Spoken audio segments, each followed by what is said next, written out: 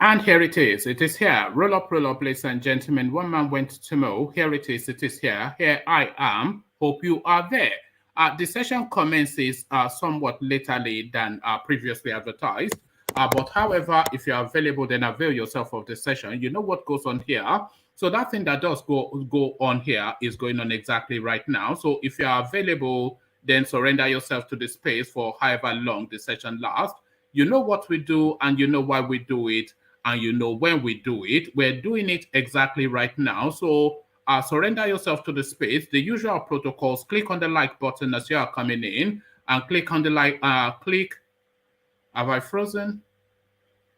All right, and click on the subscribe button as well as you come in. So I'm not quite sure. There seems to be some gremlins in the works, but hopefully that irons out. One man went to Mo, the Eagle Hustler. Another Savior, holy, holy, holy, holy, Odumeje. Another Savior, holy, holy, holy, holy, Odumeje. Well, this is 1BILLION. This is dedicated to the gallant heroes of the Nigerian Biafra War and IPO families all over the world. I remember the Nigerian Biafran War, in the thickness of the Biafra genocide. Hey, one man revived the vanishing hope to life. Let the great Biafran army to fight, and they were singing out, holy, holy, holy, holy, Odumeje is another Savior. They were singing out, holy, holy, holy, holy, Odumeje is another Savior. Holy, holy, holy, holy, Odumeje is another Savior. Many years after the genocide, whoa, yet another great leader has risen up now. Oh, and he's leading the Biafrans to victory. Inyomadika yabika kwa namno. Hey, anamekele mazuche mefo. Mwanemo, it's an honor having you on board. When I'm singing along, holy, holy, holy, holy, Nandekano is another Savior. Just sing along, holy, holy, holy, holy, Nandekano is another Savior. When I sing along, holy, holy, holy, holy, holy, holy, holy, is another Savior. Getting it right and getting it faster now. Holy, holy, holy, holy, Odumeje is another Savior. Holy, holy, get it moving right, holy, faster, never freedom. Is another Savior. Yeah, for freedom. Holy, holy, holy, holy, Nandekano is another Savior. Another Savior, holy, holy, holy, holy, Odumeje. Another Savior, holy, holy, holy, holy, Odumeje. Well, this is 1BILLION. This is dedicated to the gallant heroes of the Nigerian Biafra War and IPO families all over the world. I remember the Nigerian Biafran War, in the thickness of the Biafra genocide. Hey, one man revived the vanishing hope to life. Let the great Biafran army to fight, and they were singing out, holy, holy, holy, holy, Odumeje is another Savior. They were singing out, holy, holy, holy, holy, Odumeje is another Savior. Holy, holy, holy, holy, Odumeje is another Savior. Many years after the genocide, Yes, another great leader has risen up now. Oh, and he's leading the Biafrans to victory. Inyamadika, yabika kwa namno wow. Hey, anamekele mazuche mefo.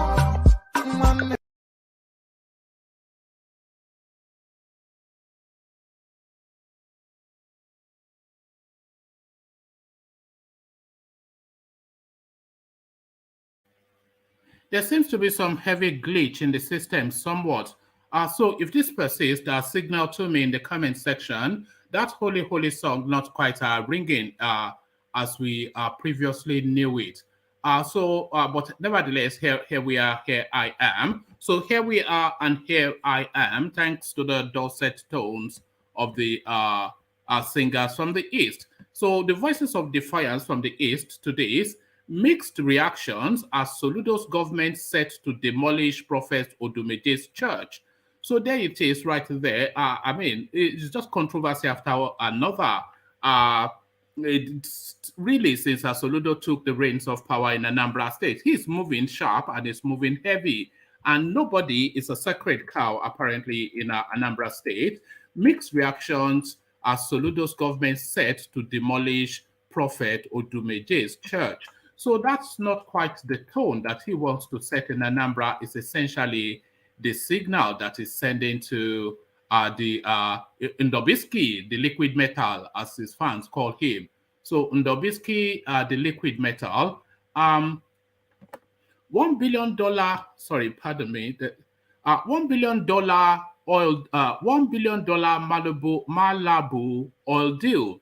Ex-President Obasanjo denies agreement relied upon by former Attorney General Adoke orders to sell OPL 245 license. So there it is right there. That seems to be the one case that seems to continue to grip. This has been going on since Obasanjo days, essentially. $1 billion Malabu oil deal. Ex-President Obasanjo denies agreement relied upon by former Attorney General Adoke orders to sell OPL 245 license. So quite what the latest is in that Malabu oil deal, we'll find out just shortly. So this is a story outside Nigeria, and I'm only really bringing it because of something that one of the commentators said once on this platform. I think it was Mike. White mercenaries involved in Mali massacre. Survivors. So the survivors of that space now coming out to space to tell us that there were white people amongst the people that massacred them in Mali. I'm only bringing this because Mike once upon a time told us that the insurgency that we're seeing in West Africa is actually orchestrated by the French. So that may well rhyme with his theory, but then it doesn't exactly give it affirmation. So don't claim victory quite just yet, Mike, if you're listening. 2023, Wike visits Edo, shuns Obaseki party secretariat. So the long-standing battle between Obaseki and Wike, of course, is not anything that is news to anybody that follows Nigerian politics. But it looks as though Wike now, in his presidential campaign, has gone boldly to Edo State to take Obaseki head-on. But what transpired there is the question. So you have to just wait a bit till we find out the details of this piece. But again, to tease you with the headline, 2023, Wike visits Edo, shuns Obaseki party secretariat. So quite what the play is there, we'll find out just shortly. So this is one that we've discussed before, and now the right to reply.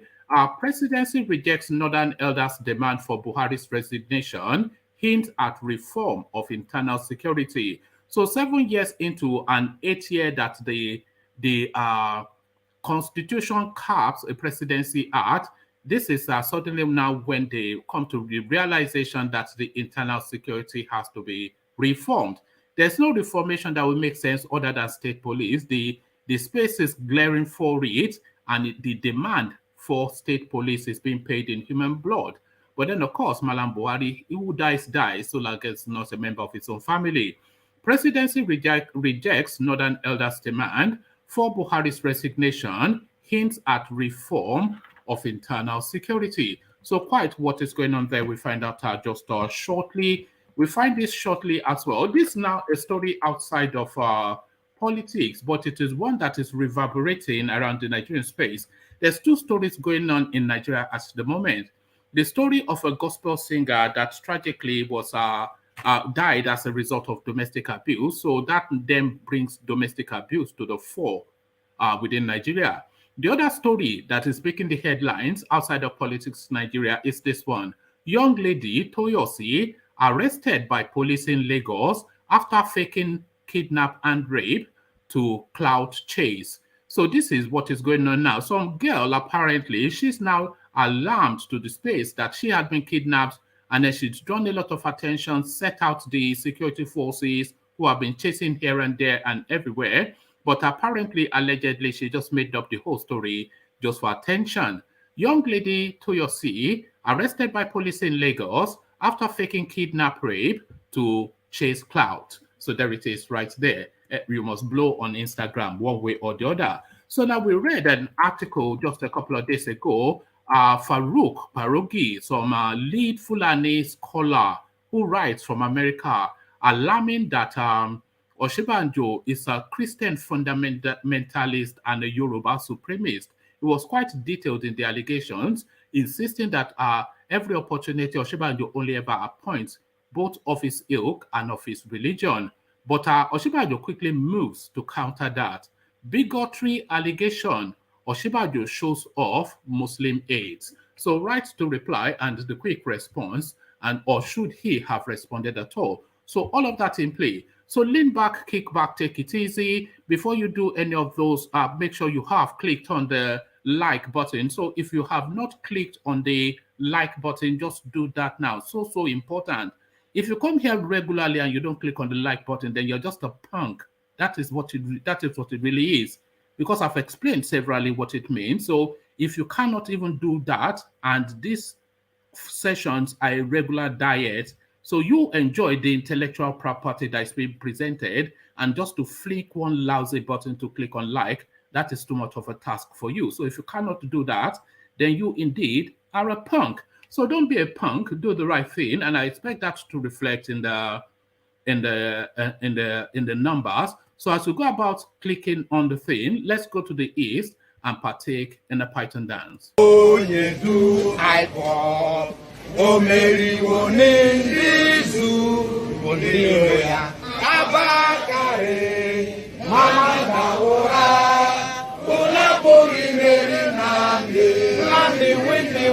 Python dance 1, Python dance 2, now Python dance 3. Unapoli Mary Nandi win the war. Python dance 1, Python dance 2, now Python dance 3. Unapoli Mary Nandi go onyedu aimo. O Mary wonenizu Biroya Abakare. Mamanda ora, Unapoli Mary Nandi win the war. Python dance 1, Python dance 2, now Python dance 3. Unapoli Mary Nandi win the war. Python dance 1, Python dance 2, now Python dance 3.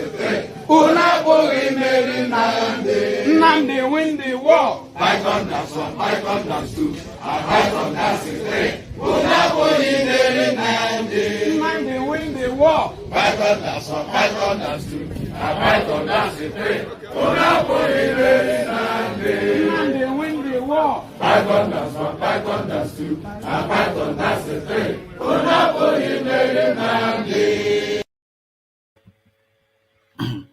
And there you heard it, the Dorset tones from the east. Python dance, they insist, in that tone of defiance. I, Uchenna, I will never be broken by some rascal from the Sahel, essentially the tone of that song. So Python dance, another Python dance. As guys, I bring you this. Mixed, my glasses is not sitting well, so let me just sit it well. Mixed reactions as Soludo's government set to demolish Prophet Odumeje's church. So now quite what's led to that, let's find out.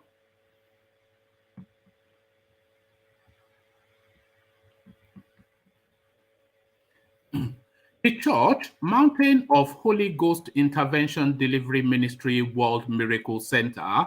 And how about that for a name of a church, by the way? The Church, Mountain of Holy Ghost Intervention Deliverance Ministry World Miracle Center, owned by controversial prophet Chukwuemeka Ohanemere, fondly known as Odumeje, has been marked by the Anambra state government for demolition. The church, which is located at number 82B Bida Road, Fege, Onitsha, was marked as an illegal structure and asked to be removed. So how quite you remove a structure is marked for demolition, not marked to be removed. Anambra Diary reports that the church building is currently sitting on a huge canal and obstructing waterways, prompting the government to order its removal as an illegal building in line with Soludo's plan to demolish over 200 buildings in Onitsha, blocking the drainage linking the river Niger. The move by the Anambra state government has stirred reactions, even though it is unclear if the government would carry out the demolition order. One Emerald Clare wrote, "Our governor is working. That is what leadership is all about. Why build a house on a drainage? This is why El Rufai no look face for Abuja when he was FCT minister, because he doesn't care whether you're a Christian or a Muslim. All he knows is that he is using Abuja master plan, and he brought some sanity to Abuja, and now we don't even know if we still have FCT senator." Another commentator, one Kayamata, Yoruba say Ile Oba Tojo Ewa Lobusi, meaning when a king's palace is burned, it only adds to its beauty. So quite how that comes into play, I don't quite know. So maybe it means that if they demolish it, then they will build a bigger, better one. So another one, Isibo, it says, God is everywhere. They should look for another location for their church. Simple. So it looks as though everybody backing the governor on this move. Another one, Unbeatable Beauty, says, it is blocking the road. He can't even help arrange that place, and there is very big gutter beside it. Erosions in the street with potholes. It needs to be demolished because another one Ralph, is this how Governor Soludo wants to start his administration? So that is a voice of caution there. The first one, Jerry, he says, and he was just standing next to the governor some days ago, or when the governor said the church service should hold on Mondays. So there it is right there. But, divided opinions, but really, you cannot, if it's blocking public drainage, then it is blocking public drainage, and he has to relocate it. Maybe they don't even have to compensate him because it's an illegal structure. $1 billion Malabu oil deal. Ex-President Obasanjo denies agreement relied upon by former Attorney General Adoke others to sell OPL 245 license. The Nigerian government has again made fresh submissions before the London Commercial Court, where Nigeria is suing JP Morgan Chase Bank, and established that former Attorney General Mohammed Bello Adoke was complicit in the controversial sale of the OPL 245 oil block license to Shell and Eni, despite the firm having no formal connection to the deal. In its final written submission to the court, the Nigerian government referenced an interview granted by former President Olusegun Obasanjo, where he emphatically denied knowledge of the much-touted 2006 deal referenced by Adoke in supporting the out-of-court settlement between Malabu and the federal government. In 2006, Malabu lost the case instituted by the company to have the OPL 245 license withdrawn by the federal government returned to it. That was all the country needed to take full control of the license after the earlier revocation via executive fiat. This revocation anchored this decision by the Federal High Court was the position throughout the period of ex-president Umar Yar'Adua was in office, but suddenly changed after Jonathan assumed office and Adoke was appointed Justice Minister. The ministry under Adoke entered into a settlement agreement to return a license lost through the courts to Malabu, even without an appeal challenging the High Court's decision delivered against Malabu. Adoke explained, albeit falsely, that Obasanjo sanctioned the out-of-court settlement. So let's pause there for a moment. So an all block, I don't know quite who gave out this all block, but if it looks as though this may well have been given out during the military administration, I'm not quite sure who gave it out. But during the Obasanjo administration, because it looks as though the judgment was gotten in 2006, they successfully got that oil block back, and through legal instruments affirmed its return and its revocation to the government. So now that was achieved in 2006, so it will be under Obasanjo's administration. So under Yar'Adua's administration, status quo was maintained, but then under Goodluck Jonathan's administration, led by his Attorney General Adoke, that oil block that was seized and returned. It says the ministry under Adoke entered into a settlement agreement to return a license lost through the courts, even without an appeal challenging the High Court decision delivered against Malabu. So they just returned it, with a subsisting court order that the license was forfeited. And this was done by the Attorney General of the Federation under Goodluck Jonathan. It is quite staggering.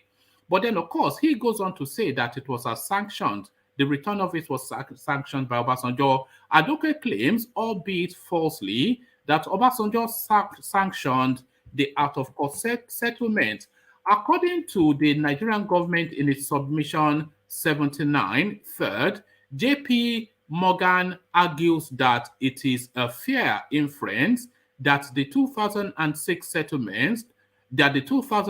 settlement must have been considered and approved by the then President Olusegun Obasanjo, who is not accused in these proceedings of any wrongdoing. However, Mr. Obasanjo himself has emphatically denied this.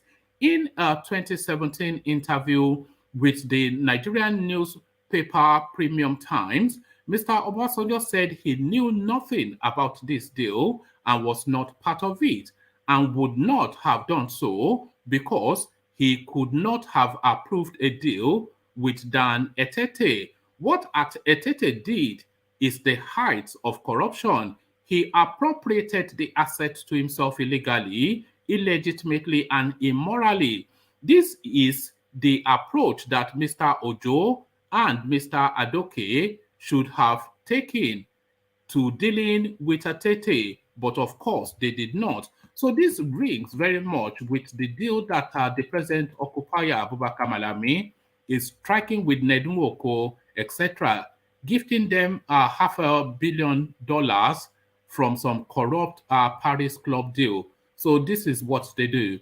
Obasanjo had granted an interview to deny the claims of his approval of an out-of-court settlement and have no knowledge of it. In an interview with Premium Times in 2017, the former president warned Adoke to cease further mention of his name in the controversial $1.1 billion Malabu oil deal.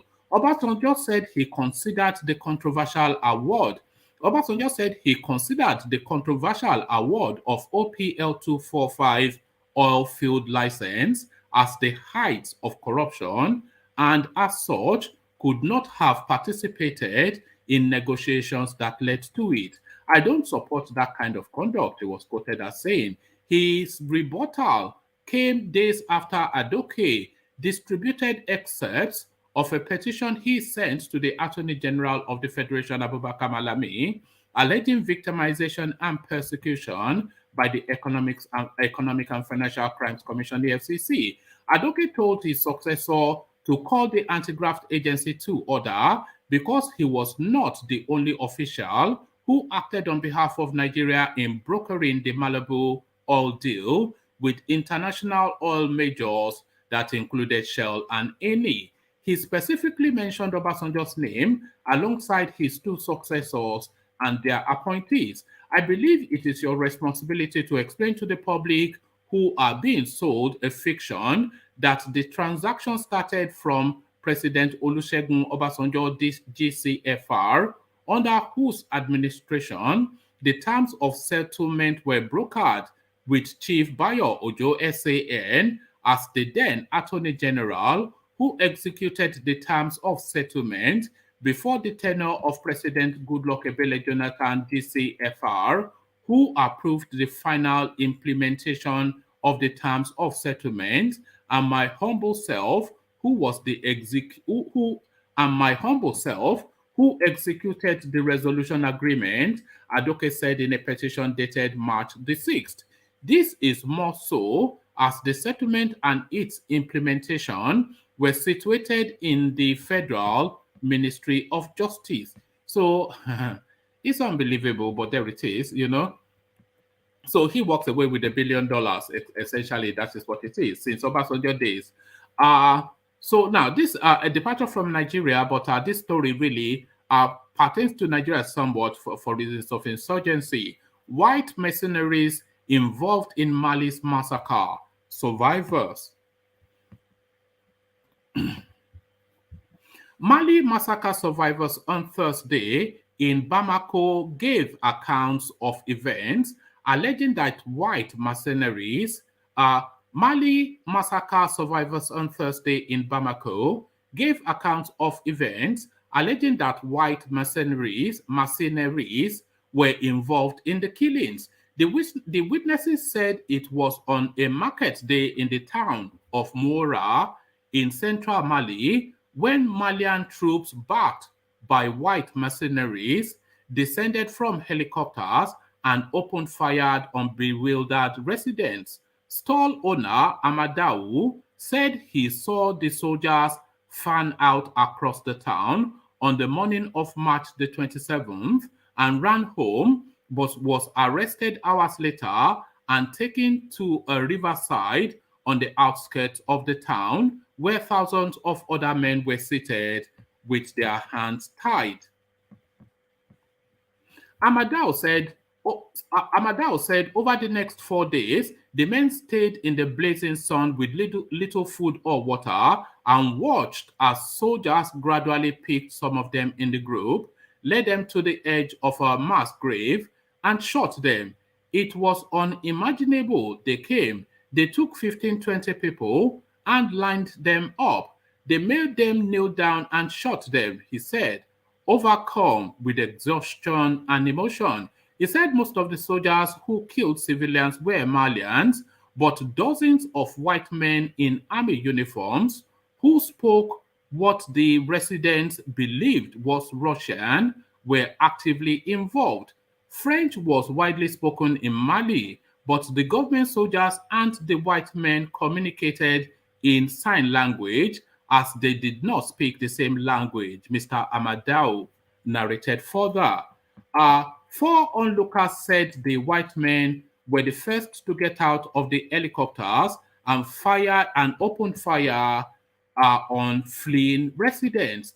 Reuters could not independently verify the account of Visit Mourou, a town of 10,000 people under the control of an Islamic group linked with Al-Qaeda.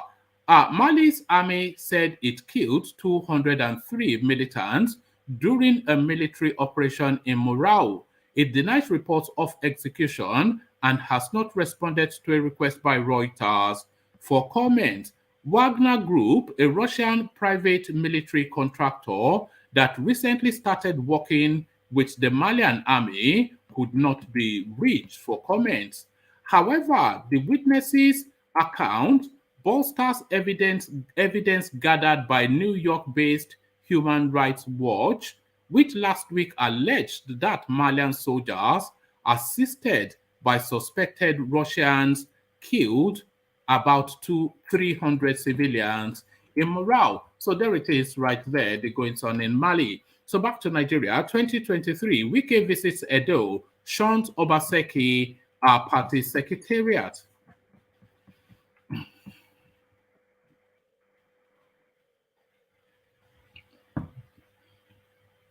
There are strong indications that the political differences / rivalry between Governor Yemson Wike of Rivers State and his Edo State counterpart Godwin Obaseki may not have abated, as the former shunned the Edo State government house whilst in the state on Thursday to fan his presidential ambition.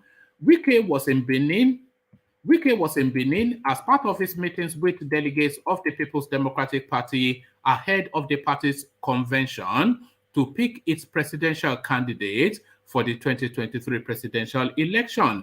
He also did not visit the state party secretariat, but was at the palace of the Oba of Benin and then met with the party's delegates at the residence of the late former chairman of the Board of Trustees of PDP, Chief Tony Eneni.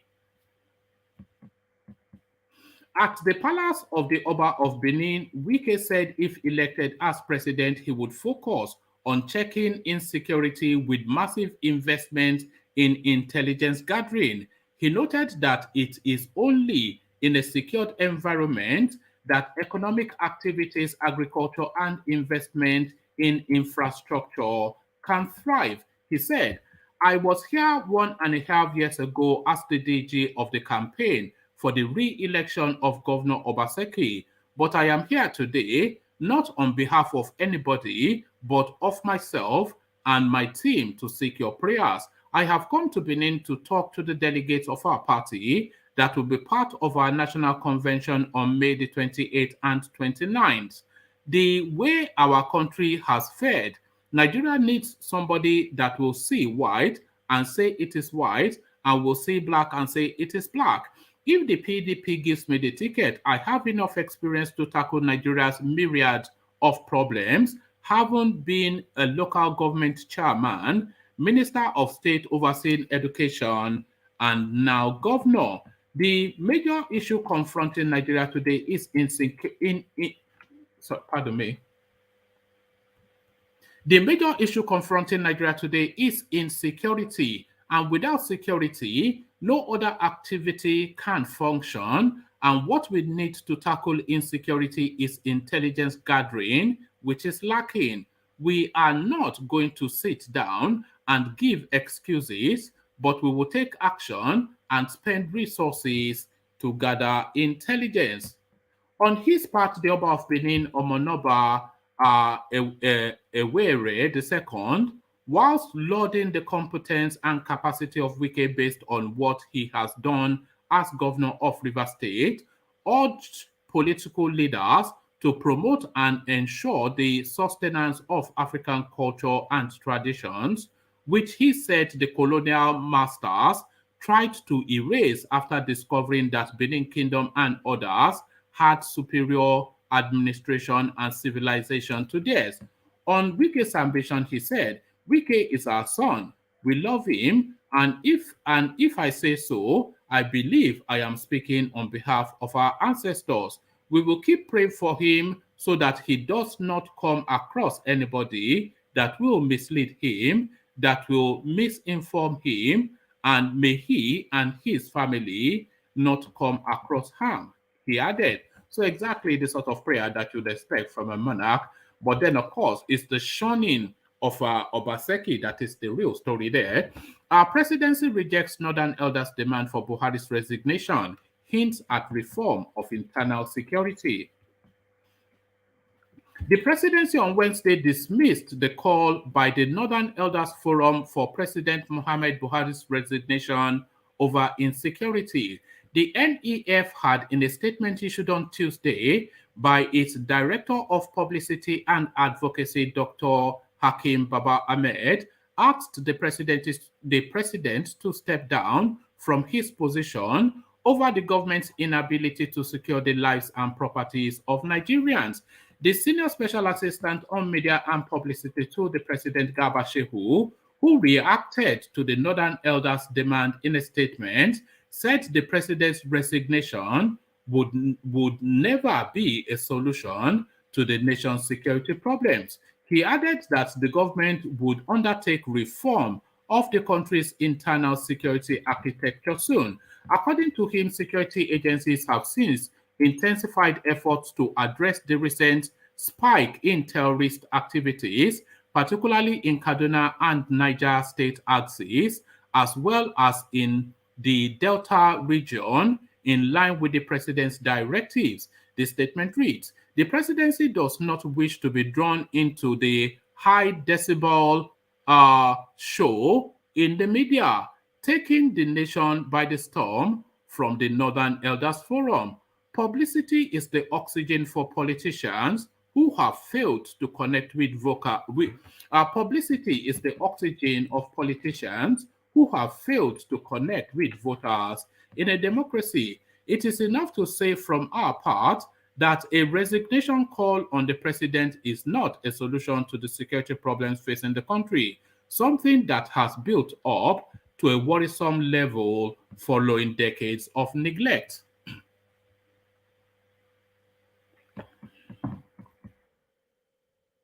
It is more important that citizens know what their government is doing to deal with this situation, and for politicians to come to terms with the fact. It is more important for citizens to know what their government is doing to deal with this situation, and for politicians to come to terms with the fact it is beneficial to all that they help to preserve the state, so that when it is their turn, they will have a place that they will manage. People don't have to destroy what is there in a desperate quest for power. In response to the recent spike in terrorist attack activities, particularly in Kaduna and Niger State axes, the defense establishment, in response to presidential directives, has realigned and reorganized the ongoing operations in the areas, as well as that going on in the Delta region. New operation structures are being reinforced with land-based assets to be increased. New operation structures are being reinforced with land-based assets to increase the efficiency of the troops, and intelligence is equally being reinforced. The air defense system is being reinforced with newly acquired jets and drones, whose assemblage and training for operators has been hastened to meet the current exigencies. The country is equally getting assurances of early delivery of equipment on order from manufacturers, and the effort is ongoing to conclude other major procurements still in process. Only this morning, the government at a meeting of cabinet approved the procurement of the largest ever single procurement of military vehicles. So there you have it. That's the answer right there. They are procuring military vehicles. 7 years and 4 months into an 8-year tenure. So a departure from politics today, is this a real concern? But this now is something that is fast emerging within the Nigerian space. Young lady Toyosi arrested by police in Lagos after faking kidnap to chase clout. A young lady named Toyosi has been arrested by the police in Lagos after faking being kidnapped just to become popular online. The lady with the Twitter handle @mysterious had earlier on Thursday morning raised the alarm that she was being kidnapped at number 78 Obanyo Street, Pako, Akoko, Lagos, and needed help desperately. She dropped a phone line. She dropped a mobile phone number alleged to be that of her attackers shortly afterwards for people to call and trace him in case worse things happen to her. But after social media users alerted the police to the situation and also bombarded the number with calls in a bid to rescue Toyosi, she tweeted that she was fine and that people should stop threatening or calling the number.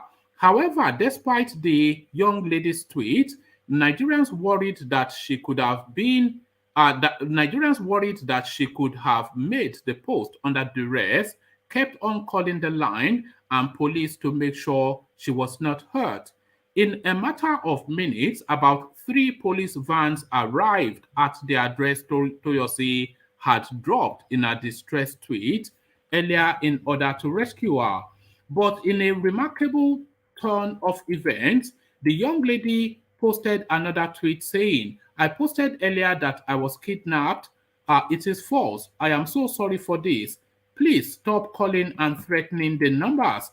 Enraged by her admittance of misleading members of the public, social media users called the police to arrest and prosecute the young lady to serve as a deterrent to others who may want to try such in the future, a user wrote. Whilst reacting to the incident, the police must do their job. First, they will make sure you are really fine and this video is not being done under duress. Secondly, if you actually made this video for clout, you will explain that in cell. Another user, there is no length some Sorosokes won't go for chasing clout, but either way, someone must face consequences of such actions. In his reaction, another user of the micro-blogging platform, Abdulaziz Asekomi, said, if she was forced to make the video, she should come out and tell the police. They will do something about it. The more she hides herself, the more people continue to think this is really true. Heeding the calls of angry Nigerians, Toyosi was later arrested and taken to Bariga police station ahead of her arraignment in a special offences court for disturbing the peace. As at midday on Thursday, the issue was number 1 on Nigerian Twitter trends. So there it is right there, clout chasing. That is the totality of the entirety of that drama. So this is now just the last readout, and then we'll see who is available to take it on. Bigotry hold on. Bigotry, bigotry allegation. Osinbajo shows off Muslim aide. So there it is right there. Why he quite felt the need to do this, we'll find out. In a robust rejection of bigotry allegation, the Office of the Vice President, Yemi Osinbajo, has released a video displaying his Muslim aides and associates. The video was released after a professor of journalism in the United States, Farouk Perogi, had in a piece accused the vice president of religious bigotry. Last Monday, Vice President Osinbajo formally declared his intention to succeed President Muhammad Buhari in a video posted on his social media handles. In the video released on Wednesday, the 16 aides spoke about their positions, state of origin, and the duration of their work in the office of the vice president. The names of Muslim appointees listed in the video included Abdulrahman Apaye, Lagos, Deputy Chief of Staff to the President; Mariam Uwayas Kano, Special Advisor to the President on Social Investment; Babafemi Ojodu Ekiti, Special Advisor, blah, blah, blah; Malkisu Saudu, Sokoto Abdul Lai. So anyway, it gives a list of all the Muslims that he has appointed, and quite a number of them as well, cutting across the swathe of the country. But responding, Perugi insisted that Osinbajo was only interested in advancing interest of members of his church, arguing that it was President Buhari who appointed the Muslims. In the video, several of them are embarrassed by it, the same way that I have been embarrassed by Buhari's favoritism towards Muslims. So please don't understand me as demonizing the RCCG, which I believe is a great spiritual sanctuary and source of hope for many. Now, let's get started with empirical facts and end with a conceptual wrap-up of what Osinbajo's bigotry represents, which is scarier than facts. Osinbajo's deceitful parade of a little over a dozen Muslims who work in his office, which include at least 2 that are no longer working there and several that were appointed directly by Buhari or the presidency, is a poor attempt to paper over his vast record of deliberate, religiously inspired exclusion of Nigerians who do not worship at his church. Here are a list of 80 people who work in his office. Most of them, I have confirmed, are members of the RCCG. Of the 80 people who work in his office, including those appointed by the presidency, take a look and tell me what you see. Osinbajo was the pastor of the Olive Tree Parish of the RCCG in Lagos. In May 2015, when he became VP, Okechukwu Enelama succeeded him as the pastor of the parish. Months later, when Osinbajo was given a chance to nominate a minister, he chose Enelama. In the aftermath of Enelama's appointment as a minister, Alex Ayola Oko became the pastor of the Olive Tree Parish. In 2017, a vacancy emerged for the position of the DG of the BPE. Osinbajo again chose Alex Ayola Oko, Elema's successor. That's 3 successive pastors of the Olive Tree Parish in government at the same time. But it gets even more interesting. Osinbajo's predecessor at Olive Tree Parish as is Pastor Olukayode Patin. He is said to be the pioneer pastor of the parish. He pastored there from 1995 up until 2009 or thereabout, when he handed over to Osinbajo.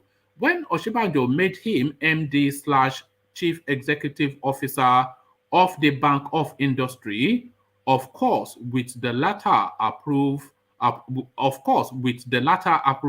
Buhari, who had no clue what was going on when he was acting president. That is 4 pastors from the same RCCG parish. So the evidence are coming in thick and fast against Osinbajo, not quite the tepid, meek fellow that a lot of people anticipated. Ajale Koko, I see you. Baba Akure, now Chief Akwelua, I see you. DOG, I see you. Otumba, I see you. Rational Mind, I see you. And Obina, I see you. Good to have you all, gentlemen. So there it is, and here we are. So good to have you, gentlemen. But let me go to Otumba first, only really because it's a name that is new to the space. So Otumba, are you ready to go? Otumba, you see, is not ready to go. So let me go then. Let me go to Rational Mind first, if he is ready to go. Rational Mind, are you ready? No. No, not at this time. You can go around. Just go around. All right. Okay, let me go to Ajale Koko then. Ajale Koko, are you ready? Hello, one man. How are you? I'm good. So, Ajale Koko then, it looks as though this story is not going away. Osinbajo and his Christianity fundamentalism and Yoruba jingoism. So all the isms now are coming out in this direction. The little man from Ikene. Well, this guy that is coming after Osinbajo, the question we want to ask, does he have a ulterior motive to destroy his character, or is he truly doing it to bring to us, I mean, to the nation, to the notice of everyone in that country that Osinbajo is pro ICC, RCCG member than other Nigerians. So we have to really look at this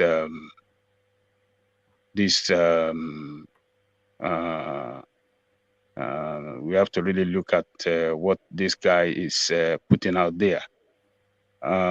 If we really want to look at it very well, if this guy is really patriotic to Nigeria, because his action is trying to demonstrate or trying to tell us that Osinbajo is not the right man, why did he not talk all this while? If Osinbajo is a religious fundamentalist, then should he not be highlighted? If he's a religious extremist and an RCCG promoter, should that not be flashed up? No, what I'm saying is that if Osinbajo has been doing, because this guy with all these names that is dishing out there, I don't think that he just suddenly stumbled on that name. He must have been collecting those names, collecting them for quite a while before now. So why did he wait too long? Why did he not expose him before now? Why because now? there was no need to until it became a real and imminent danger. So there was no. It's not everything that you can expose. What is he pointing out now? Because Osinbajo is now a real and a potent danger. It's a danger now, is it not? It was a danger then too. It was a danger. But he was just a vice president now, meandering along in some back office. Yes. Really? He was in that position and he was making all this appointment. This guy got the fact. He didn't say anything about it until now. I'm not saying that what Osinbajo has done is right, but he, as a good citizen of this country, haven't noticed or seen this, all this why. He's supposed to have put it out there too. He's supposed to have put it out there before now. But does it concern you somewhat that Osinbajo is a religious jingoist? I don't want to agree that Osinbajo is a religious jingoist. I don't want to agree. No, I don't think so. But if this guy, if truly all the names that this guy are putting out there, if truly that, yes, that is what Osinbajo did, favoring, or rather favored most appointment through him by, giving them to his church member than others, that tell us that that is just favorism right there.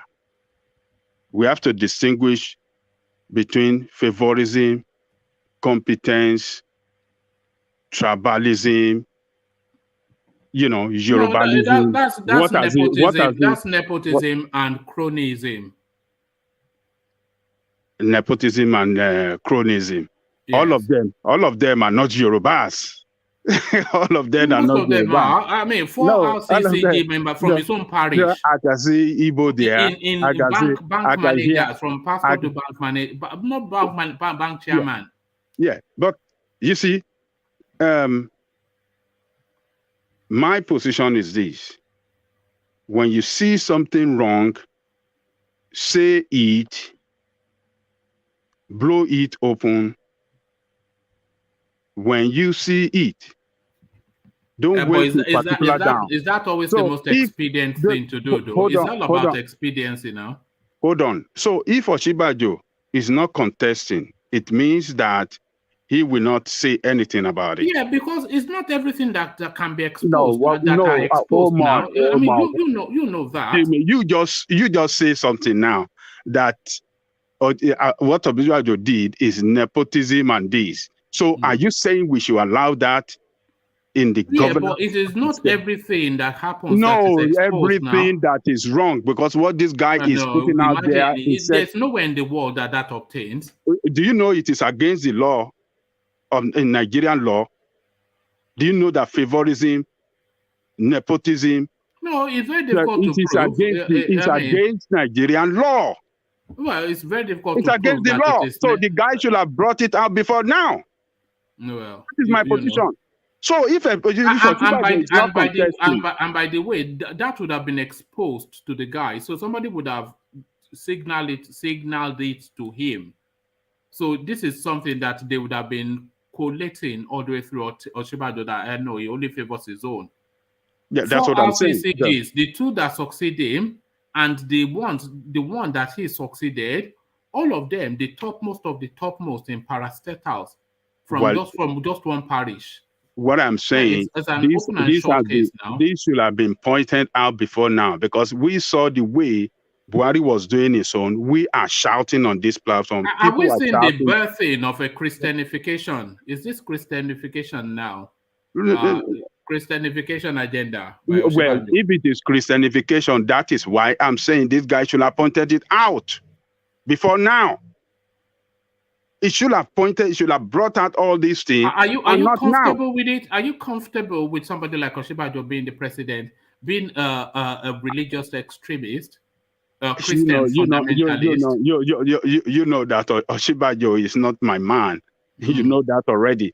I'm not supporting Osinbajo for 1 cent or for 1 kobo. I'm not supporting it for anything, because I believe it's part of this administration that destroyed Nigeria, that put Nigeria in a state of crisis on all fronts. So I don't. It's not my man. I will never give my support for him in the first place. So, but what I'm saying is that this guy, if you want to show your patriotism to your country, show it at the right time. When you see something, but this is the right time. It's not everything that is exposed. This is not one man. This is the time to expose it before this guy becomes a real danger to the Nigerian state. What do you think? What do you think? Everybody? Those people that he appointed, they cannot take them out. They will still occupy the seat. So this guy might have some politician using him for a particular reason to destroy Osinbajo's character. There's certainly some veracity to it. There's certainly some veracity to it. If some politician are using him, is doing a paid job, we should not commend him. If he is... But you seem to have rattled Osinbajo for him to wheel out people to say, oh, this one is a Muslim, or this one is... Out of his whole tenure, only 12 people. And most of them not even appointed by him. What did you say? No, I'm saying that article by the guy must have rattled Osinbajo sufficiently for him to line up all the Muslims that he has appointed and make them stand in front of a video to say, I am Muslim, I am Muslim. When have you ever... And in 7 years there, he was only able to appoint only 12 Muslims, and all the what were the fillers are that he did not even appoint most of those Muslims that he has frog marched in front of a camera and held hostage to announce their faith. Well, I don't understand something. Are you saying he did not appoint those people that are Muslims? Is that what you're saying? Well, that is what the piece reads. Well, that guy is not serious. It's being used by politicians, by some of their politicians to destroy his character. Well, did you hear what the spokesperson for Lagos State APC said? Because I heard it before. I had to go and revisit that video again, so as for me to make comment on that. I don't know if you guys listened to what he said concerning Osinbajo. What did he say?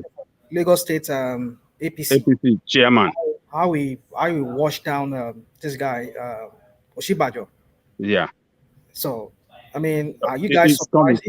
Even APC person can be saying that Osinbajo failed as economic chairman of the Economic Council of Buhari's administration. I think a lot of people are seduced by his eloquence. It's not really that big a deal. Eloquence, how do you mean? Because he's well spoken and is well presented, and people then make the attribution of being highly intelligent and capable to him. But there's nothing in the guy. I mean, you are giving us the reports of his time in Lagos State. It's not fit for purpose, is what a lot of people are concluding. Are you talking about Osinbajo or the yes, Osinbajo, yes. Okay, so what are you talking about? I'm talking about Osinbajo, that somebody, APC chairman of Lagos State, washed him down. I mean, trying to make him know, make the whole world know that the reason why Buhari failed was because of Osinbajo. Economically, Nigeria failed because Osinbajo, being the chairman, failed. So thereby divorcing Buhari's failure from putting the whole thing on. No, why are you dismissing that? Is there no, because every time people come and tell us that the vice president is the chairman of the Economic Council, we harp on about, so is it no longer now? No, don't get me wrong. Failed the economy. I'm not here. Don't get me. We speak objectively of this thing, even though we know I'm not for somebody, does not mean that I have to totally condemn him or try to paint him black. I have to speak objectively of what he has achieved, what he has not achieved, what is his role in this matter, if you understand what I'm trying to say. So, let me allow Ajay to continue. Maybe no, carry on, land your point. Because my point is just simply that I just want to totally condemn Osinbajo, even though not for him. I'm not going to ask anybody to vote for him. I don't support him because I know he's a failure. For him to have aligned himself to Buhari, allowed himself to be used, a constitutional lawyer, which by your training, you should be able to even though if you want to protect your own dignity, resign. That shows that you are really a principled person. But for the fact that he let himself to hang on to that administration and allow his reputation to be rubbished, look at what somebody's saying concerning him, that he only is a religious bigot. So, and then, they're making everybody see him okay, he only employs Christians. Why should they bring all of this? But Buhari was there. He's been doing this. He has been even doing worse. He's just his deputy. He's just his, the vice president. Why didn't they castigate Buhari for doing that from the beginning? Well, Buhari is routinely castigated now for the same reason. So why can we castigate Buhari for that, but not Osinbajo? This guy speaking about it. They are both religious extremists, but of different faiths. Well, I don't think Osinbajo is a religious extremist. I don't think even from what we just read, you still don't think that? I don't believe that. Is it true? That's the question. Is the article? How true is the article you just read? Well, it's sufficient enough for the vice president to wheel out people to try to debunk it. If he thought it was a nonsense, he would not even pay attention to it. But they actually wheeled people out in the office to say, line up and tell the world that you are Muslims.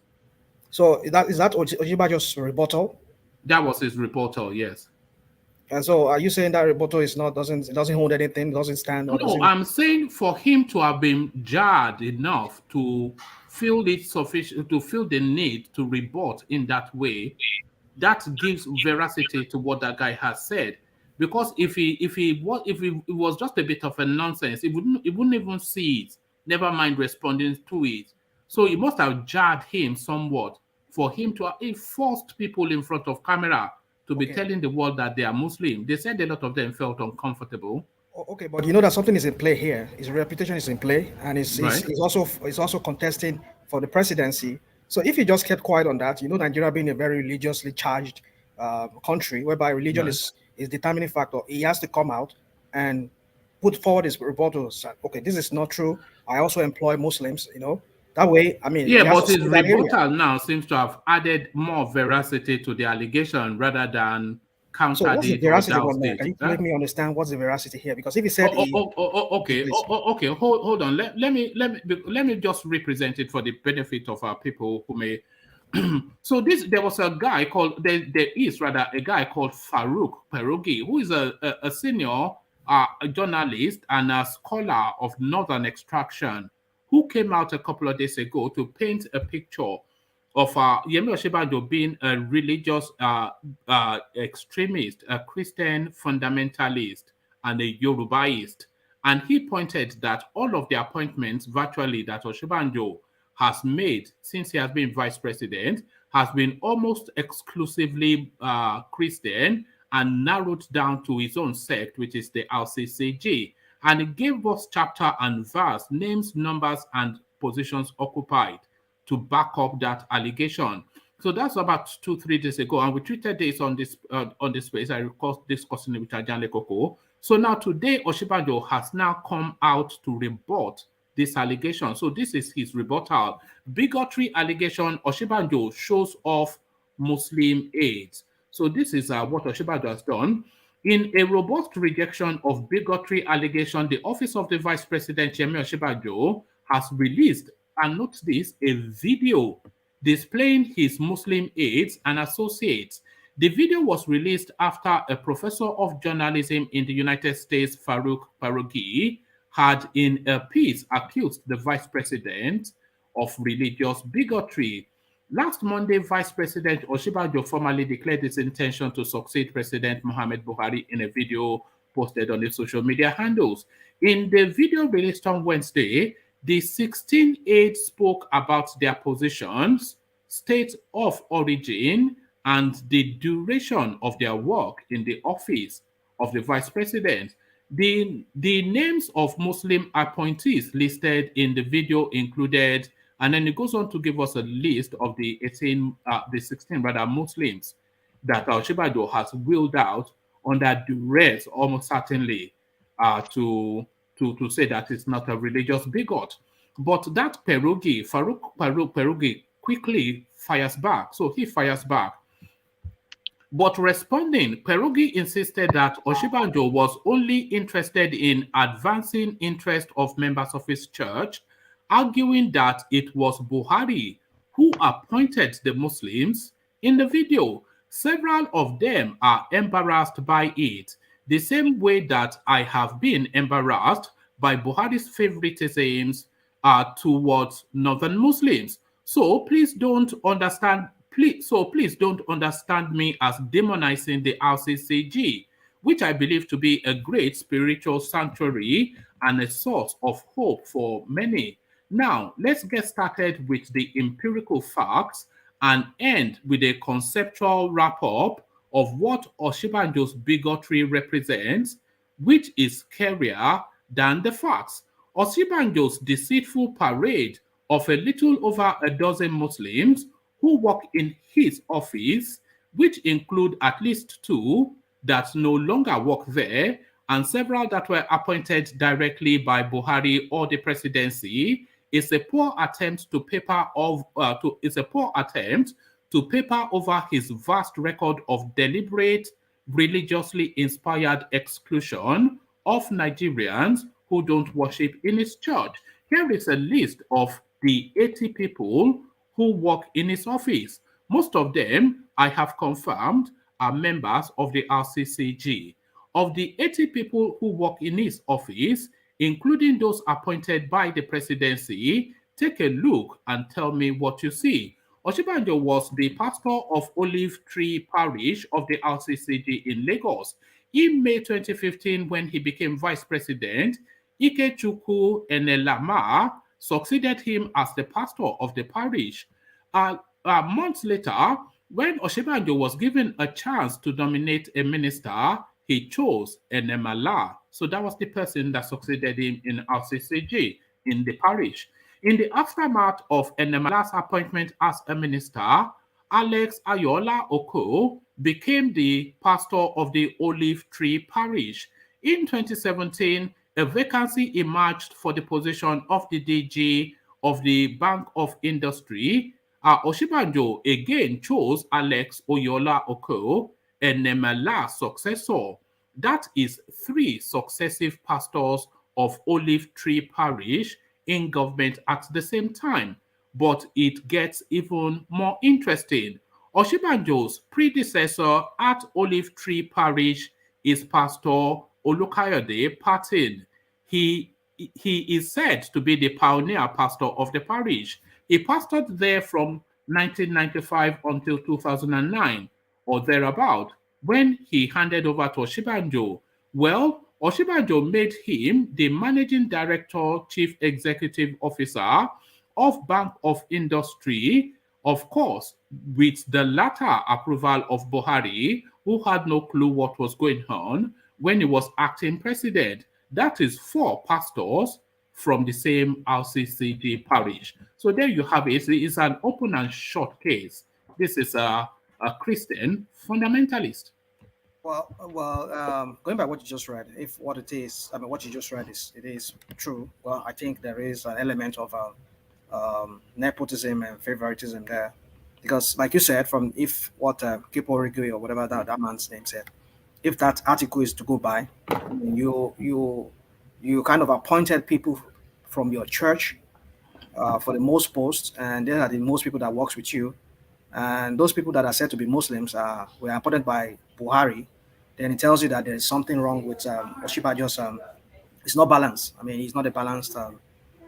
It's not balanced in his appointment. So I would say, well, that's if that's, like I said, if that article is to be I mean, we have to go by that article. That is true. It's factually true. Then I would say yes. Osinbajo is guilty of those things. That's all I have to say. All right, thank you. But can I come in, please? Yeah, come in. But the lives are out for Osinbajo. Have no doubt about that. Of course, let's hear from you, Sam. Yeah. Good evening, everyone. Whatever we are seeing right now is politics 101. He's gonna learn to play politics, the real politics, the hard way now. I mean, he's never stood for election. This one is not phonetics speaking that they are doing in this one. It's not English speaking. There's no grammar. There's no phonetics anymore. This is real politics now, and nobody is gonna care. Like I used to say, all is fear in love and war. You know, however you're gonna achieve whatever result you're aiming for, whatever tactics you have to apply, then use it. If you're not gonna hit below anyone's belt. Those of us who are in this ministry, we've long seen all of this. We just kept quiet. All we are seeing right now is Adeboye and Sons Nigeria Limited. I mean, I don't see anything wrong with it. I actually stands for the right people doing putting the right peg in the right hole. If you're competent enough, if I'm the person in this stead as well, I'm gonna do the same thing. This is Nigeria. If I find the right people, whether they are Muslims or Christians, whether they are my ministry or not, I'm going to put them in the right place. I don't see the reason why Nigerians are shouting and singing. Like I said earlier, this is politics. If you don't want to join politics, just steer clear from it. While you have joined politics, they will give you the history of your family that you don't even know. That's the way Nigeria politics, that's how dirty and then how very stinky it is. So I'm not surprised by what we are seeing. It's just getting started. I mean, we have interesting times ahead of us. Do you think it's mistaken to be responding to this sort of things? Because if he was to be responding to this sort of things, he will spend the entirety of his camp. It's going to come even dirtier than this. This is just even polite talk. It's going to get vicious. They say silence is golden, but in politics, sometimes you have to speak out. If you don't speak out, they take your silence to be consent. You're giving credence to these allegations if you don't speak out. Right now, you have to speak out. So the way he's coming out right now with all his handlers speaking on his behalf, it makes me really actually feel like this guy is really serious about it. Because he's serious. I was really taken aback when he actually declared the other day. I've not really come out of it because I was really surprised. I actually was surprised that he actually declared while Bola Tinubu had declared as well. But it is what it is. It's politics, and so I've read on some platforms where some people said Omoboriowo or somebody many years ago, a father and a son contested. Somebody who brought you into politics contested against you. There's no problem with that. But what's the father and son? Now they're age mates. Now there's a 5-year difference between the two of them. No, I'm not talking about Osinbajo and Bolatin. I'm just talking about some what's it called? That I read on some platforms that many years ago, some people from the same political zone and who are friends as well have contested for some positions. I can't remember their names now. So, say it is what it is. This is politics. Yeah, let everybody go out there and test their popularity. But what will be the consequence of this? Whether you like it or not, APC is divided between these people now. And as a matter of fact, personally, I only see Bola Tinubu and Amechi in the race. I don't think it's a serious contender, this vice president. If they go by consensus, they will give it to Amechi. But if it's going to be on a level playing field, Bola Tinubu will finish anybody there. Let me just tell you the truth. Forget Tinubu. I knew that's where you were going all the way through. Come on, guy. That's now. It's a Tinubu. We know it's politics now. We know. Ordinarily, but he has a point. It's a Tinubu campaigner. Ordinarily, I should have gone into my shell now. It shouldn't come out at all speaking about this, because that's the truth. Because the way I'm seeing the whole game, like there are so many forces working against my own candidate. Yeah, whether it wins or not, life goes on. We are going to move on, you see. That's the way it is. So normally people should be quiet by now who are supporting Blackton, but I'm still standing out here. He's going to be the president of Nigeria. That's just the truth. If everything is going to go by a level playing field where everyone is going to throw the hat. When has everything ever gone by a level playing field in Nigerian politics? If Buhari refused to anoint anyone the way he's going right now, from what I listened to this guy, Boala. But he has already. He said he had a candidate, so you know he's going to anoint somebody. He actually it was a misspeak. It was a mistake. This guy. Yeah. It was a mistake. It was a mistake. It wasn't a mistake. He doesn't have. I know. It wasn't a misspeak. He said it, but he's trying to walk back that comment because of what's going on right now. I watched the interview with Mark Ogun with Channel Television. The other guy, I saw the interview done. It was a mistake. People who are close to him says he doesn't have any anointed candidate. You'll be so surprised. I really resent that statement. Somebody that tries to hide behind something that they don't know, they say, somebody that knows something said something. You don't know anything now. This is what we had on the open TV now. What are you trying to walk in? Do you know? No, I'm not re-engineering anything. One man, sometimes you're taken aback by a direct question, and then it just comes out of your mouth like you're free on sleep. Really? Sometimes sometimes it can be paraphrased. You know, this is the guy that was telling us what was it? What did you say that really shocked me the last time? That some killing that the bombing of the train was the political opponents. We know the one that said that. Yeah. I still haven't gotten over that comment. Yes. It's just political. Politically motivated. Motivated. PDP. We are not gotten the true scale of events. I said people are dot in a circle, and like they're trying to walk it back for him again.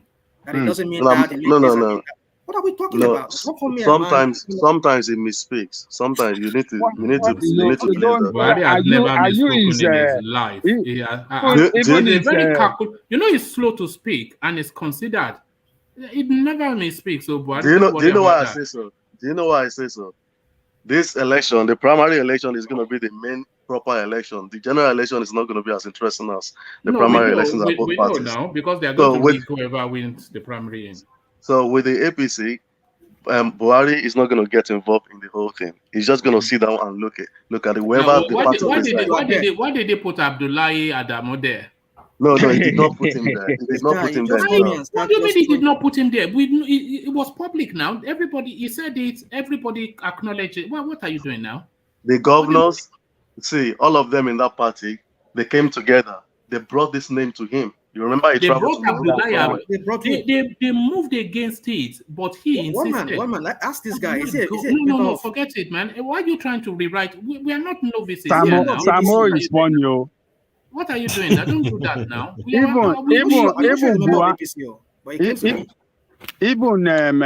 what do you call it? That Kaduna short man, Malam Rufai. In the interview, he granted, I think with Arise TV or maybe channel. He said it that the position of chairman, they are leaving it for the president. That president said he wants the position of chairman. He has his own candidate for him, and they are surrendering that position for Mr. President. That was what Rufai told us. He didn't say that the governor appointed it. He said, Mr. My President. goodness me, don't do that now. We follow politics avidly on this. There's very little that goes on that we don't know. I'm not saying. See, I'm not discountenancing what everybody is bringing as their opinion. What I'm saying to you is whatever. No, don't say it's a fact. Whatever. Okay, all right. Let me go on, please. Rufai was lying. Okay, go on. Rufai has always been lying. Now is he always telling the truth? Oh God! Why are you doing this? Is Rufai always telling the truth? Is he always telling the truth? The same Rufai said to the whole world that Buhari has already. What did he say the other time when the other guy Malabu went to Dubai? He said Buhari was part of that decision to commission Niger governor. But Buhari did not say that. So what are you saying? When has Buhari ever come out to say anything? Okay, let's get back to Ajande Koko. I don't know what Sam is doing. Yeah, Ajande Koko, back to you. Do you even follow the news? Before we move on, I want to chip in something. Let's hear from the Is it because now I'm not even thinking, did you remember the Redeemed Christian Church of God created a political, is it department or something? Yes, directorate. That means they see this coming. They know Osinbajo is going to No, this is a long plan. Now, Osinbajo moved his membership from Lagos to Ikenne in Ogun State in February 2021. That's well over a year ago. Because me, I was worried about that. But why would a church be creating a political department? No, that's Osinbajo. And they've instructed that every parish worldwide to have a political representative. In fact, I'm going to go to my parish to find out how exactly, because I'm a member of that church. You are going to be the director in your own parish. To find out exactly what is what's the position. It's a structure. So this when they say political machine, this is political machine now. Structure. This is political. What do they? Why is the OG worried? So you think that's the way to win an election, by creating political structure in your parishes? That's not the way. Redeemed members are not the whole of Nigeria. The way to win elections is the way. Redeemed members are not the whole of Nigeria. The mission of Redeemed is, listen, in every street. I mean, every street in that country, there must be a Redeemed church, and at least one member of every house, one member of every household, will be a Redeemed member, which is most likely they've probably achieved at least 70% of that. All right, let's get back to Ajande Koko. We're only really on the first story with the first commentator, but Ajande Koko, back to you. So I've not even said anything. Osinbajo, a religious fundamentalist. Well, I don't want to regard him as a religious fundamentalist. I will just if what this guy that wrote this article, what is really saying true, I will just regard what he did as favorism, and this is what their party represent at all level: favorism, nepotism. But Buhari was doing his own; he didn't hide it, and Osinbajo doing his own. Why should Osinbajo own be a big deal? It's all the same thing. I mean, if we really look at it, those appointments might have passed through the Senate too for approval. Some way they vetted them, they saw them, they screened them, and so it's all, the party is this is the way they do their thing in that party, So, and it shouldn't be a surprise to anybody, we shouldn't. I'm not surprised at all because APC. Ajanigo, can I just add to what you are saying? Yes. You see the dangerous game that people like Perogi is playing is this. You see, if they don't have substance to present, sometimes they go by religion. If religion is not working, they go by tribalism. What you do? If you see that attack, anybody that want to follow Perogi, before you know what is happening, there'll be fraction within the Christian community. Because, for example, now when Perogi is even painting, like say, oh, even other Christian denomination, they don't really matter to Osinbajo as long as you're not from RCCG.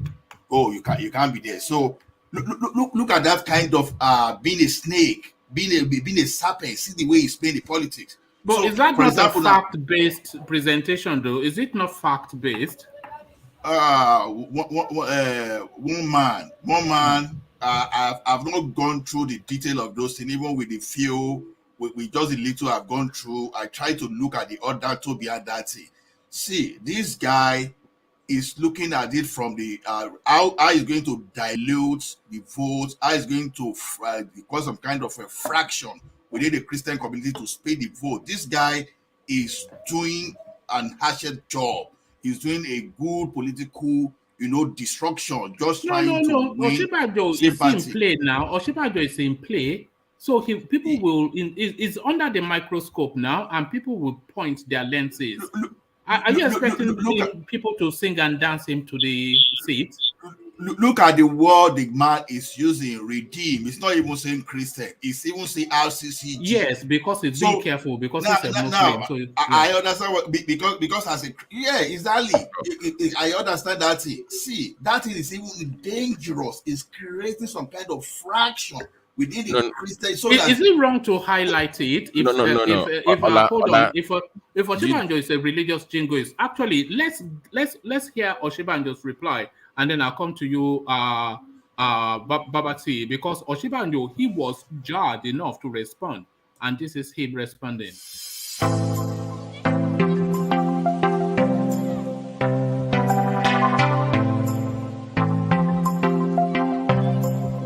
My name is Mariam Uwais, and I'm a Muslim from Kano State. I'm the special advisor to the President on social investments, but I work directly with the Vice President as his nominee. My name is Senator Babafemi Abdulgani Ojudu. I am a Muslim and special advisor on political matters in the office of the Vice President. I am from Ekiti State. Assalamu alaikum wa rahmatullahi wa barakatuh. My name is Balkisu Saidu. I am a Muslim. I am the Senior Special Assistant to the President on Legal, Research and Compliance Matters in the Office of the Vice President. I am from Sokoto State. My name is Ambassador Abdullahi Gwari. I am a devout Muslim. I work in the Office of the Vice President as Head of Protocol. I am also the Senior Special Assistant on Foreign Affairs to the President in the Office of the Vice President. I am from Yobe State. My name is Olabisi Fatima Ogungumi. I'm a Muslim from Kwara State, and I'm the Special Assistant on Political Matters to the President in the Office of the Vice President. My name is Honorable Hafiz Kau. I work in the Office of the Vice President from 2015 to 2019 as one of his personal assistants. I'm a Muslim. I'm from Kano State. My name is Abdurrahman Bafayola. I'm the Special Assistant to the President on Political Affairs under Office of His Excellency the Vice President, Professor Emilio Osinbajo. I'm from Kano State and I'm a Muslim. My name is Mohammed Brahima. I'm a Muslim. I'm from Kwara State. I was the Special Assistant to the President in the Office of the Vice President on Internally Displaced Persons from 2015 to 2019, and again reappointed as the Special Assistant to the President on Job Creation in the Office of the Vice President, nominated by the Vice President in 2019 to 2020 before I left Kwara State for another engagement. It's me, Mariam Tinitopemasha, and I'm Muslima. I work as a Senior Special Assistant to the President on Humanitarian Intervention in the Office of the Vice President. I'm from Lagos State. My name is Yusuf Ali. I'm a Muslim. I used to work in the Office of the Vice President as a Special Assistant to the President on Power Regulation from August 2019 to March 2022. I am from Kwara State. My name is Honorable Gombo Manzo. I'm a Muslim and I'm from Gombe State. I'm the SA to the Vice President on Political Affairs. My name is Murtala Aliyu. I am SA to the Vice President on Logistics. And I'm a Muslim and I'm from Kogi State. My name is Ibrahim Bature Salama. I'm a Muslim. I am a media assistant in the Office of the Vice President. I am from Katsina State. My name is Lanre Shashire. I'm Senior Special Assistant to the President on Planning and Coordination in the Office of the Vice President. I'm a Muslim from Lagos State.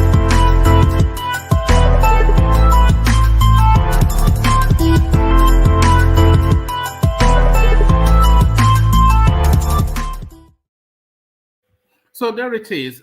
Why was he? Look at the production. Just some silly article from a guy in New York. He has jarred him enough to move in this space. So for me, that adds veracity. So he rolled out 16 people, but this guy is saying the 80 people that are working in his office, predominantly Muslim, almost to the man from RCCG. There's no that guy is a bloody. Just don't take this guy issue as seriously. Woman, you didn't let me land out my point the other time. See, within the Christian community, even though we recognize ourselves as Anglican Catholic, we don't really differentiate ourselves by denomination when it comes to something like appointments. I've never seen anybody start analyzing those people that Buhari, even though we know that Fulani mainly, but we not started saying, is it Asauddin, is it this kind of thing? See, it is true that Osinbajo appointed some people, even pastor from Redeemed Christian Church of God. Fact. But have you seen the profile of some of these people we are talking about? For example, someone that is a graduate from Harvard, and someone that is No, hold on. Forget graduate from Harvard. Everybody is a graduate from somewhere. But they are not the only graduates from Harvard that Nigeria has to produce. There's no getting away from it. There's a preponderance and overabundance of a prejudice towards faith and sex. Hold on. Let's hear from Obina. Obina, come in. You can't even let me land it. Yeah, hold on. I think you've made your point. Let's hear from I've Obina. not finished my point. Hold on. Yeah. Sorry, guys. So I don't think these things that are coming out, to me, in my own opinion, I don't think is true. I think it's being done in bad faith, maybe as part of, because why hasn't it come out all this while? Because he declared for presidency. He's been in office for 7 years, right? So how come all of a sudden it's a problem?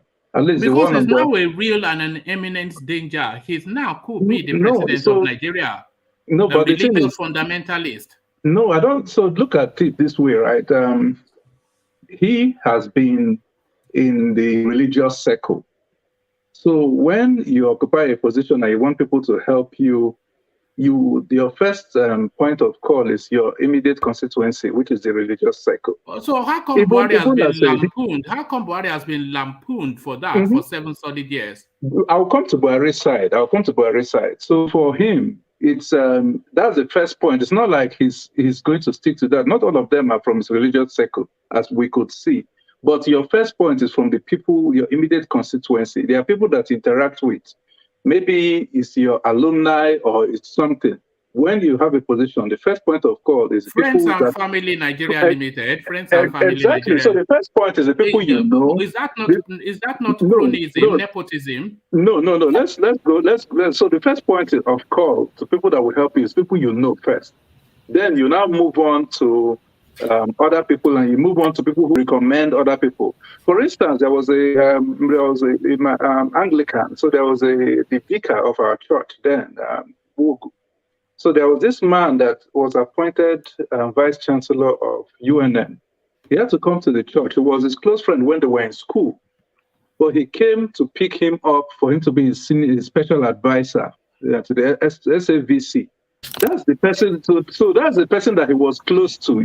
People will say, "Oh, maybe he's picking somebody because people attended the same school." Do you understand? So the first person you pick is the person that is closest to you, that you feel can, that you know can fit into that position. That's a normal thing to do. Then you can now get to appointing maybe other people and getting recommendation. And maybe as time goes on, you build relationship, then you can now pick other people. In terms of Buhari's own, why people are not giving Buhari a chance, and why I would also not give him a chance in that regard, is because Buhari has not been, this is not Buhari's first time in the system. Buhari has been, he rose up to the level of administrator, I think it was Borno State, some other states.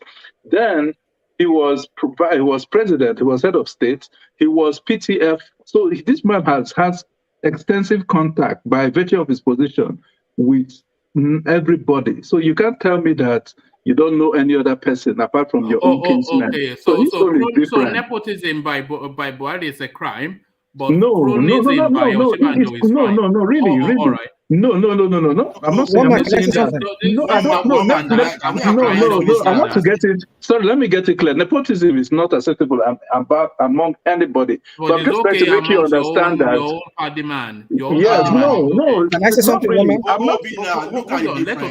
Let Obina finish, and we go back. So my point is there. People are looking at it from different from the same distance. It's different. From the two angles, they are completely different.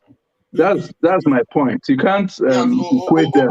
Obina, you are correct. See, one man. Yes. This is what is happening. This is appointment. No, this is what you think is happening, but you don't know for a fact. So this is what you think is happening. These are personal staff. These are personal staff and personal aid. We need to get that one clear. It is different from when you have, let's say, the Ministry of Justice, when you have some people they've served over. They are not personal staff. They are not personal staff. The chief executive officer of the Bank of Industry is not a personal staff. Okay. The chairman of BEP is not a personal staff. Yeah. Well, one man, can I say something? Hold on, let Ola finish now. Let Ola carry on. I was thinking he was referring to his own personal staff. No, it's the totality of all that he has appointed. Since when they offered him the chance to pick a minister, he went to his parish and recruited somebody. When they offered him the chance to put a head of a bank, he went to his same parish and appointed something. When they offered him another agency he went back to his parish and that's his immediate constituency. I will come back on that. Okay, I take that back. I come back. So can I say something now? Hold on now. Okay, go ahead. No, let him go ahead. Yeah, so what I'm saying is this, one man, everybody, if you look at it, the appointment from Buhari's side, I'm kind of taking a second look at this whole thing. The appointment from Buhari's side, virtually it seems that all of them are all Muslims. Like we've been accusing Buhari from time to time. They're all Muslims. Maybe to balance it was why he opted to, because he knows the person he's working with. I'm just trying to make this.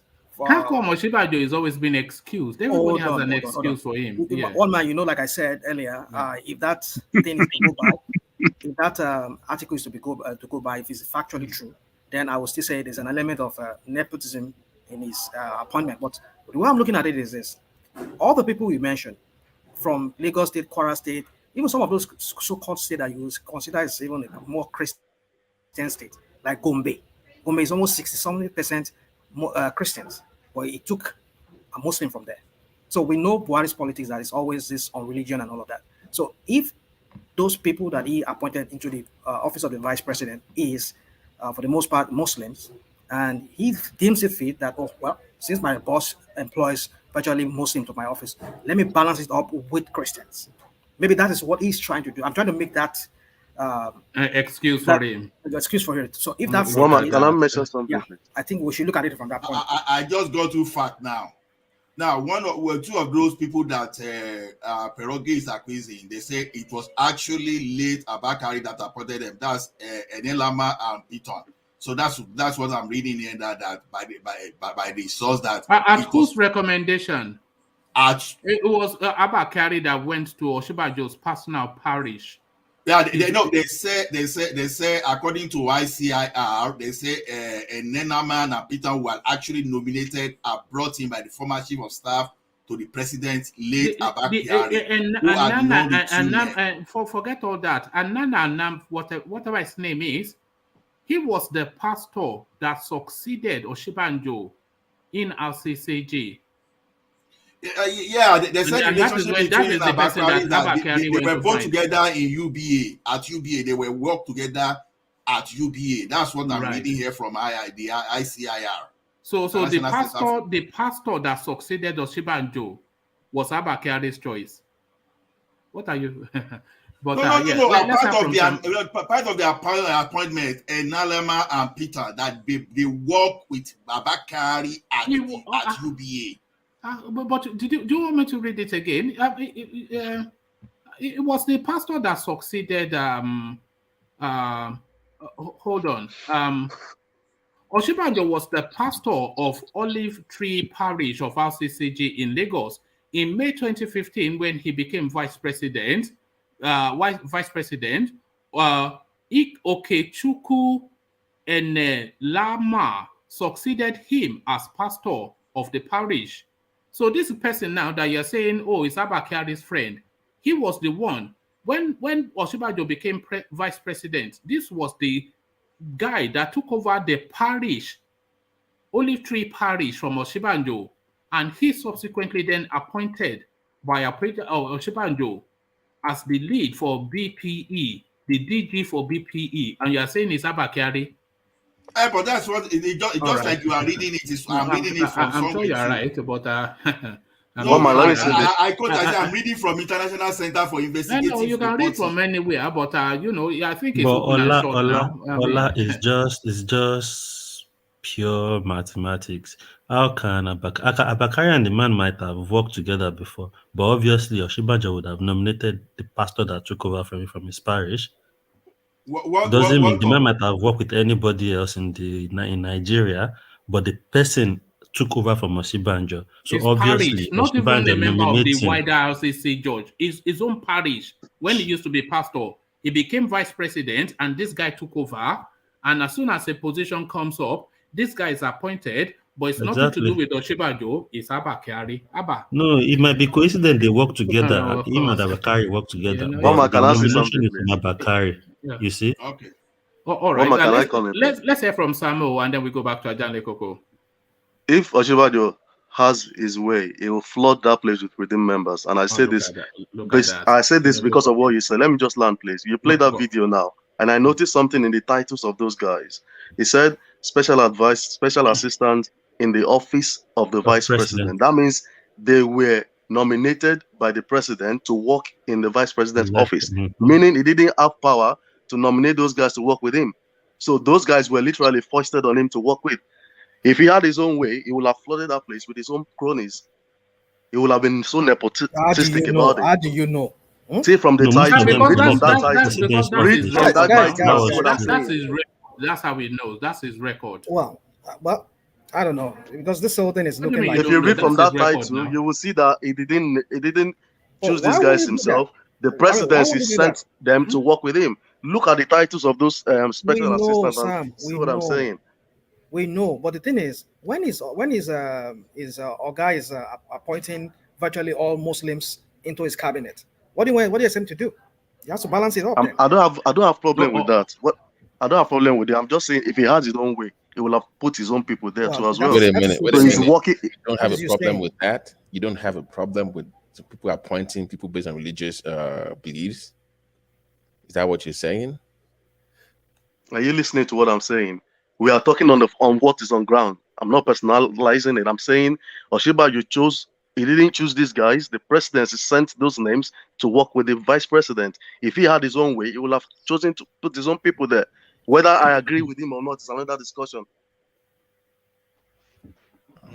Well, maybe Farouk may have a point, but I'm not just buying the division for now because I'm just trying to go through it. He may have a point really, because I won't accept. Let's just be factual. I won't accept nepotism in some instances, especially if it's not. If it's a situation whereby you are firing the qualifying people just to promote your people, I may not accept that. But even if you are not firing the competent people, just because if you are only going to, this is the criticism that we've had of Buhari for 7 solid years, but that he narrows too narrow a field to his own tribe and clansmen who don't have sufficient within them of competence.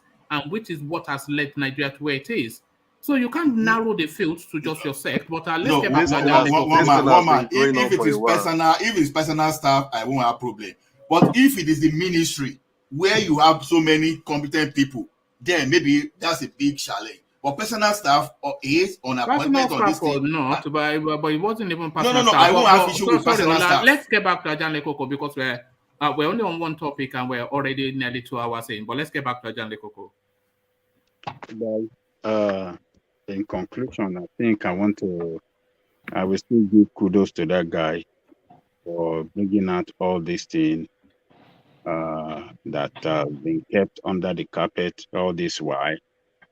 All this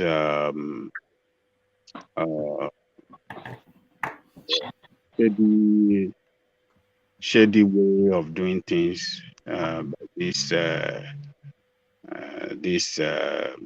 Osinbajo.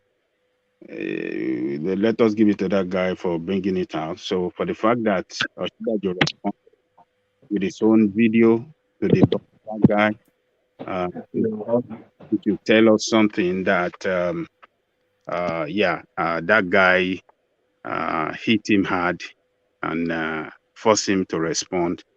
And his response was not he's asking even more questions rather than answering questions, the response. Yeah, that is one. And number two, his response did not respond, to the some critical question there, particularly the position of that, what do you call it? That bank, the bank executive that was his assistant in his church and some other position. He did not respond to that. He just responded that he is not a religious bigot, as being portrayed by that guy, by showing all Muslims that work in his office, the staff of his office. So it's just telling us again as people that this is who Osinbajo is. I'm not calling him a religious bigot, but by his conduct and as well as that of the Mr. President, they run the administration by favorism, by nepotism, by tribalism, whatsoever. That is the way they run the administration, by appointment to all strategic position.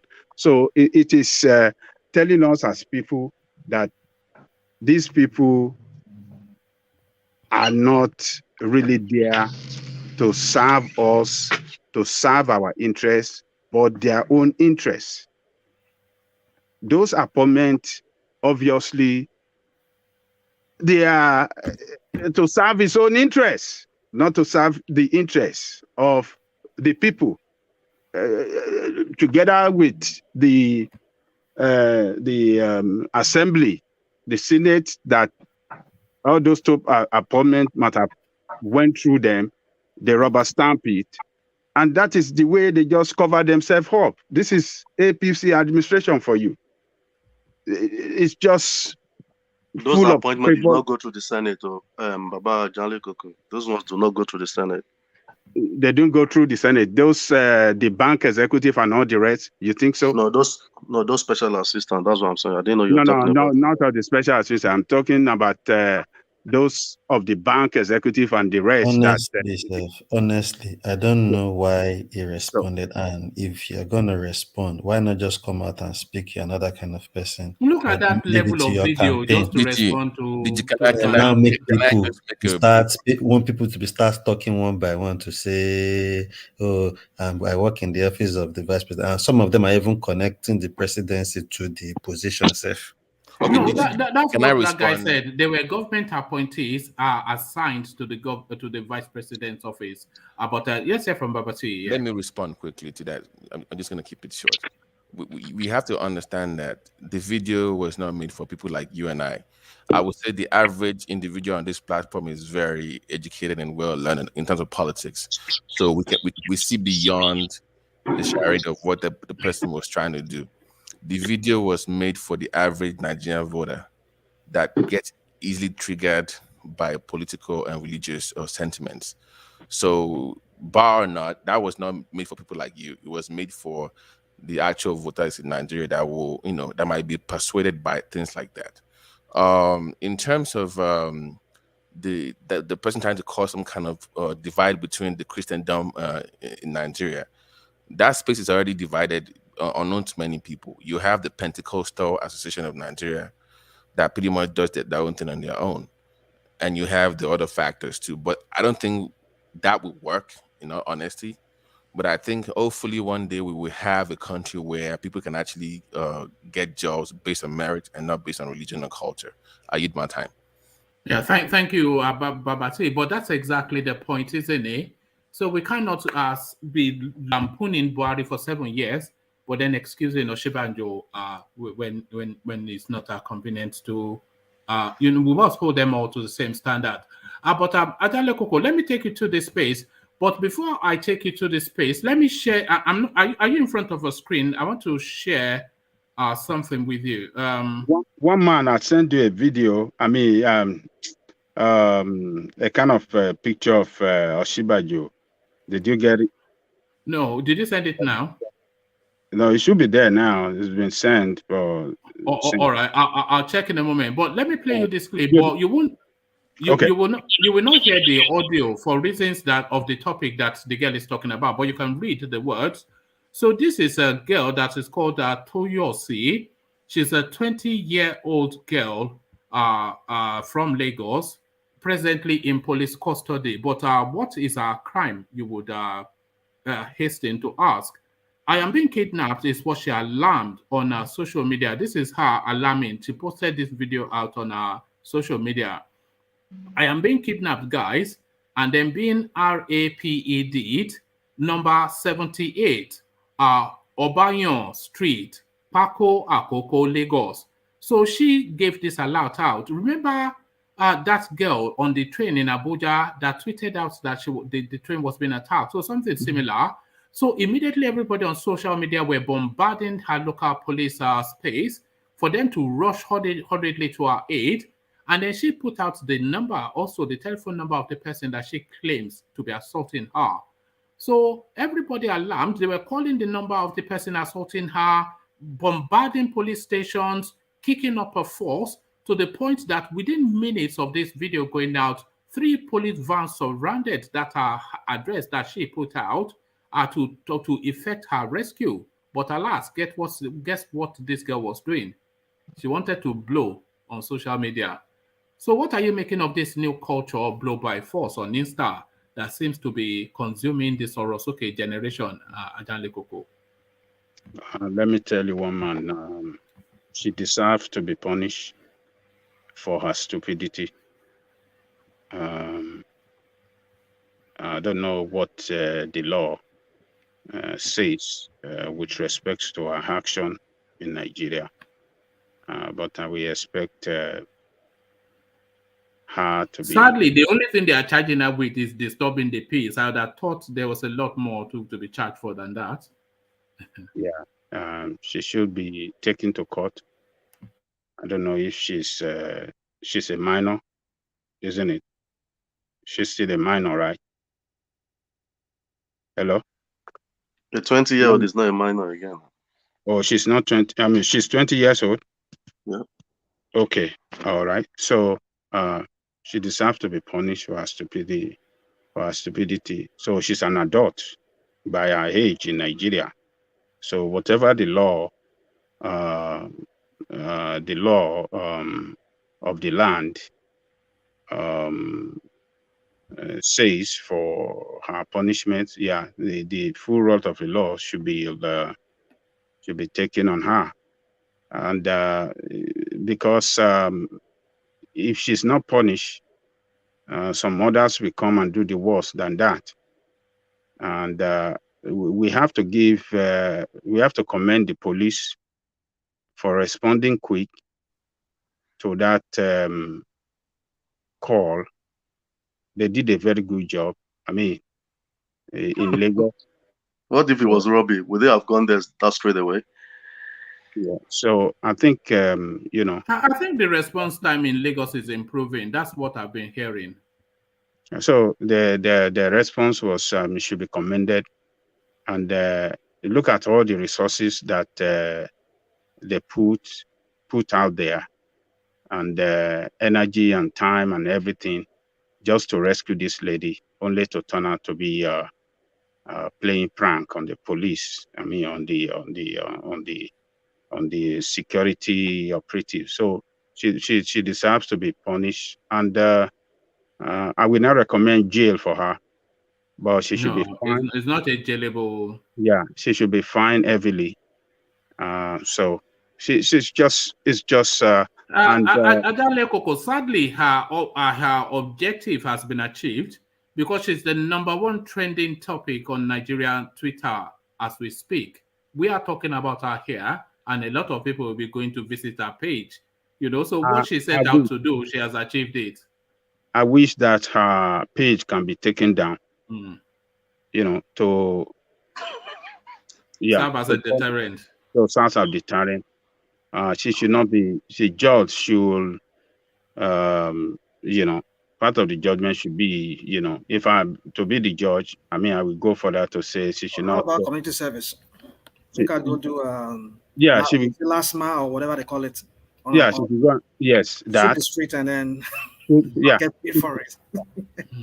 They should lock her. She should go to jail. No, you can't go to jail now just for chasing. She's only 20 years old. Why? Look at how the country is in mess. Everybody are suffering. People are suffering. She wants to blow now. Nobody will be messing about. Engineer, you only have to the population of the people already in prison. So just people are suffering in that country, and you have a lunatic trying to play prank or do whatever. That's nonsense.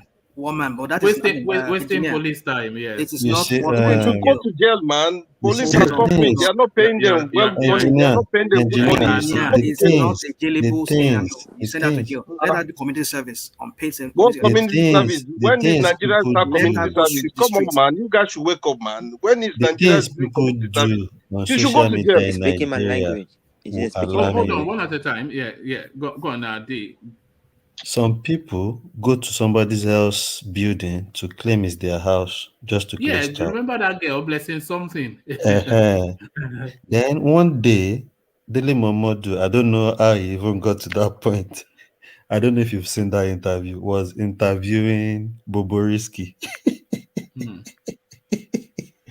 So Dele Momodu asked her why she said, in Nigeria. Ask him is a man. Yes.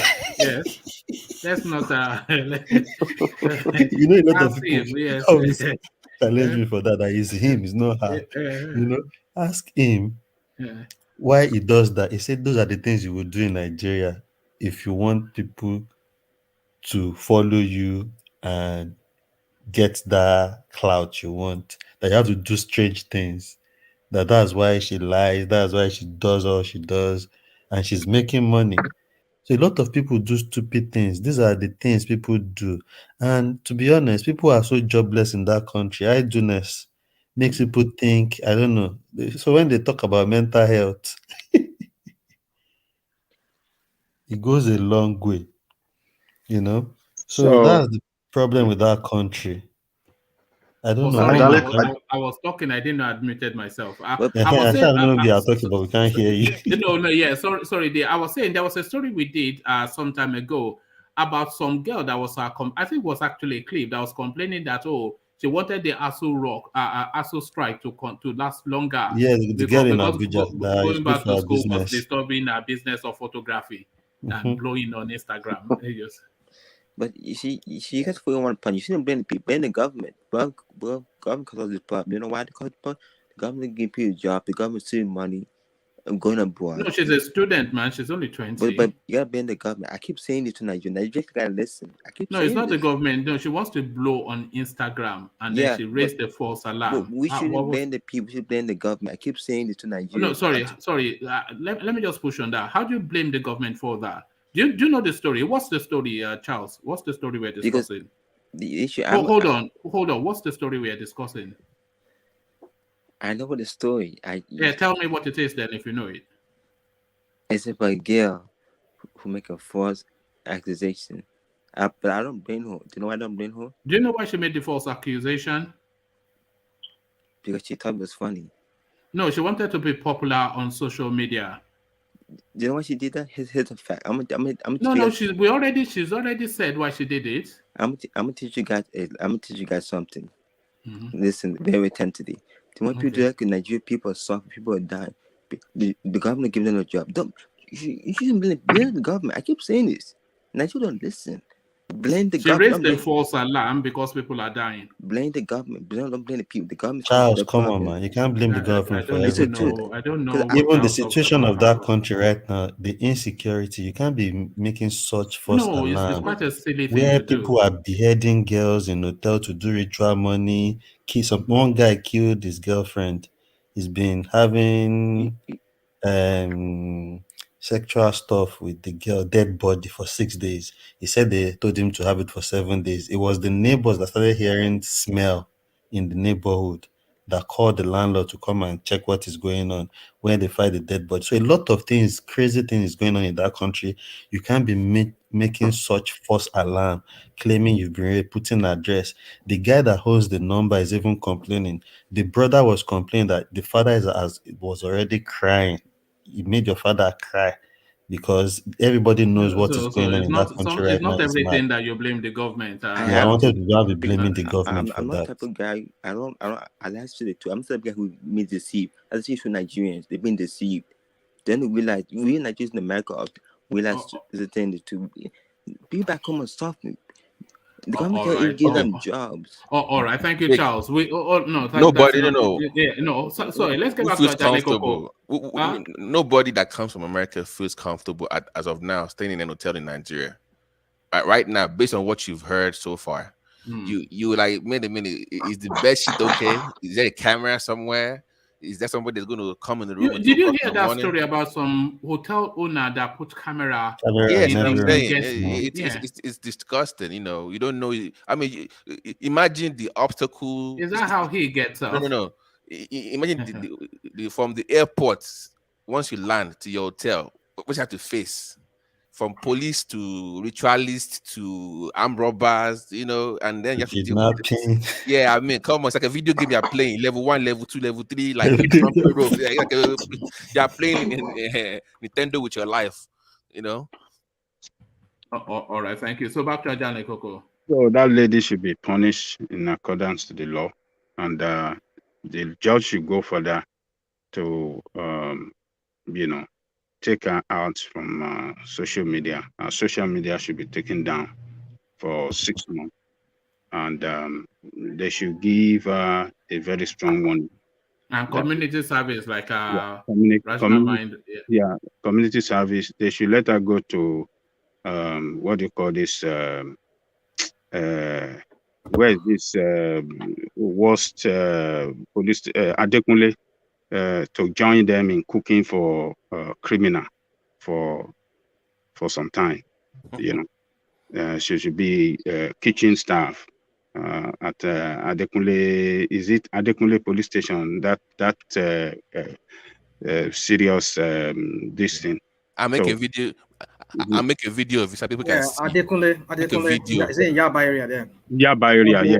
Yes, I make a video of her and put it on social media. of her serving that time, so people can see that she actually went through that. Yes, and make that. That's right, so that they can see. But that will be aiding her cause still, because she wants to be popular. So but not that way now. Not that way. No. Babati, those guys don't care. They just want to get that popularity. Yes, no, they will care. If they will care, if they punish them, 1 month or 2 months. Go to Arrow now. No. Go to Arrow or Kiri for that punishment. Let me tell you, they will care when they serve punishment. Do you know how it is to travel from your house to to Adekunle, and you'll be there to serve food to criminals every day. You know that kind of psychological trauma you will go through every day. I understand that, but if you say they should make a video, and then they will make a video and let them. Yeah, I'm telling so you, in the next 2 months, if they make a video, they will even make her more popular. and then In they the will next 2 deny months, her. she will be promoting products They will and take making down money on social media. Because she would then come up with a story of redemption. How I was a bad girl, became good, and then she will use that to blow still. But no. Yes, what she did is very, very bad. I mean, we have to commend the police for responding. If police did not come now, and what the distress call was actually true, and something else happened to her, we'll be blaming Nigerian police that, oh, look at Nigerian You see, police. that is where my problem is, Ajani Koko. What she has done now, won't that even make most police people hesitate sometimes when they get calls like that to say? That is another thing that maybe these are crazy callers. That's what I'm saying. They should punish her, but not showcase all the punishment and all those things. They should punish her. They're professionals. Their job is to decide which case needs attention or not. With that Nigerian mentality. No, they should be able to do that job, you know. Just let me give you these 2 paragraphs just to round up that space. It says, however, despite the young lady's tweet, this is her now saying, don't worry. So it says, however, this is in the middle of the article, by the way. It says, however, despite the young lady's tweet, Nigerians worried that she could have made the post under duress, kept on calling the line and police to make sure that she was not hurt. In a matter of minutes, about 3 minutes, about 3 police vans arrived at the address. So that's the response time in a matter of minutes. So I think the police get a pat on the back for that one. So let me move you on from there, Ajanle Koko, and move you then to the Soludo situation. So Soludo now, he's moving heavy and is moving fast and is moving tough. Mixed reactions as Soludo's government set to demolish Prophet Odumeje's church. So you know Odumeje. Do you know who Odumeje is, Ajanle Koko? I don't know him. God, don't worry, you're in for a treat. I'll find him for you in a moment. But I know if you're looking for a lunatic, don't look any further. Don't look any further from him. But apparently, this guy had built his church on a drainage. But he is one of these big name churches to the level of Suleiman, etc. You know, but Soludo now moving quick to have that church demolished. Mixed reactions, but what are you making of it? Well, if the question we have to ask, who approved the plan for the church to be built there in the first place? Is it not the government department?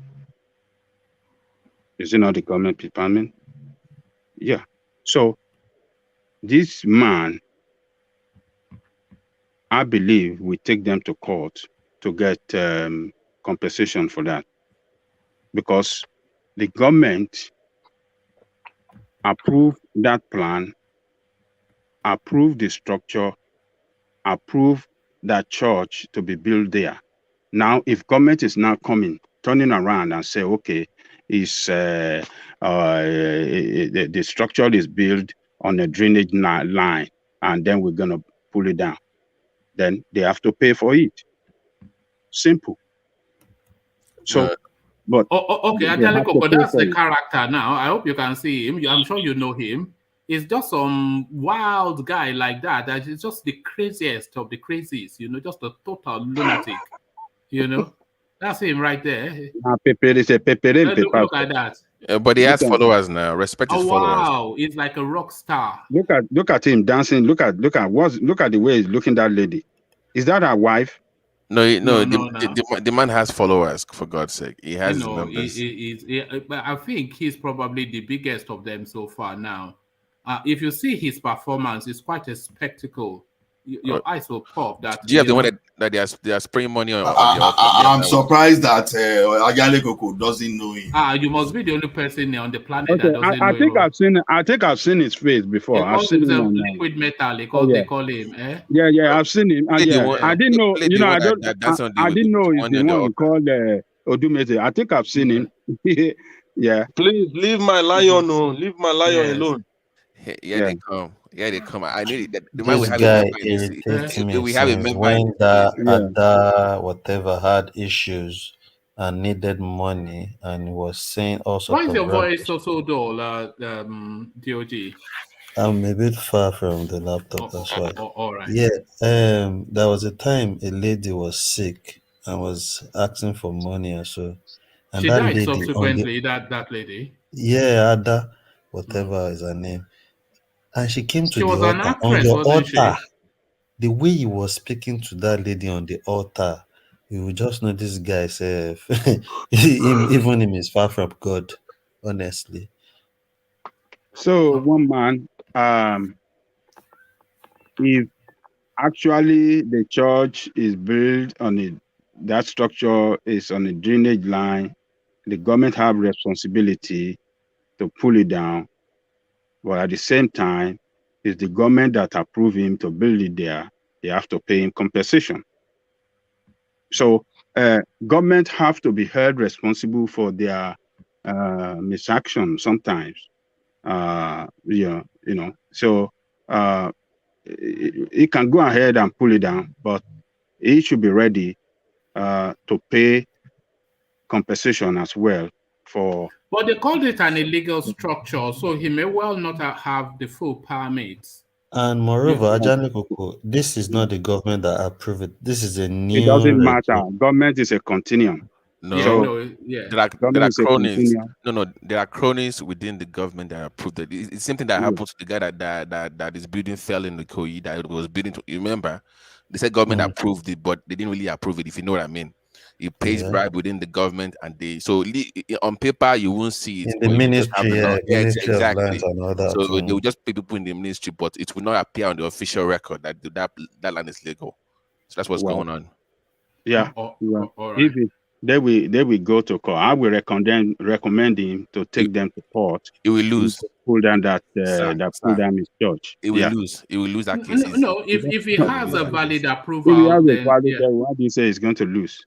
He will take them to the court. No, they can fight it out up to the Supreme Court. The Land Use Act in Nigeria is very pro-government. If you have time to look at it, it's very pro-government. They can pull people's stuff down for small reasons and they will win. If you look at it, if you have time, go study it. It's very pro-government. No, if he's gone through the proper channels to seek approval to build wherever he has built, and that approval was granted, and is subsequently discovered that the place that it was built was not designated for that purpose, then he can sue whoever gave that approval. Yeah, but I'm agreeing with you. But if that place is, they said it's on a drainage line, right? Yes, that's always been there in the government plan. Right. So that means it couldn't have been a legal approval. He paid his way through that. That I can guarantee you.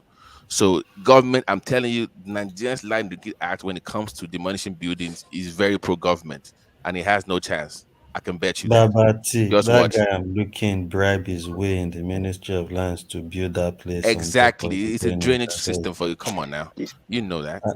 He's not going to win. If the governor really wants to go at him, there's no way he's going to beat the governor. I'm telling you. In that Nigeria, no. But it doesn't mean it can't win. It depends on the type of legal personality that represents you. Sometimes forget that one, Ola. If you are wrong, when you have time, once again, when you have time, look at Nigeria's Land Use Act. You have time. I'm telling you, you have no chance. I'm telling you, in that country. Yeah, and I can't accept you have no chance because I know people have taken victory against the government plentifully. So obviously you have a chance. When you build on an illegal drainage pipeline, no, come on. You know what's so funny? Yeah. Do you know Albani's wife, the past governor wife? Yeah, she's been arrested. I'm aware. Yeah, that's funny. Where did she slap this time? Are you saying no? Arrested? Yes, EFCC. Not for the Ojoko slap, for fraud. He didn't slap anybody. Yeah. Not for the Ojoko slap, for fraud. Who was arrested? Sorry, let me ask you. Obiano's wife. He's been arrested? She has been, yes. In the news lately? Yeah, this is something I just broke. Okay. Okay. So they're now arresting both the husband and the wife. But the husband has been released, or is the husband still there? The husband is on bail, but she now, I think, in EFCC custody. They will bail out too now. What's the difference? This is travel. It's just I don't know. They will bail out too. I think really they are just signaling that she crossed the line. You know that Bianca Ojoko is a national figure. I don't think that's the reason. I think she declared for Senate. I mean, the Senate. I mean, the declaration of Senate because they see her as a threat because APGA has that that area, that Anambra. So if she contests, well, she's APGA. Is she not APGA? She's APGA. That's what I'm saying. So possibly she might win that senatorial seat. And that's why no. That's and so maybe by getting out of the way, by pinning her with corruption cases or whatever, maybe that will make anybody not to vote for her. Maybe that's what the plan is. That's what I can read from there. All right. The Economic and Financial Crimes Commission (EFCC) has arrested a former First Lady of Anambra State, Ebele Obiano.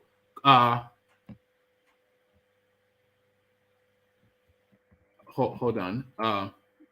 Hold on. Yes. Correspondents gathered that Obiano was picked up on Thursday, barely a few weeks after her husband and ex-governor Willie Obiano was also arrested by the commission. The former Anambra First Lady, who has been under investigation, is currently in the custody of the commission in Abuja. It was learned that Mrs. Obiano was being questioned for alleged fraud. She is currently seeking to contest in the 2023 elections to represent Anambra North District at the Senate under the platform of the All Progressive Grand Alliance. Obiano made headlines a few weeks ago after she had a brawl with Bianca Ojukwu, wife of former Biafra warlord Odumeje Ojukwu and ranking member of the All Progressive Congress Grand Alliance, APG. So there it is. She has been arrested. So there it is. The news breaks as we're online. So Ajale Koko, round of your thoughts on that space, and then I want to go on to engineer. So yeah, Ajale Koko, back to you. Yeah. So the government, I know that Land Use Act, is very strong, but government cannot misuse Land Use Act as well. I want to refresh our memory with what Lagos State did with Land Use Act when they took those land in Magodo, and they thought they can get away with it, but after some years, the owners of the land government took those land, they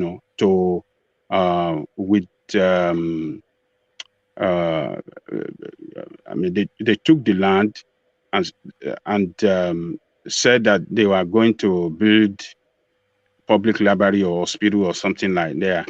But after some time, they shared that land, they sold those land, and the owners of those land sued them, and they went through the legal battle up to the Supreme Court, and the Supreme Court ruled in the favor of the owner against the government.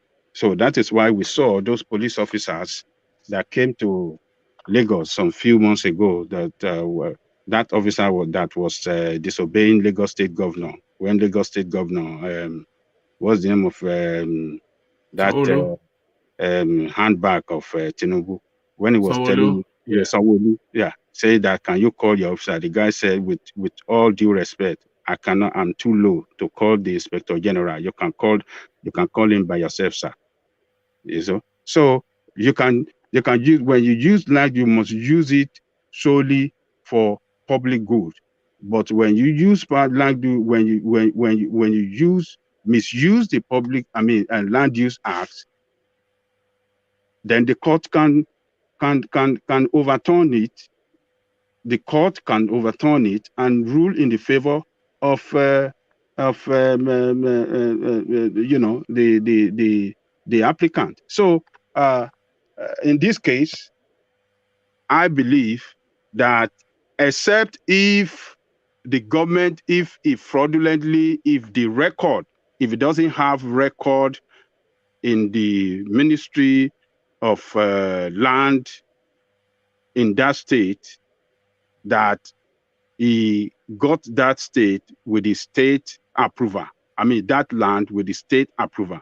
But if he got everything clean with the approval of the state, I'm telling you, they're going to lose, because already they knew that that plate is that piece of land or that spot that he built the church is a drainage land, and they went ahead as the government agency to give him, to allocate that land for him, and they gave him what do you call it, CFO.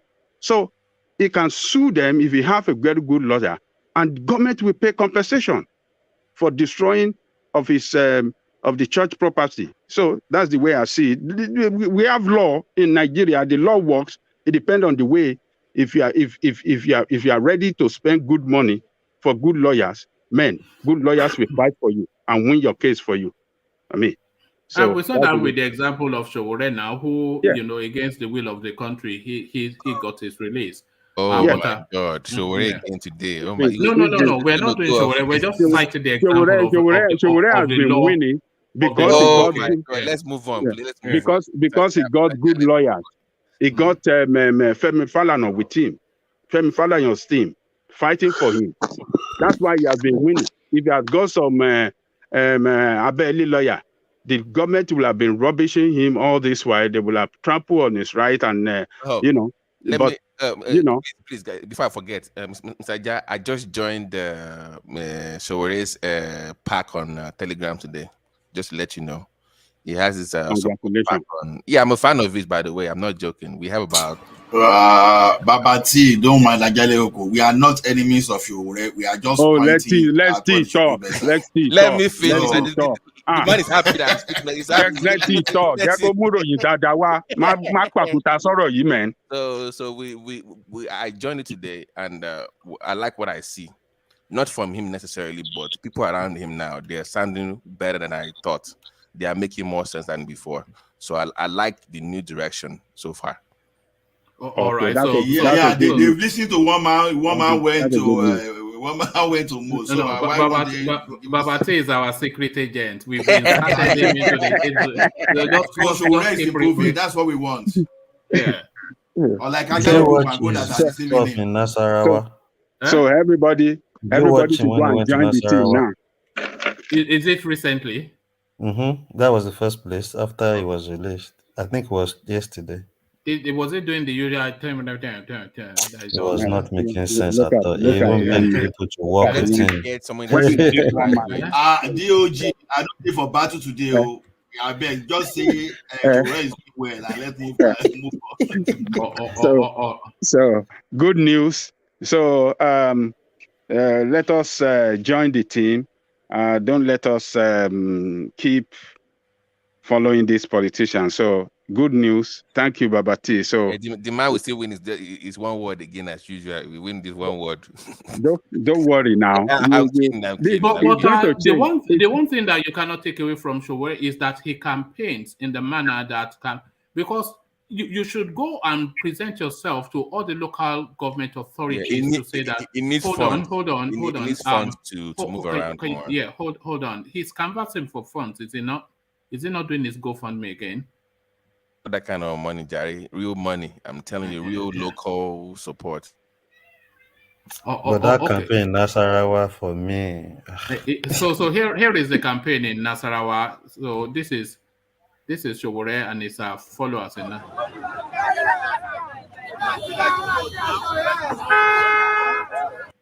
They look like hoodlums to me, but I don't know. Is this a rented crowd, Ajale Koko? Hello?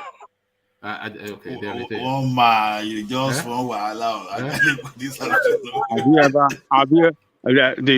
Have you ever seen Sowore paying for crowd? Have you ever seen paying for crowd? He never done that. You can tell from the crowd for yourself. They just want him to talk and go. No, DOG.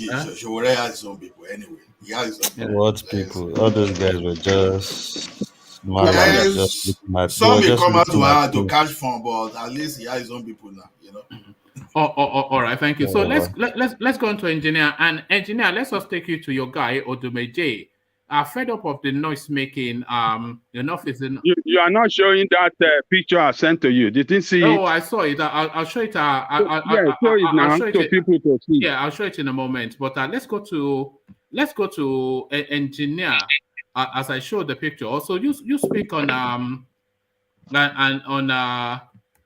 you speak okay. Speak on Ajale Kokosa picture. Malam now. Malam Osinbajo. The Sultan of so that's Ajale Koko's picture. The Sultan of Ikene. Look at that. Congratulations. That's Photoshop, of course. This guy does not know what he's in for. They will take him through hell. They will take him through hell. But back to Odumeje, engineer. Yeah, greetings, one man, and greetings to everyone. Well, I don't know who is trying the lion. One man, is it you or who else? No, it's the mighty Soludo who has. I think Soludo, he wants to clean up that state, you know. He's getting rid of the touts in the motor park and is now getting rid of the touts in the churches. Yeah, but he's gonna do something that the state will be in a risk. The state will be in a serious problem because sometimes before you scrape things like this, just try your best to make sure that you make things work for the people.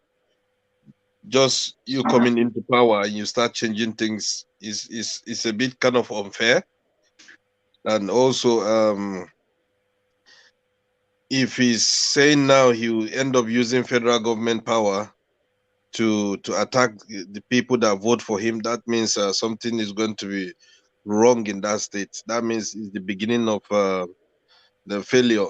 I must be honest to you, because things like this, if you want to scrape things, you have to sit down with the people. He's a good man. People loves him. People likes him.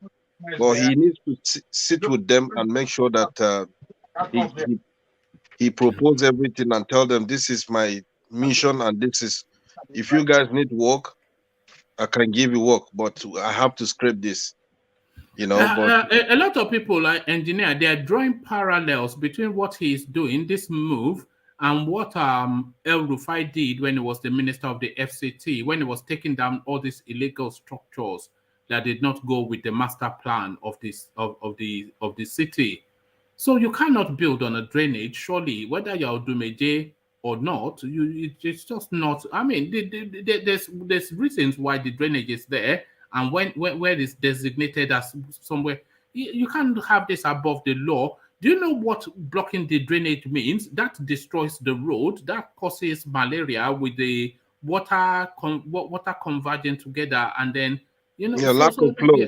Yeah. But something you need to realize here is, listen, the people that he's trying to maybe now end up demolishing their buildings. Remember, they are the same people who vote for him to get into that power. You understand? So sometimes you need to put things into consideration, because you just can't wake up and because you're a newly elected governor and you end up maltreating your people or using federal government power to start striking your people down. It's something that he has to make sure that he follows his mindset and call the people, sat them down, discuss it very well before you start taking action. Because remember, the Agburus there, they are the one who voted for him. They stand by him. So if he should come out and start saying all these things that he wants to do this, do that, come on, man. Let's call a spade, isn't it? All right. Moving away from Nigerian politics for a moment and even the talking points, did you hear the news about Boris Johnson's plans to deport illegal immigrants to Rwanda? Did you hear that?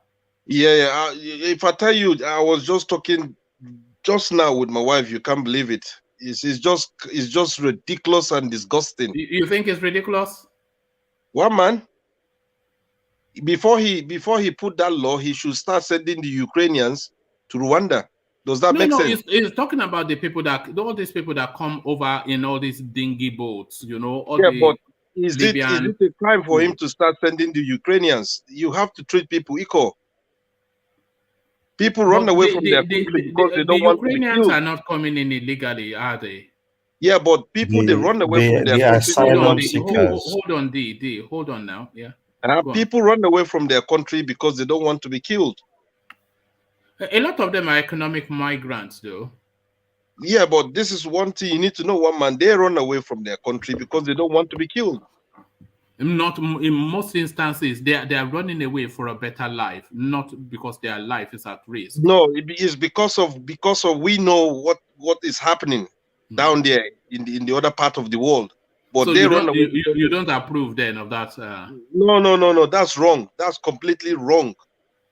If there's anything petition that comes out, I'll be the first to sign it. That's completely wrong. You can't do that. That's evil. Wow. You know, you just can't come out and all of a sudden start imposing a law that any illegal migrant. Do you know how they risk their life? They pass the sea, they pass the water to come down. You know, it's wrong. Sorry, engineer, what are you talking about? Please, I missed that part. No, it's a UK something that just broke. So even if a Nigerian goes to UK now, they want to deport his Rwanda, right? Is that what they are saying? No, they're not. That's not what they're saying. You know those people that come on these boats from the Mediterranean. Yeah. So those ones specifically, they are going to sweep them up, but they won't give them the right to seek asylum in the United Kingdom. They already have an arrangement with the Rwandan government to integrate them into their society. So they'll just send them on a one-way flight to Rwanda to go and resettle there. If you are seeking a safe haven and Rwanda is a safe country, then you can go and build your life there. So that's what Boris is doing. One man. Interesting. One man. Yeah. Is not to integrate them. It's for them to go and process asylum paper from Rwanda. Because I listened to the Rwandan person that is in charge of that program on radio just earlier on, and she was saying categorically that they are not there to apply, so they're not going to apply for immigration to the United Kingdom and then be brought to the United Kingdom. No, there's none of that on offer. The only thing is they go to Rwanda, then the Rwandans will process them and settle them into their country. On a one-way ticket. One-way ticket to Rwanda. Oh, okay. So, because Britain already paid Rwanda for this exercise. I was listening to it on. Yes, of course, yeah, they are paying them to integrate them into Rwandan society. But they will not be applying for any application for asylum in the United. That's not at all on offer. Oh, that's a different thing. What I heard on Al Jazeera is that all of them will be taken to Rwanda now to apply for their asylum, and those that are qualified will be. Okay. At least it's better for them now. They are going to another. I mean, they are going to. If they are fleeing for safety, if they are fleeing for safety, you think Nigerians will not go there? That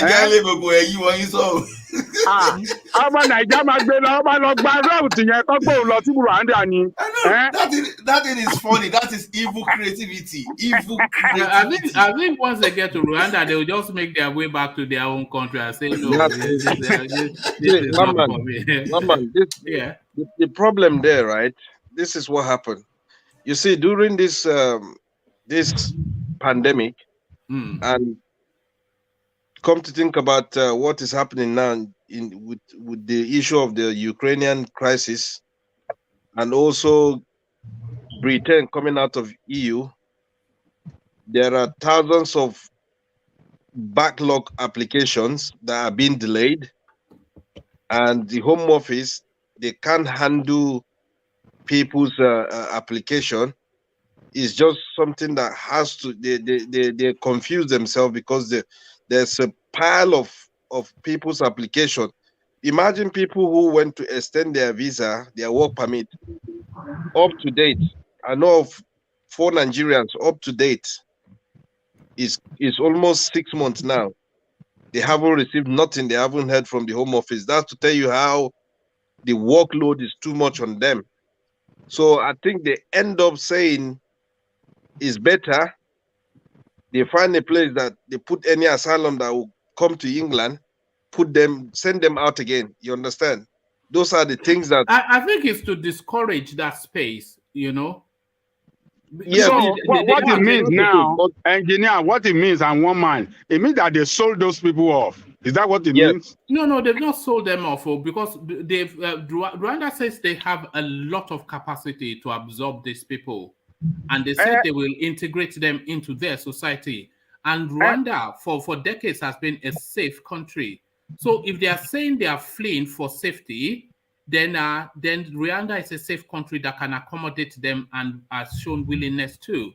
That is essentially, it's the economic migrants. You know that a good 80% they are economic migrants, not people fleeing from persecution. So if you are an economic migrant, then you have to go through a formal process to have your application considered. So they are forcing those people against their will. That is what it means. Yeah. They don't want to go to jail. No, they're not forcing them against their will. They are fleeing for no. How are they forcing them? They are fleeing to a place of safety, and they are facilitating a place of safety for them.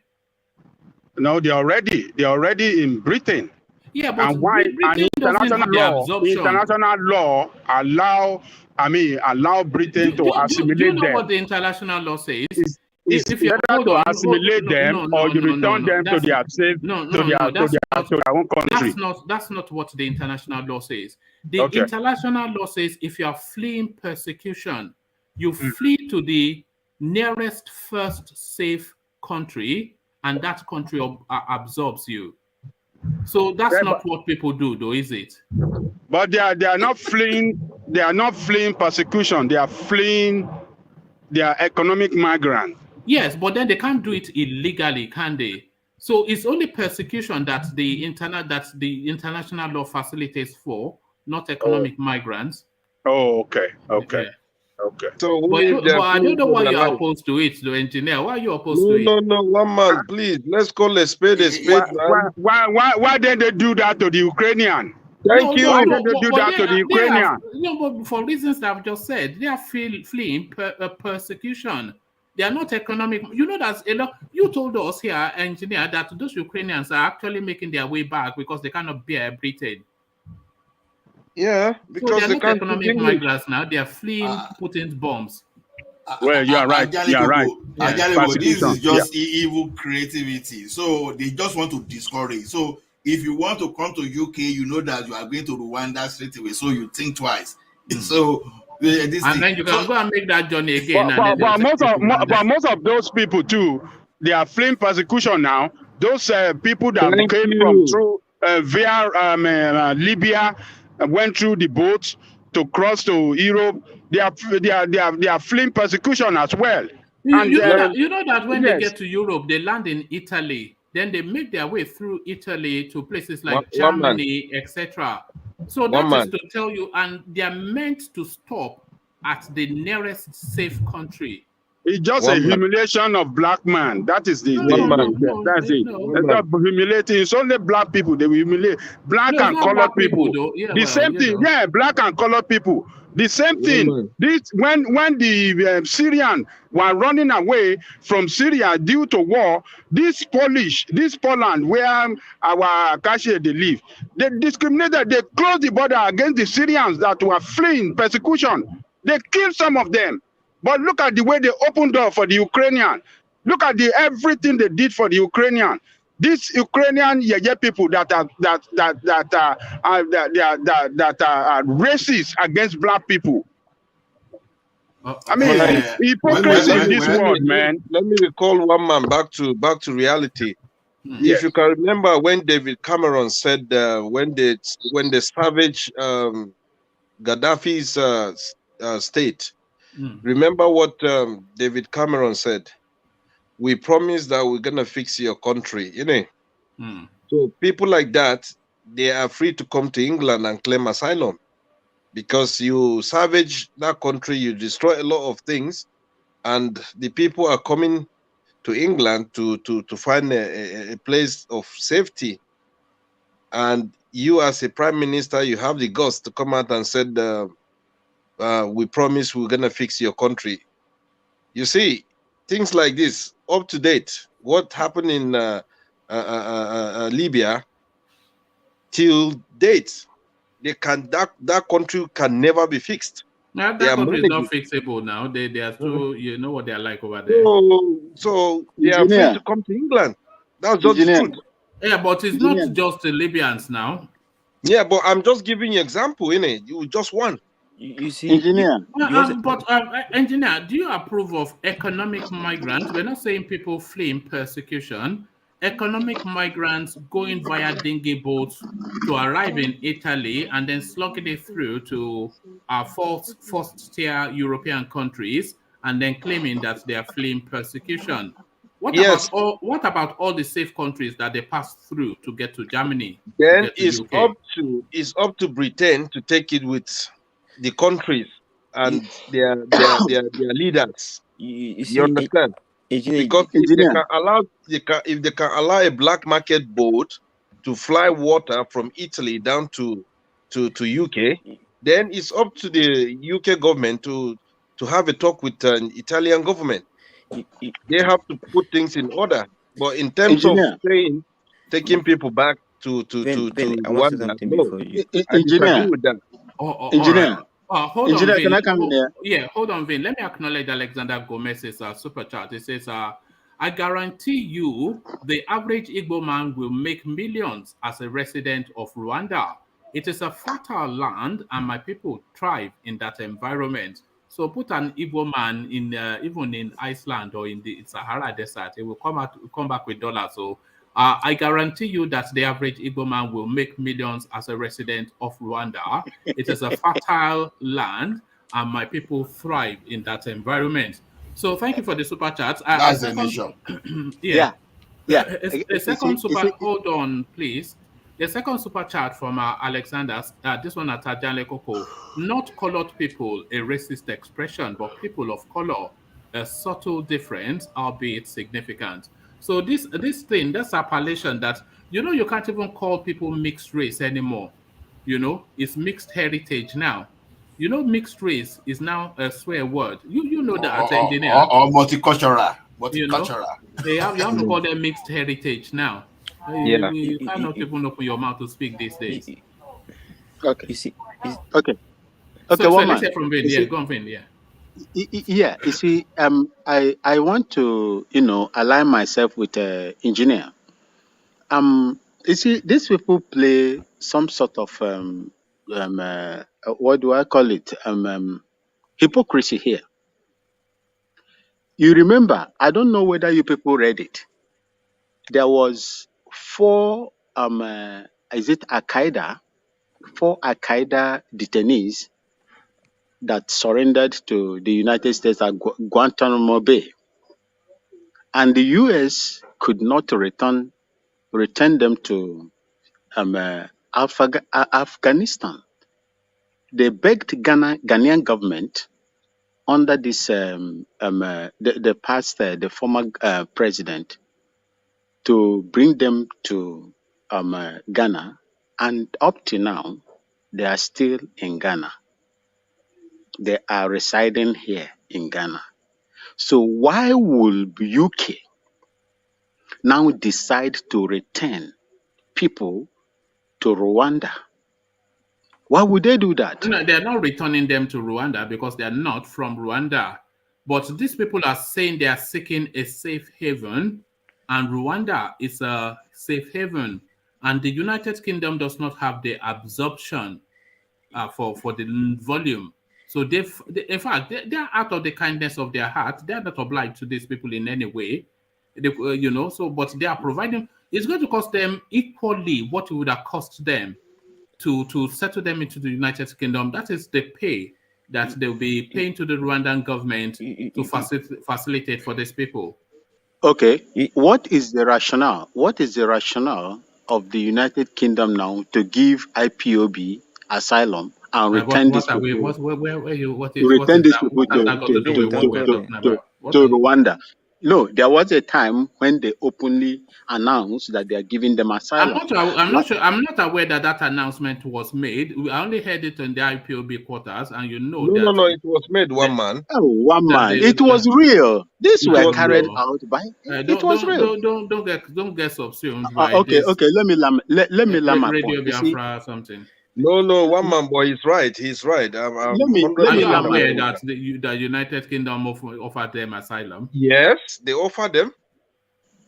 It is real. It is there. You go and check, one man. You go and check, because here is a public domain, and when we put out information here, we heard from reliable sources. It is not fake. So what I'm trying to say is this: if UK, these are Africans.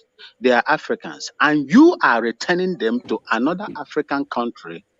By that, they will pay money, they will give them resources. To how long is that resources going to sustain those people in those countries? You are adding no, to integrate them into society. They are not government picking now.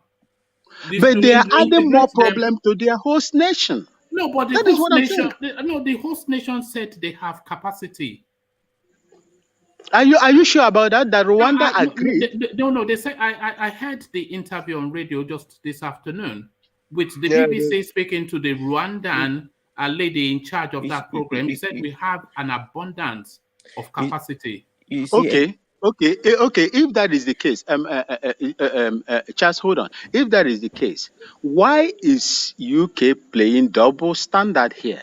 They are taking African resources. Resources. No, that's and they cannot. That's a red herring. I'm not sure where you're going with that one. You are taking advantage of Africa, taking our resources, but you cannot put these people there and resettle them. No. Well, come on, man. This is double standard. I'm not sure. Engineer, carry on. We've added sentiment to these things. So on that resources, we can't use resources to judge. All right, let's hear from Charles. Yeah. You see, the reason why black people have been discriminated about is because of African leaders. That's a fact. No, it's not. By the way, it's not black people. It's anybody that comes, especially on the dinghy boats. A lot of them from the Asian continent. A lot of the Asians in that mix.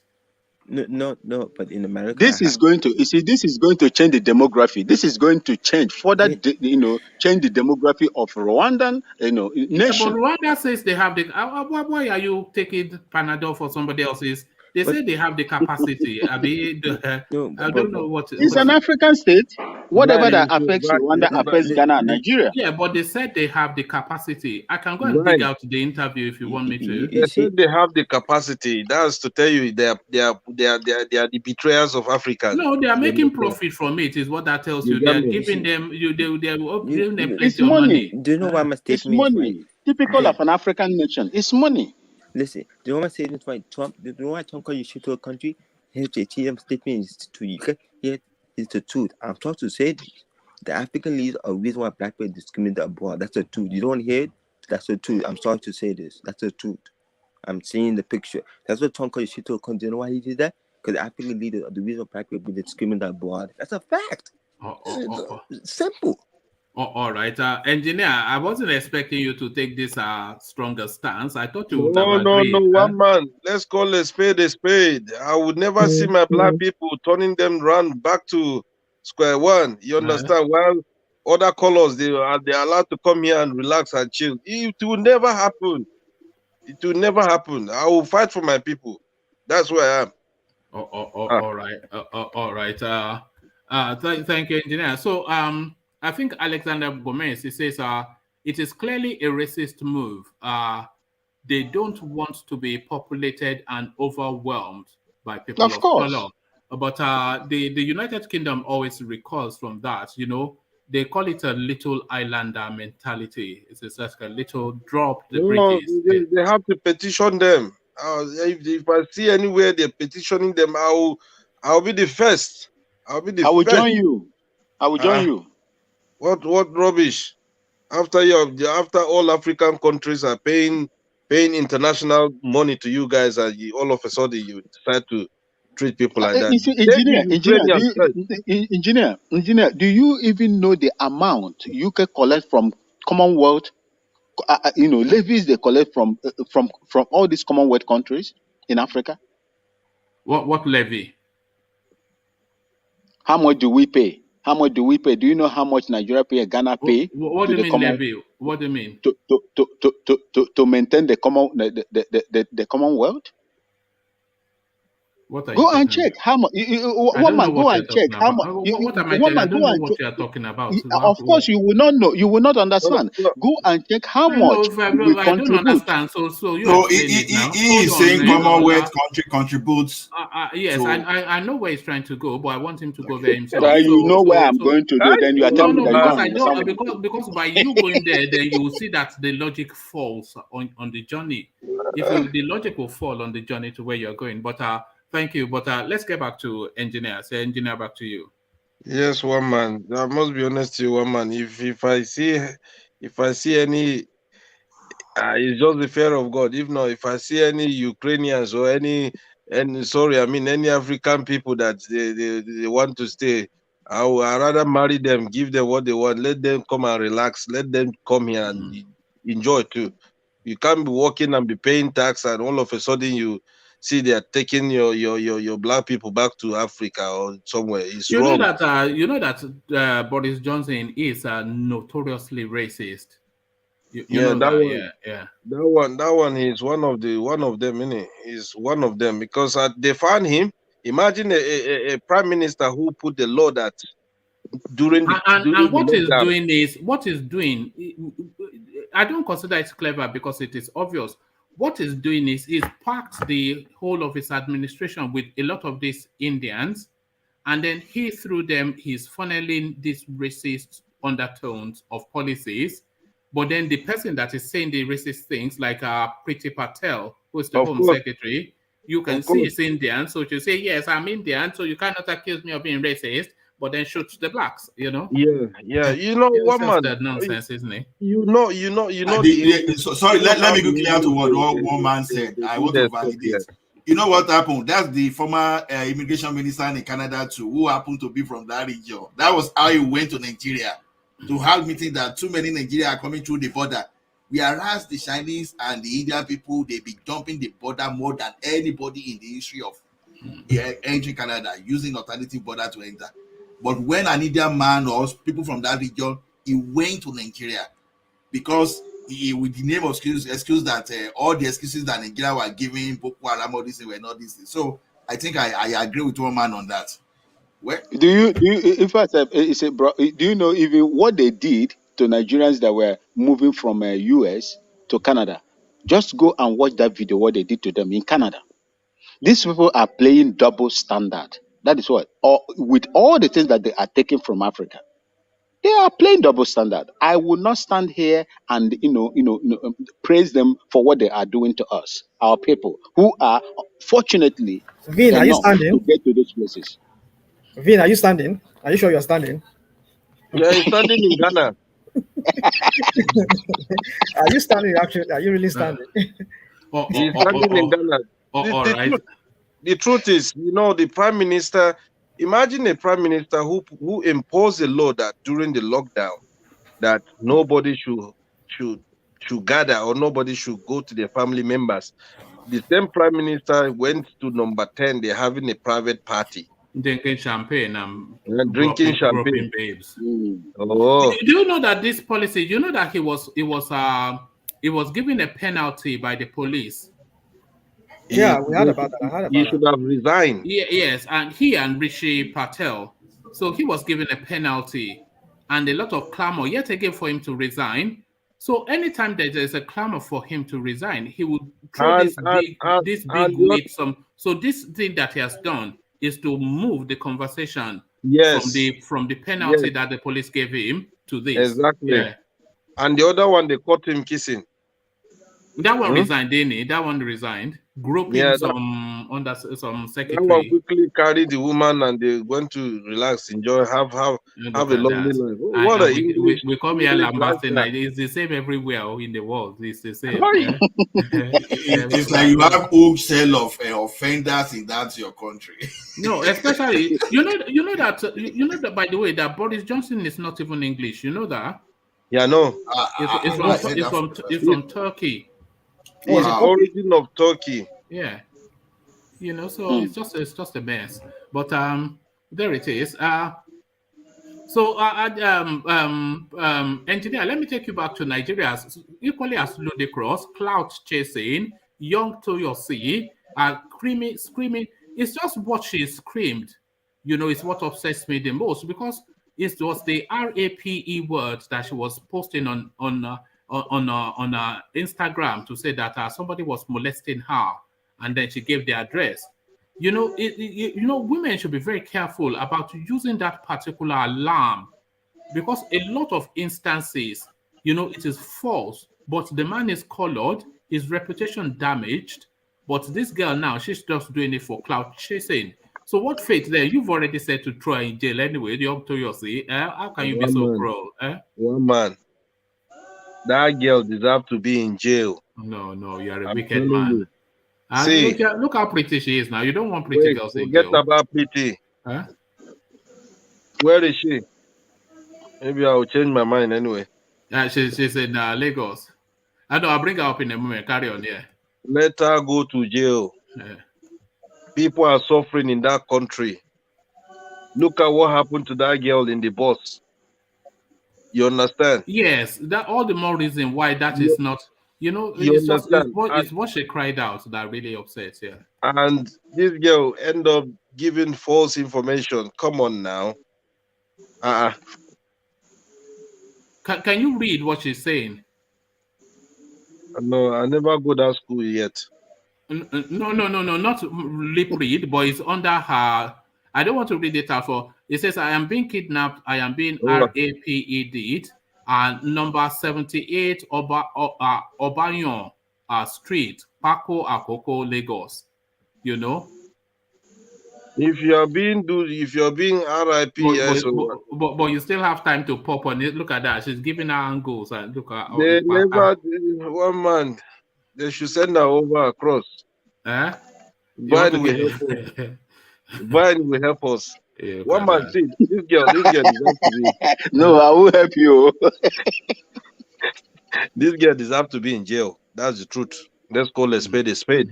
Don't come out and she still have the guts to come out and be doing all this social media thing. One man, people are suffering now. Why are some people so wicked? That's the question. Why are people so wicked? Imagine how policemen that they are being frustrated in that country that the sun. Have you seen how the sun will hit them inside that black khaki? The khaki will change color. They are suffering, and you end up. She's lucky. She's lucky she made the good police. If she made the wrong one, they will do it. You see one thing like when some people were coming out with kind of barbaric law to deal with those people they caught in this type of act, those people that are real offender. I mean, now, you know, I've always been opinion of say whenever you want to punish any criminal, make sure it is not irreversible, because you don't know who is lying. But you will see the law. There is a different law they made that people were praising those ones that are just irreversible, knowing that even that person may be lying. You are not even giving evidences.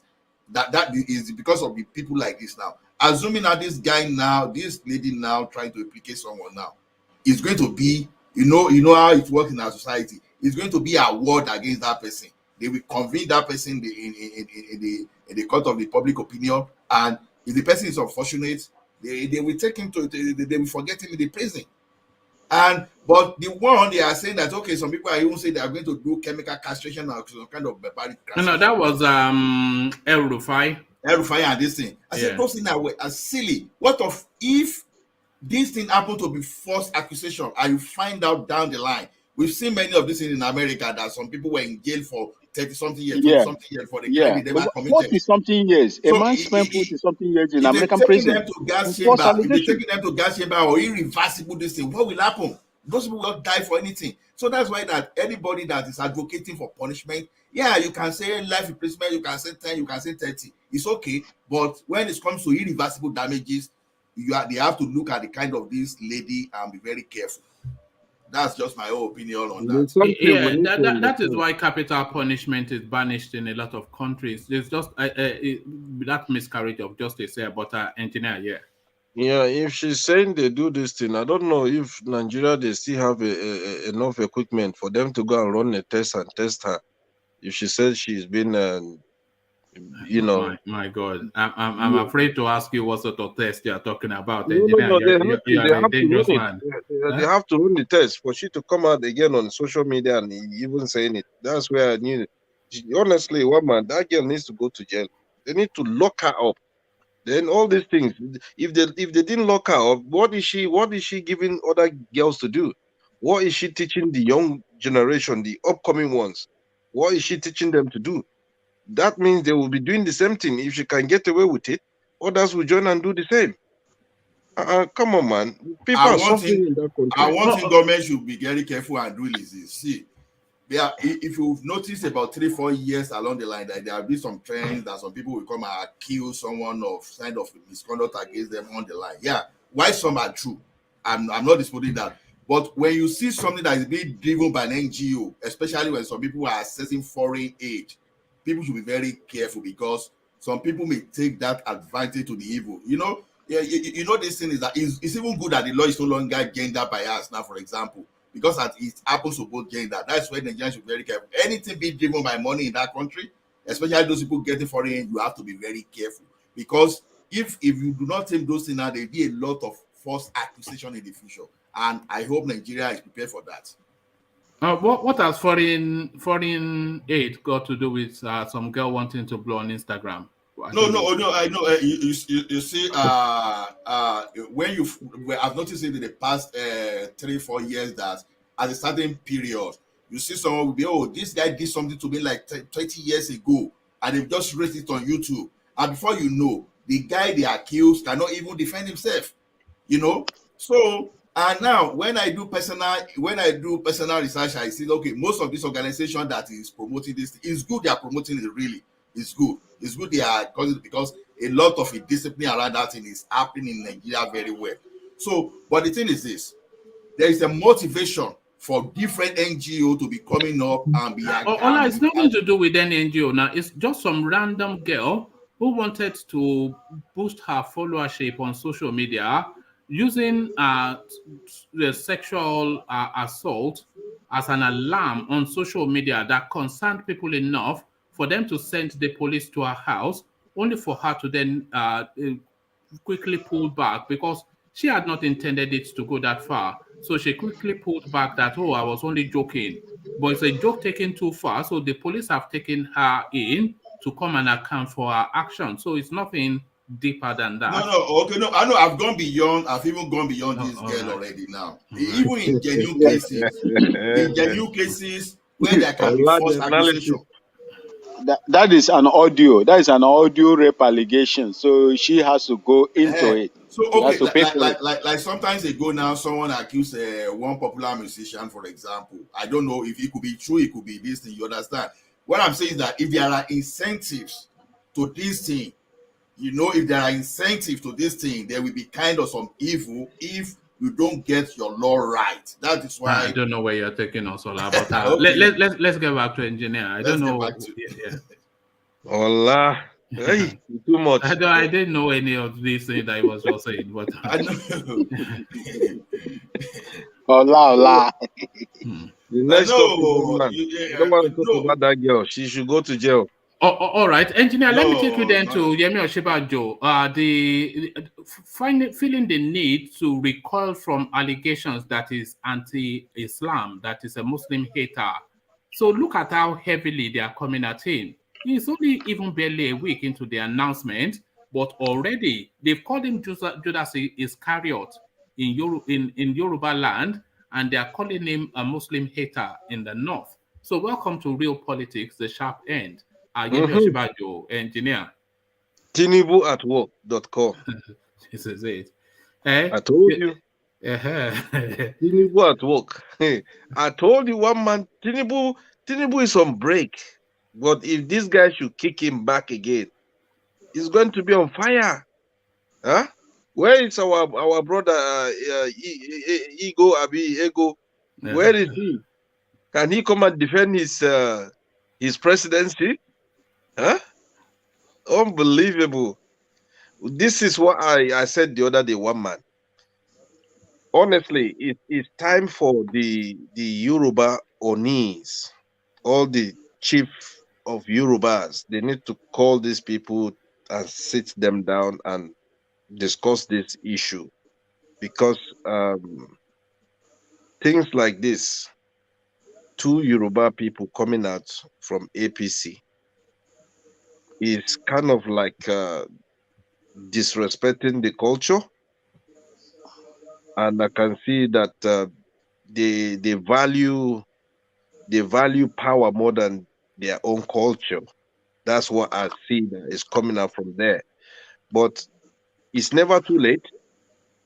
Do you think Osinbajo has either the stomach or the capacity for what is coming his way? Because this is just really still, they're still stroking him. Do you think he has the stomach or the capacity for what is to come? Yeah. He has to take it, because I keep saying it. Nigeria is a massive country that if you don't have the shoulder, you don't have that shoulder, that power to control it, it's going to control you, whether you like it or not. And something like this, they start attacking him.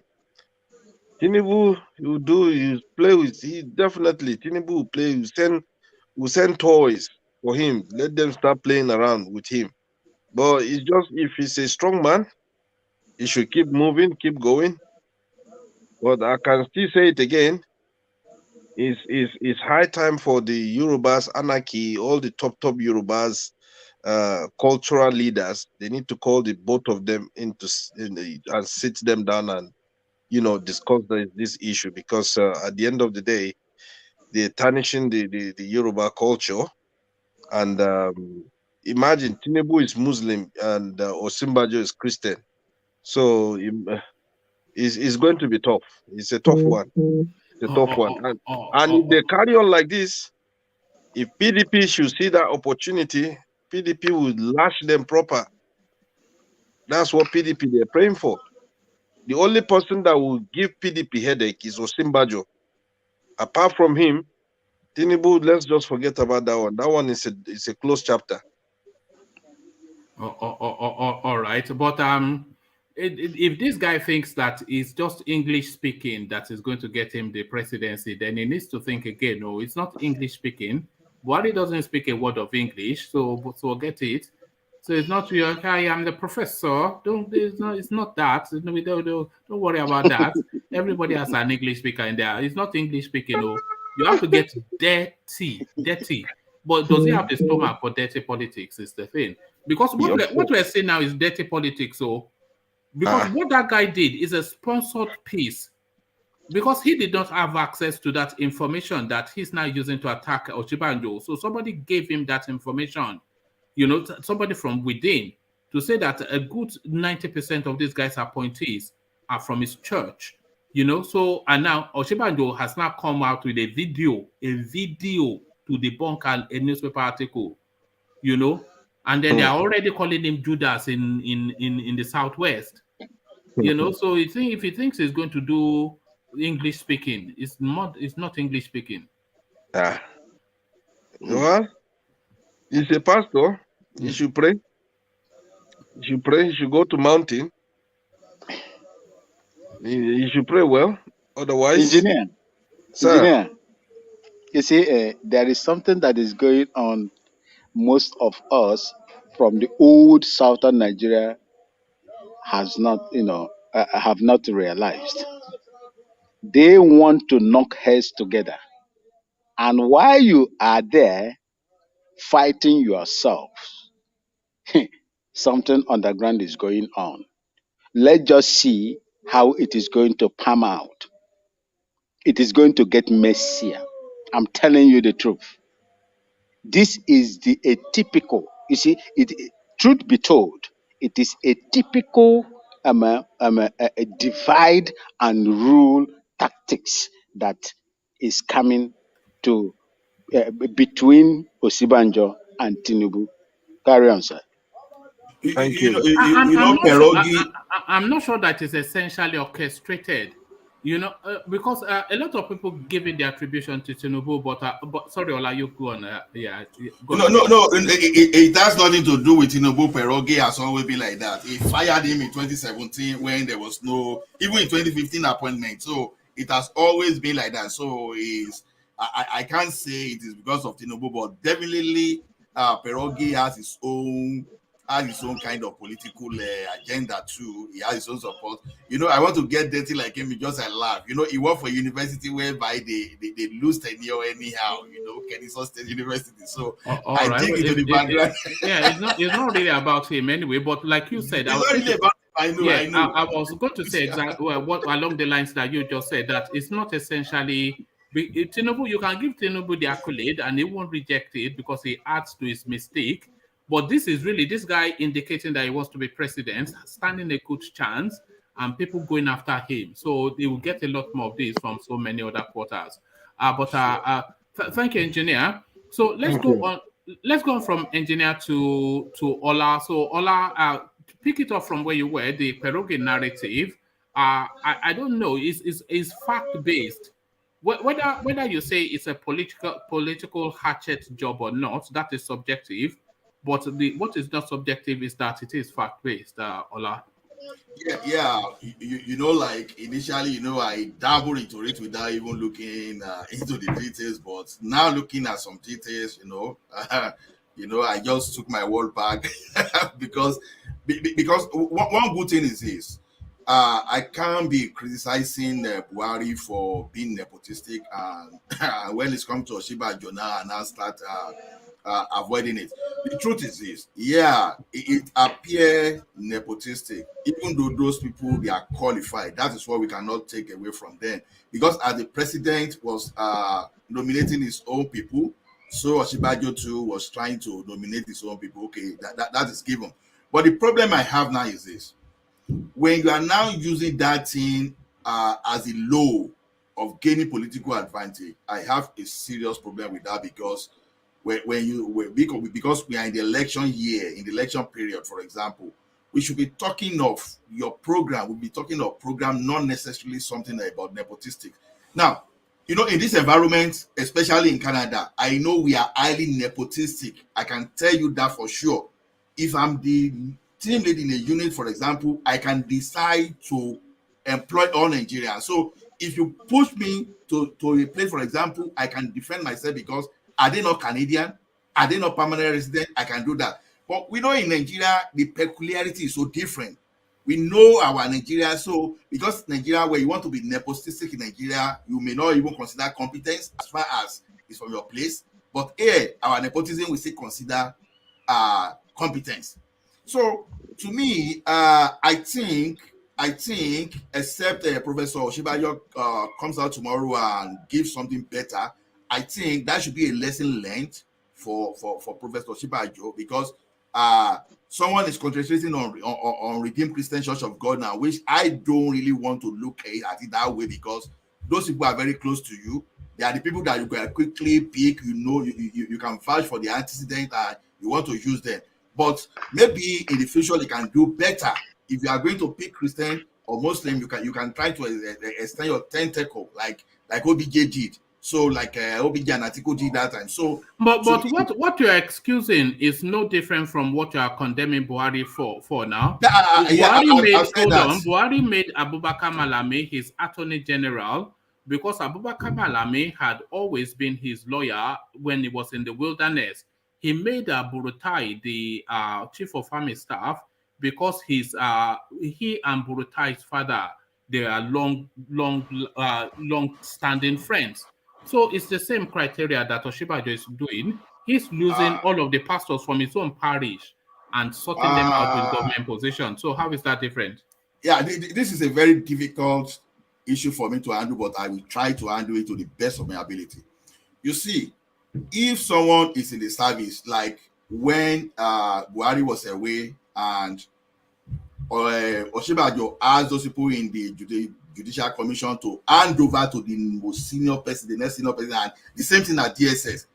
For example, now, if that person happened to be Yoruba or to be Southern people or to be anywhere, it's okay. Because that's when we know that we have hierarchy, we have structure down there. Now, but if you have to fire like about 10, 20 people, career soldiers, just to favor your people, that is evil. That is exactly what I was trying to separate the other time. Now, this appointment, for example, if you don't need to fire anybody... It's the same principles still apply, because you are saying they had to fire people to make somebody, and that is quite narrow to that military space, by the way. But Buhari made appointments right across the board that he did not have to fire anybody. He just appointed his own clansmen. But the same principles still apply to Yemi Osinbajo, who bypassed people that almost could well be better qualified and better suited for the post to go to the narrowness. Buhari was even picking from his clan. This guy was just picking from his parish. Well, one man. You know. I said when this topic started, I dabbled into what I didn't understand fully, but I've tried to do some kind of background check about all those things.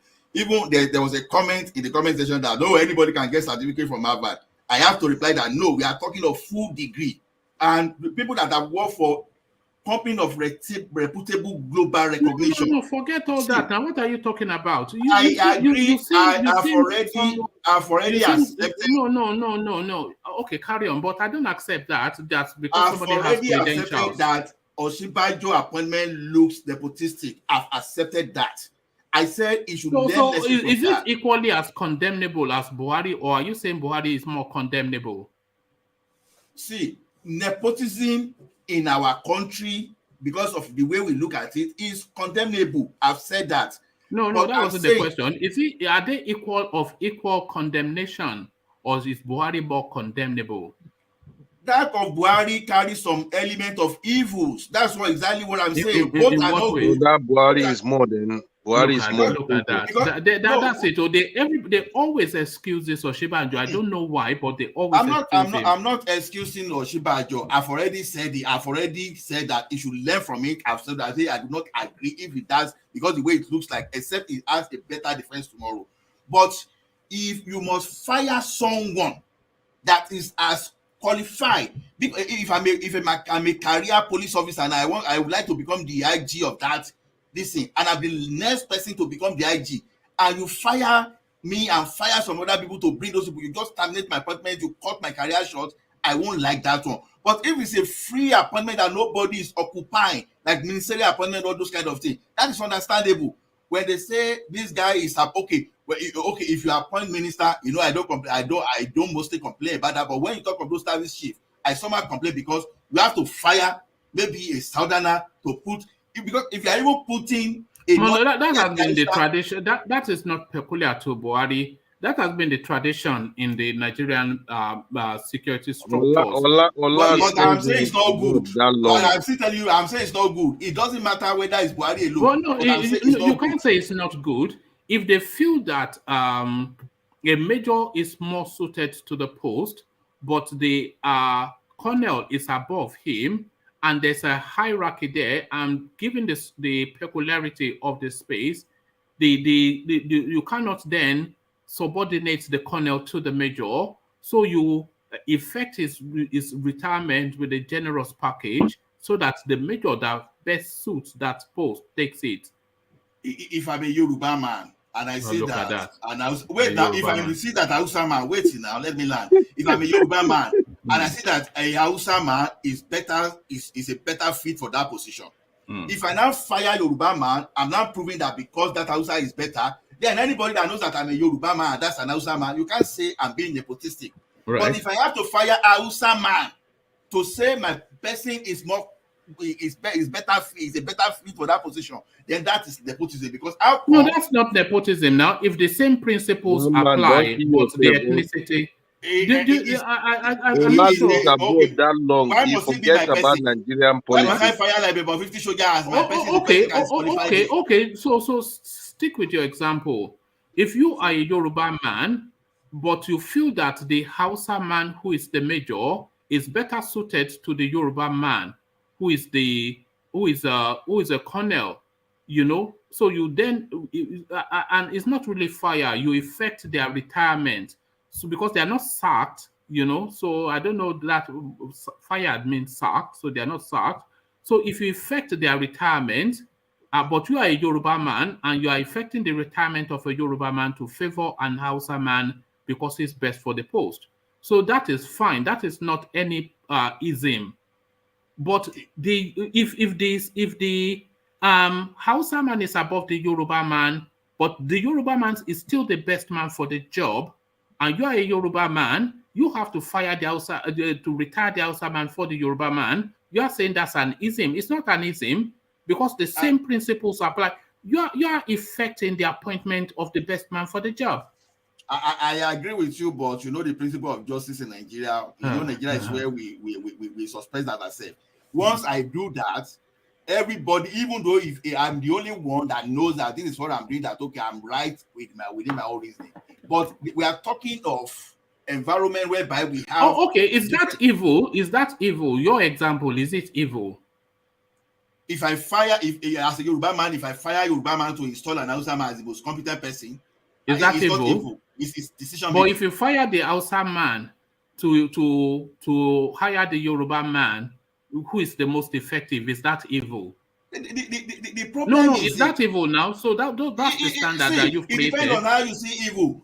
Now, so now the parameters changing. No, don't change the parameters now. Stay with your example. No, what are you doing now? That is a significant action. I'm sending a wrong message, even though I'm doing the right thing. There will be unexpected consequences. People will be seeing that me as okay. Would there be unexpected consequences if you fired the Yoruba man to appoint the Hausa man, you being a Yoruba man?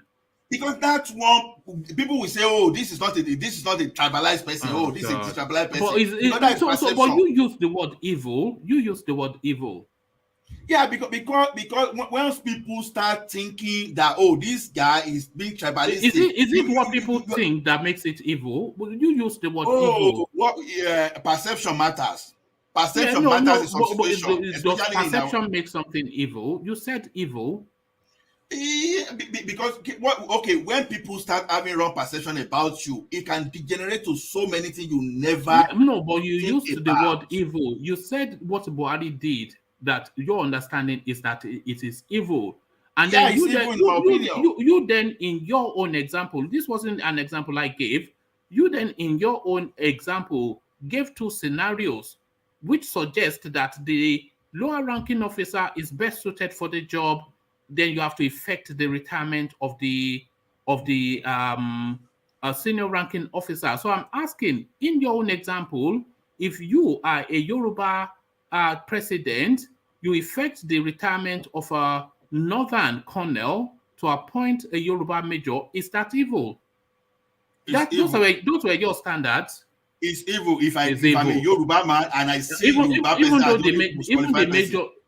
You see him or he is. It's not what you see now. No. For the fact that I have to fire a lot of people has caused problem within the country because we have this problem existing, and I'm trying now to aggravate the problem. I should try as much as possible to let people see me as being trying to be fair, because the fact that people is trying to let me be fair, I can have peace. But if people are seeing me not to be fair, it's a problem. See, the issue of Buhari we are talking about is consistency. If Buhari has done it 1, 2. Nobody will care. It's Osinbajo, not consistency. I can reread you the piece if you want me to reread it. I've told you that I'm even surprised with what I find, and Osinbajo should learn from it. He's telling you that you should learn from it, but Buhari is evil. So it's a learning experience for Osinbajo, but Buhari is evil. You see, if this double standards? Is this double standards? It's not a double standard, because I'm trying to separate. If Buhari appoints Fulani as personal staff, as permanent staff, and it's not tampering with the ministry. You know, the ministry that has DG, that have levels already, that have structure, that we have the hierarchy. That's okay. Even if the DG is going, we know the next person that is supposed to occupy. But you have to fire several people, for example, for someone totally from your tribe to ascend that position. It's evil. But if it is personal staff, I don't care. Why do we talk of all these? But it's not personal staff for Osinbajo, so don't try and spin it as a personal you staff. You corrected me the other time, and I said I accepted that already. That's why I said I take it back. That's you are applying double standards, Ola. I'm not applying double standards. See, there are some kind of political appointee that, you know, this thing is purely political. There are some of appointments that you are bringing from the career people, those people that aspire, that they've worked over time, that, okay, they've put in effort that I want to become this, like police, like the military, like when you are in the custom, when you are in the FRSC, you understand that those people, they even got good recommendation. All of a sudden, because you want to favor your people now, maybe if there are about 100 people before him, you now retire them just to bring your people in. Now, it's different from a political appointment that, okay, this is there's nobody in the hierarchy that is contesting this position. Now you start appointing. Is a police chief not a political appointment? But it's along the career. It's a political appointment along the career. Because number one, when you want to appoint, at least you can't go and put a sergeant, for example. Are you suggesting that you appoint somebody that you feel is not the best suit for the position just because you want to? Do you know why Buhari actually appoints these military chiefs from the north? Do you know why? The same reason that good after we appoint something from his own clan, so that we tell you that this we don't nepotism. Should I tell you the reason why? Hold on. Should I tell you the reason why Buhari has adduced for appointing a lot of these northerners to the top military, especially in the army? Do you know? Okay, go on. I know. Tell me. Yeah, go on. Why? According to the rumor, so I will call it according to the rumor. It's just because of what happened to him before. Because this is no. That's not it. What the reason it's been adduced is that because the preponderance of insurgency is from that area. From the north. Yes. So that is why really he wants somebody that understands the topography, the culture, and the landscape to arrowhead the fight. So whether that's an excuse or not, but that is the reason that they are due. Okay, and the same reason he fired there or not again, the same time, the same reason he that was a political something. Exactly. Sorry. Why did they replace Kemi? With another northerner, for example. No, why did they replace Kemi? How did Kemi's position become vacant? Because of NYC saga. Yeah, NYC. But how did that position become vacant? Just because of that. She resigned that position. She resigned that position. She resigned. Yeah, so he didn't sack her, did he?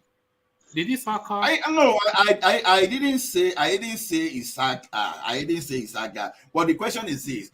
So when they were already accusing this guy of nepotism already, so he still went there and put someone from his own clan and put that person there. Is that not what Osinbajo does as well? I've already said that of Osinbajo, I was not expecting the situation the way I found it. But you don't sound as vexed. You don't sound as vexed by Osinbajo as you do about Buhari. It doesn't seem to anger you as much as it does Buhari. Where it doesn't the same crime. It doesn't anger me like that of Buhari. Yeah, because I keep accusing Buhari because this guy has that pedigree. But you are not applying double standards. You are not applying double standards.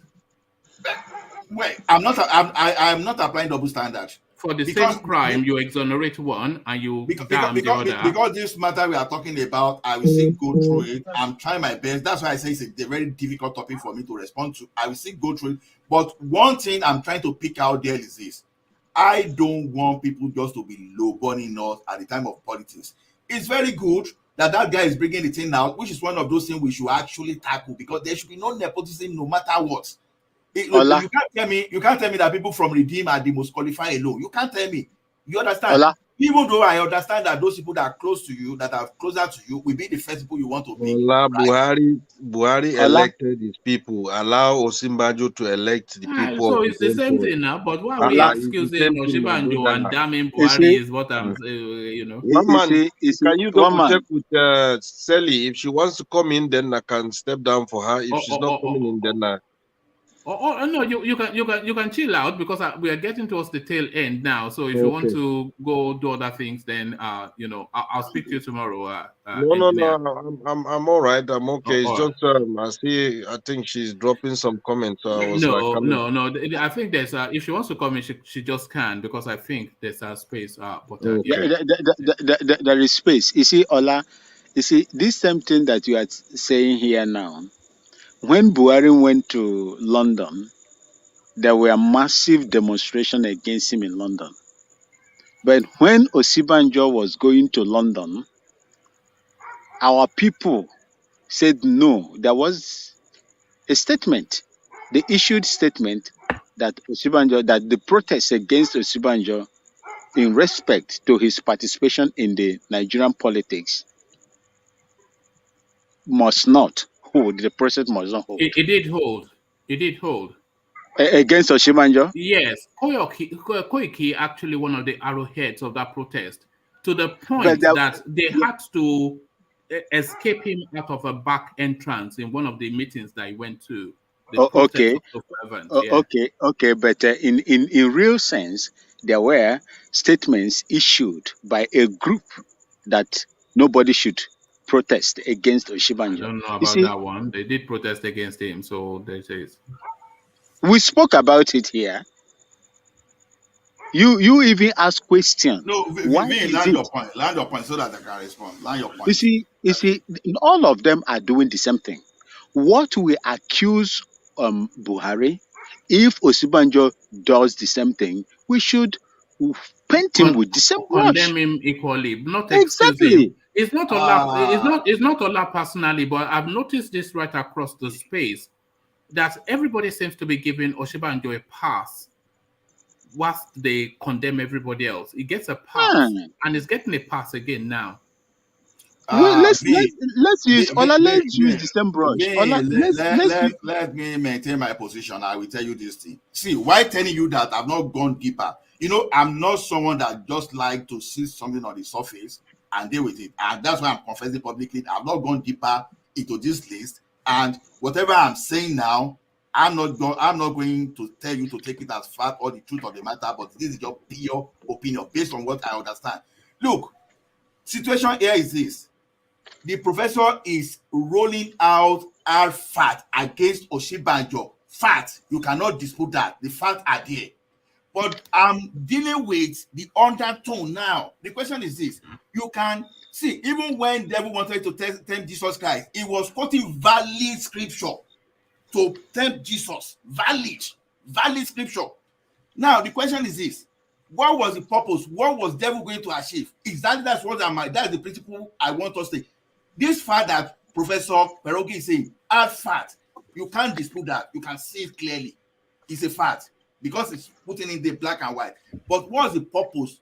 Now, they take your attention away from the major issue, just to bring some kind of non-issues for them to retain power in 2023. At the end of the day, we start crying again.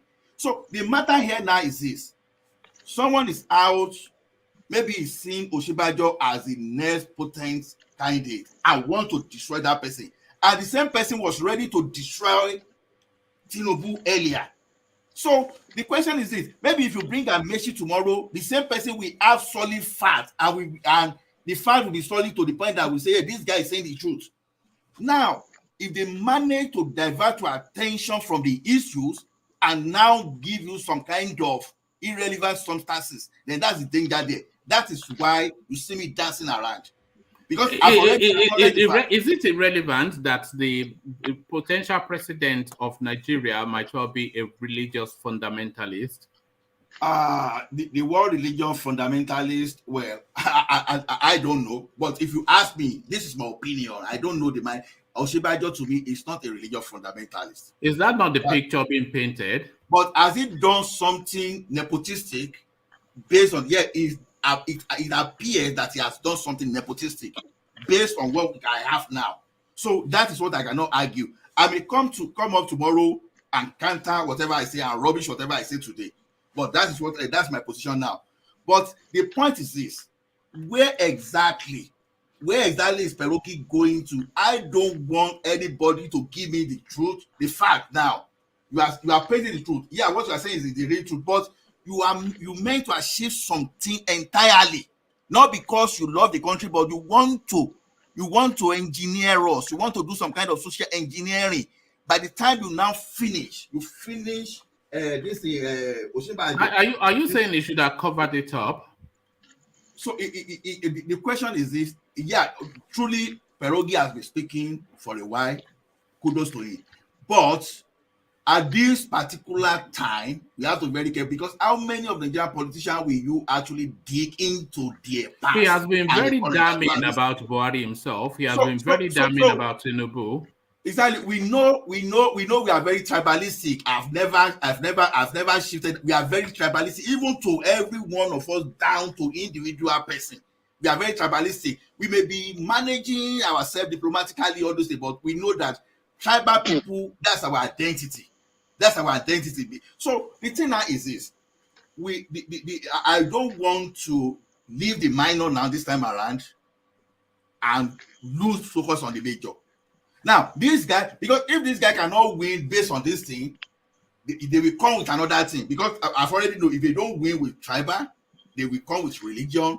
If they don't win with religion, they will find something to find their way. At the end of the day, the political class, the bad one, even I don't have a problem with the good one if they manage their way there because they are human, but the bad one will get there at the end of the day. But they use religion and tribal sentiment to manipulate us and to bring someone that has nothing to offer at all. And at the end of the day, we go back to square one. That is where my problem is. I'm not saying what Perogi. Do you think Osinbajo should be interrogated? Do you think he should be put under the microscope? He should defend himself. He should defend himself. No, of course he should defend himself, but do you think he should be put under the microscope? That's exactly what I'm saying. They should, once you are accusing, let him come out and... No. That wasn't the question. Yes, should he be put under the microscope? Should we try and scrutinize him? Should we scrutinize him? Yeah. Should he be scrutinized? Yes. Are we not scrutinizing him now? That's exactly I'm not asking if we are. I'm asking if we should.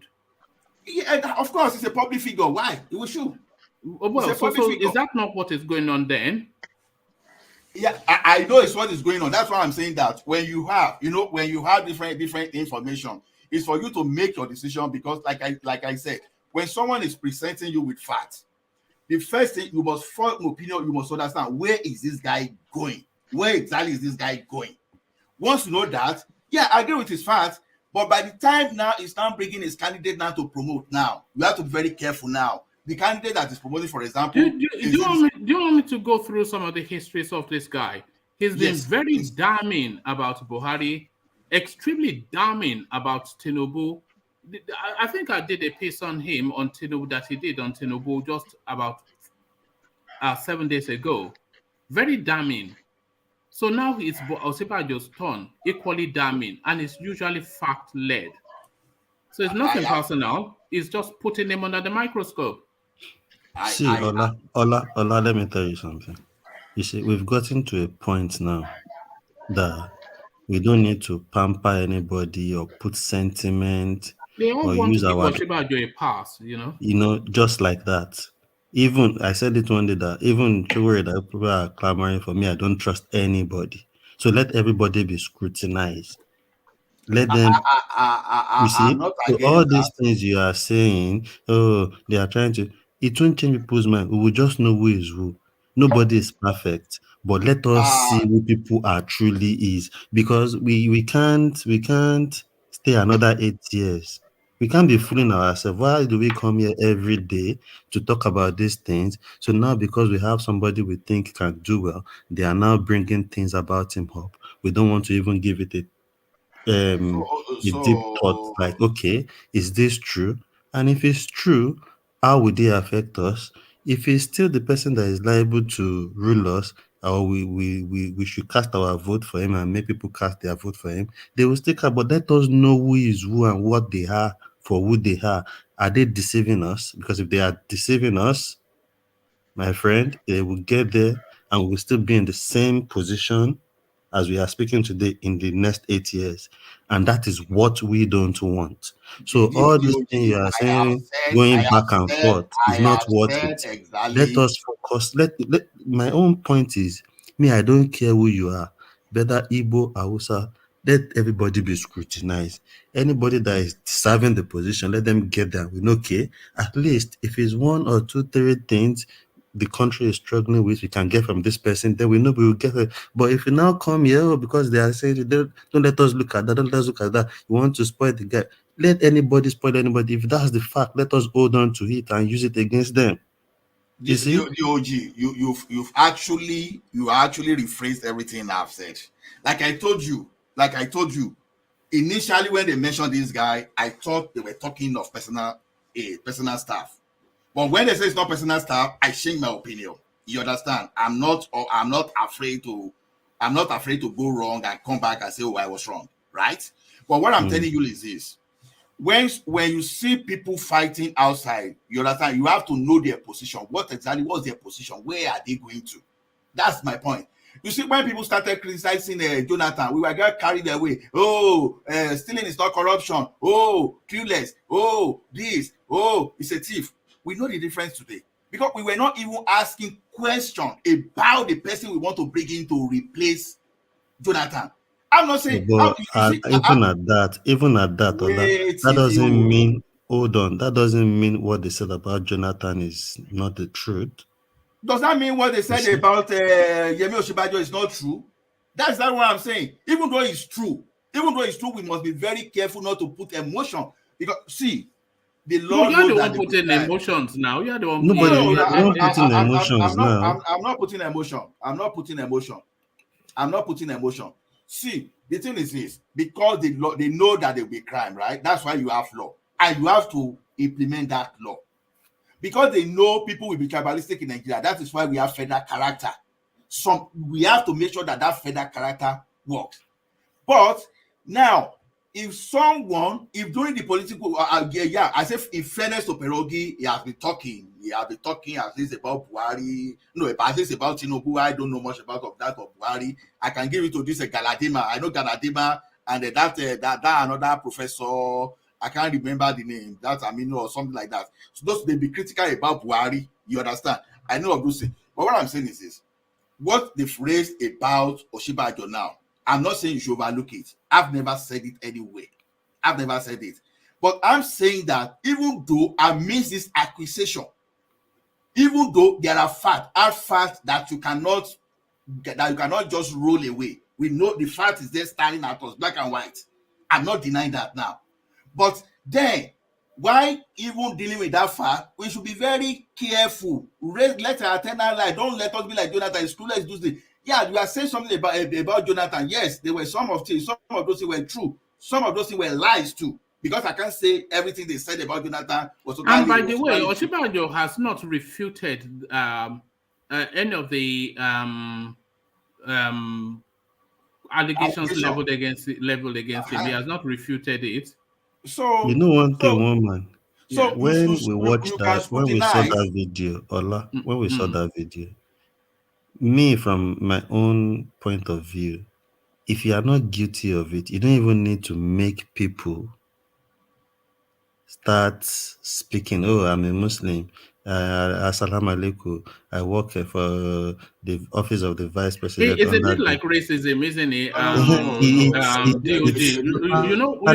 totally uncalled for at this stage because you've not get. Hold on, because you've not got the ticket yet. If you now have the ticket, you are now campaigning. I will now understand if you start now preaching that, oh, I'm not this, but even in paying attention to that, that means there is a bit of truth in what they are saying. And there are No. examples to even cite. DOG, you are violating the law of perception management. See, when someone accuses you of something and you have the slightest opportunity to counter that thing, you have to divide the opinion. If you don't divide the opinion of perception against you, it's a dangerous thing. You understand? Do you know in some instance there are some things you should not even speak to. Even Yes, him coming out because now, then you let give me it tell you more. something. Hold on. Then you Like give it. Obina was saying, hold on, Ola. Like Obina was saying the other time, oh, this, that is for the, or is it Babati that is for the Nigerian? Let me tell you, a lot of people are awake in Nigeria. Maybe not everybody, but people would dissect the old information properly now. Even the information people might not be really paying attention to, because people don't care. They just want Toshiba and Jabi. But now that even him is now bringing people to come and be saying, oh, assalamu alaikum, and this is also person. And most of them, if you go back to listen to that thing, they actually attach that their position to the office of the president. At least three or Which four out of adds those on people. to what is being alleged. You know, so why do you even need that at this point? I don't even see reason to make people start saying all those things. DOG, I respect your opinion, and your opinion, at least in your own sense, is very valid, and some people would say. See, the thing is this: when you have the duty of any corporate communication in any organization is this, or brand management. If you see anything coming against you, no matter how little, that is what I'm telling you, Ola. We are not corporate organization. This is Nigeria. We don't want anybody to manage us with lies and right, so the corporate people, who are they managing? Are they not managing their customer and the public? Oh, all right, I don't know where so don't let us go there at all. So Ola, anyway. whether you agree or you do not agree is another thing entirely. But when you have opportunity to manage it's just alarming. It's a different standard. When it comes to Osinbajo, they just give him a pass. They just give him a pass. Nobody is giving. I've not given is. I'm on record. I've not given Osinbajo any pass on this. That was why I said. No, you are really working very hard to excuse his religious extremism. I'm not working hard because Ola, I told you I don't. Ola, are you a member of RCCG? No, it's just this is what Osinbajo. Are you a member of RCCG? They just rational mind. No. Please let me ask. I'm asking him. Are you a member of RCCG? I told you I don't go to church, and you are telling me that I'm not a member of RCCG. No, I'm it's asking just a now. question. By birth, I'm an Anglican. No, he follows Oyedepo I'm a Bakari. member of RCCG. Yes. I follow Oyedepo Bakari and successful men of God. I'm a member of RCCG, but I won't be fool. For sure, I do. For sure. I won't be fool to just follow people blindly. We can't go another 8 years. DOG, this is hold on, everyone. Let's hear where Rational Mind was listening to. What were you listening to, Rational Mind, with that question? Oh man, must I always be reading something? No. Well, it's an open-ended question. The reason why I asked the question was because he knows I support Pastor Bakari. Want to know whether let him talk. Well, let me land now. Yeah. Well, I think you're already saying what I have in mind already. Yeah. I mean, the thing is, you're defending this man and you're defending him, and everybody's trying to convince you that if the same cane that we used to flog Yale, we used to flog Yao, so we've been flogging his boss with the same cane. Let us flog him too with the same cane. So the same thing equally applied to him, but you kept on and trying to rationalize this in some ways I don't even understand. So that was why I was asking you: are you a member of the RCCG? I said flog him, but don't take your focus away from the major issue. Two different things. Flog him as you want, scrutinize him as you want, but don't let anybody. Don't go the way of Jonathan. At the end of the day, you put Jonathan away and you brought a disaster. You understand? Jonathan was not performing, but they used that to campaign against him. Everything they said about Jonathan, at least over 60% of those things were correct. But at the end of the day, they used that to achieve a purpose. And the purpose they use that to achieve now is not against Nigeria. That is what I'm warning you against. I'm not saying... And it's because we are all doing the same thing you were doing. No, we were not paying attention to the person that was coming. We were not looking at everything as we should look at it. This is the same position you are trying to put us now, Ola, to ignore all these red signals DOG and just say, "Oh, don't let us be DOG. distracted with all these things." DOG, that's not correct. He's going to manage us. We don't want anybody that will manage us. We want to manage the person. Hold on. I Let's don't hear from condemn people 100%, hold on, Ola. Let's hear from Rational Mind, and then after Rational Mind, I want to hear from Obina, who has been silent all the way through. But Rational Mind. But one man, why can't we try and promote the show right now? The guy is doing very well now. He's been going to Nasarawa State. No, we did now. We just played this video. Okay, maybe I wasn't paying attention. With the Alamo drinkers in Nasarawa. Oh, okay. All right. Yeah. All right. Yeah, but yes. Obina, are you there? Okay, I don't think we have Obina for the moment. So yeah, because always you heard me. Yeah. Have you been following the conversation, Obina? So this. Yes. Do you share the thought that people somewhat give Osinbajo a pass? Do you think that, or am I just being too conspiratorial? I don't think so, because somebody has not gotten the same opportunities that Buhari has to appoint people. The people we are talking about, they appointed mostly people in the presidency. You're not talking about people, appointees like Inspector General of Police, Chief of Defense Staff, and all those, positions. These are just aides within the presidency. So I don't think that is enough to substantiate anything about. Going by his antecedents, if he ever became president, will they not just follow like with Buhari, but in the opposite direction? Everybody Christian, everybody else is CG. I don't see that because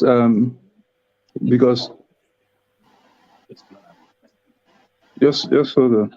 Yeah, so I don't see him doing that, because I feel like he has he has had rapport with a lot of people in the course of his political career. This appointees in the presidency is a shared appointees between the president and the vice president.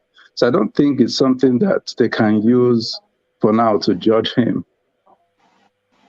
All right. Thank you, Obina. So Ola, round off your thoughts on that space, and then we'll move the conversation on. Yeah, Ola, back to you. Thank you, Obina, for being so eloquent. So that's what I've been battling with to explain.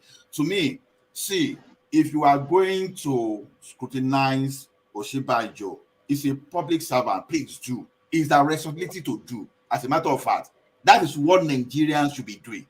But while doing that, don't carry emotions. Like Yoruba will say, if there's a fly line on someone's scrotum, you don't go and carry club and squash it because it's a fly. You have to be very careful. Otherwise, when you use club, you are going to cross the fly and that scrotum together. You don't do that. We did that to Jonathan. They do everything. Jonathan clueless, Jonathan this and that. Now we've seen Clifford now, and we see what is happening. Whenever and people like Muhammad Layi and co, they were using media aggressively, and we were buying everything 100%. Yes, they are correct. At the end of the day, they show their own agenda. Raise your antenna. Pierogi is using fact, because as a matter of fact, when devil want to deal with someone, devil will use correct fact against you to deal with you. My God. But the thing is this, you now have to use your knowledge now, your wisdom now to now say, okay. So a journalist is a devil now because he's written against that. It's just an analogy. Wow. it's just an analogy. It's unbelievable. Like I told you, Pierogi has a fact. You see, I've not said Pierogi is lying. You see, one thing is for me to say Pierogi is lying. I've never said it's lying. You see that I'm saying that he has his fact. But I'm more concerned about where it's leading us to. I don't want us to be re-engineered the way the engineer was against Jonathan, that we didn't even look for better candidate than even Buhari. I don't want that to happen. That's just my own concern. So because it is easier for us to carry Nigerians away. Oh, it is true. It's tribalistic. Yeah, human being. Nigerians, we are very tribalistic. I can tell everyone here that let someone raise a hand that it's not tribalistic one way or the other. So even among Oyibo that I work with, we are so tribal. In fact, I've learned another level of nepotism since I got to Canada here, because if I lead the department, I can employ Nigerians up. I will tell you that they are Canadian. And if you accuse me in the court here, you can never win because they are Canadian truly. So, but the point here is this: what purpose am I serving with that? Because morally, we have to look at that purpose too. Yeah, Pierogi is saying, yeah, he has his facts. Yeah, normally, but you have to. But what Osinbajo has done, I've looked at it. Actually, I know that he has not violated the federal character. That's funny enough. You know, I've never raised that. But that's so. How has it not violated? He hasn't, because those are not kind of appointment that is subjected to federal character. Because all those appointments subjected to federal character, they are those in the military and parastatals. So this one, they are not subjected to it. So because I didn't want to prolong that matter, that's why I said, okay, I will do my own overnight research. I will ask people, see, look at this thing. What do you think? But the way it is now is this: don't let our attention be shifted from the issue of insecurity, issue of incompetence, issue of inflation and all those things, poverty in the land, and just dance. Oh, no. Even I'm not saying Osinbajo truly. Everybody, national mind, you know my candidate. I say my candidate is spiritual. So whether you take it or not, I still know my candidate. Even when you pick Osinbajo, but national mind, one man, you all know my candidate. So I don't know your candidate though, because Pastor Bakari. So for president. So that's why I say for president. Yes, that I've said it here before. So no, I've never heard you say that before. It's just you must have missed it. You must have missed it. Stop deceiving us. I'm not deceiving myself now. It's just like some people are supporting show. Some people are supporting show right now. Are they not deceiving themselves too?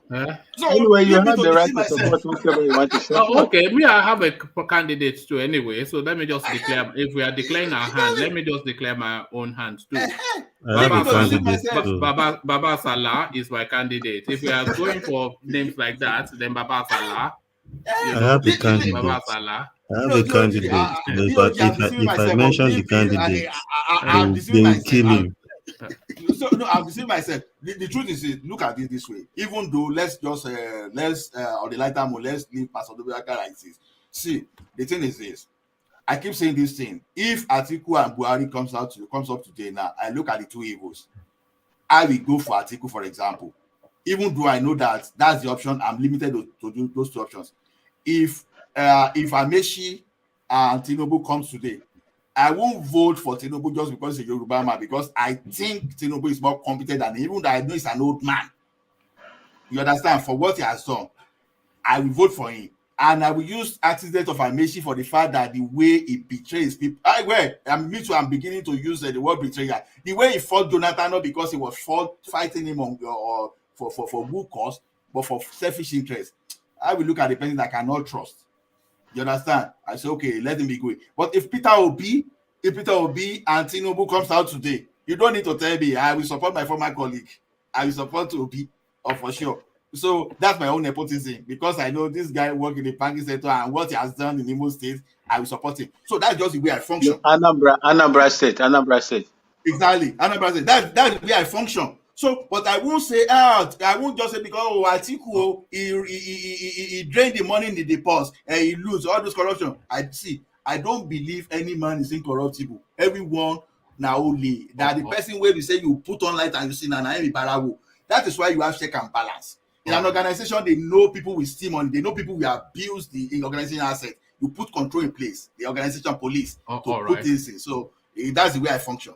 All right, thank you, Ola. So from Ola, we go on to DOG, and DOG, we're still retaining that Osinbajo space because it befuddles me somewhat. I clearly see double standards, but then because I'm applying the same set of principles to Buhari, so the only thing that seems to have changed, two things, the eloquence and the religion, but it's exactly the same template. When this guy pads out his influence with people of his like religion and culture, and Buhari does exactly the same thing. But Buhari is evil and Osinbajo is not. Explain that to me, DOG. There is no explanation. It's simple. And the fact I'm going to say here today is, as much as you remember the day he declared, you remember what I said about him. I don't have anything against him. I really even said, I think he's the right person. But at this point in time, we don't need anybody to come and deceive us. And we won't be fooled by any eloquence of anybody or packaging themselves or trying to manage us. We want to be the one to manage them before they get there. So we need to know who we are voting for, because that is how we end up in this position we have today. I don't want to come to, in the next 4 years, I want us to be on this platform talking about the good things the president elected is doing. Not now saying, if we had known, this guy was just doing this. So it's not time for that. We've gone beyond that. And the country has actually gotten to a point of collapse. So if there is a mistake, if we make a mistake now, if it's meant to take us 40 years to get back to our feet, I'm telling you to take us 100 years once we make a mistake now. And looking at the situation, I don't believe in anybody. I don't trust any one of them. I just want people to look through everybody, to scrutinize them with microscope, with whatever, even if they can use fortune tellers or sorcerers to look deep into people's character, because people can act, much as the politician, they can be deceiving with how they talk, how they dress, how they operate, the moves they make. If you get carried away and think, oh, we don't have to look at this, that man does this, he sent 2 kids to school, he stopped on the main road, he saw 2 kids carrying water. Oh, is that not the most foolish thing? That guy should be flogged this man for that doing went that. to state was eating with school kids. That is not what we want. That should be in the past now. Because if you are feeding the kids in school, not until you sit down with them to eat the food, for me to know and see the impact. We should see it working and see everything working. You going there to sit down with them doesn't really mean anything. But these are the things as Nigerians that I think most people fall for when they do all this show off. And all this show off is starting now because the election is coming. And for me as a person, as much as if you look at the old people wanting to be this next president, he still, regardless of what they say about him, it still looks like the person that should be there, the person that has. It's still the front runner. It's still the people's choice. Like the choice. front runner, exactly. But it's not some holier than thou, cleaner than but we don't want that, exactly. So we want to know, and we must be able to interrogate him. Exactly, we want to know who we are electing, and where, for me as a person, I even think him coming out now to now do all this video, I think it's just. Do you think that video was a mistake? It's a mistake to me, because that a lot of people will now scrutinize. People will now start looking. These people their noise, it didn't directly put them in that office. They will start thinking deep into what that person says. He should have just ignored that. Honestly, it doesn't have anything to prove to anybody. How many of these things is he going to do videos about? Because all the Exactly, articles, they're because becoming thick and fast. a lot of things will still come out that we don't know, and that is politics. Is he a yam head? Is he a yam head? Woman, I think that guy has some yamness in him. He's a bit yam. I think he has some yamness in him. So nobody is perfect, to be honest. But when you come, see, if he wants to do videos, he should go to the train track from Kaduna to Abuja and do the video to let's see. Rolling people is just a funny guy. Where are you this weekend now? Where are you this weekend now? No, they are fond of doing videos. You see him going there to go a petrol station and he's going there. They are the Nigerian politicians are notorious of doing this. They are funny. I swear. You see, so now, from as we've started, once you started reading the topics and everything out, I started thinking back. That was why I mentioned the redeem stuff. So that means it's not about people clamoring for him to contest as the president that they wanted. That means even him has have the plan. He has the plan already. Pastor Adeboye wants to seize charge of the Nigerian state and is using Yemi Osinbajo as his bullhorn. Exactly. And I think this guy too is backing him. Obviously, they are from the same state, Obasanjo, because they were together. They were together. It was even on Tinubu's birthday. I think it was with Obasanjo and the likes of them. In some seminar, whatever they went to do somewhere. It was with likes of them. Obasanjo can disappoint you at any given time. So, do you think if he becomes president, do you think he will pull down the mosque in Aso Rock? He won't pull down the mosque. Why not? He won't pull down the mosque, but you will see that the mosque at Aso Rock is being shot most of the time. That's what I think. That's what I think of this guy now, because I thought the way I was looking at it, like, oh, it was people that was pushing him. But now it looks as if even him has the agenda earlier before people start. Do you think he's a sly man? Is this he's what a sly, exactly, that's the word. He's a sly man. That's what really describes what I'm trying to say. He's a bit sly. He's like a snake. You are now funny. You are now funny for what Perogi is trying to achieve now. You understand? I'm not funny. I'm just awake. Allah is like you are still dozing. You are dozing off a bit. I'm awake. No, let me. I said before I started, let me accuse you. Let me. Allah, you trash this matter for almost 30 minutes. Wait, let me accuse the OG.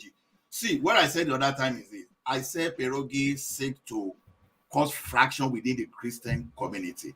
For example, we okay, if you are breaking appointment down to RCCG, now me as an Anglican, another person as a Catholic, another person as this kind of thing. Within the Christian community, for example, we can say, oh, this man has RCCG agenda.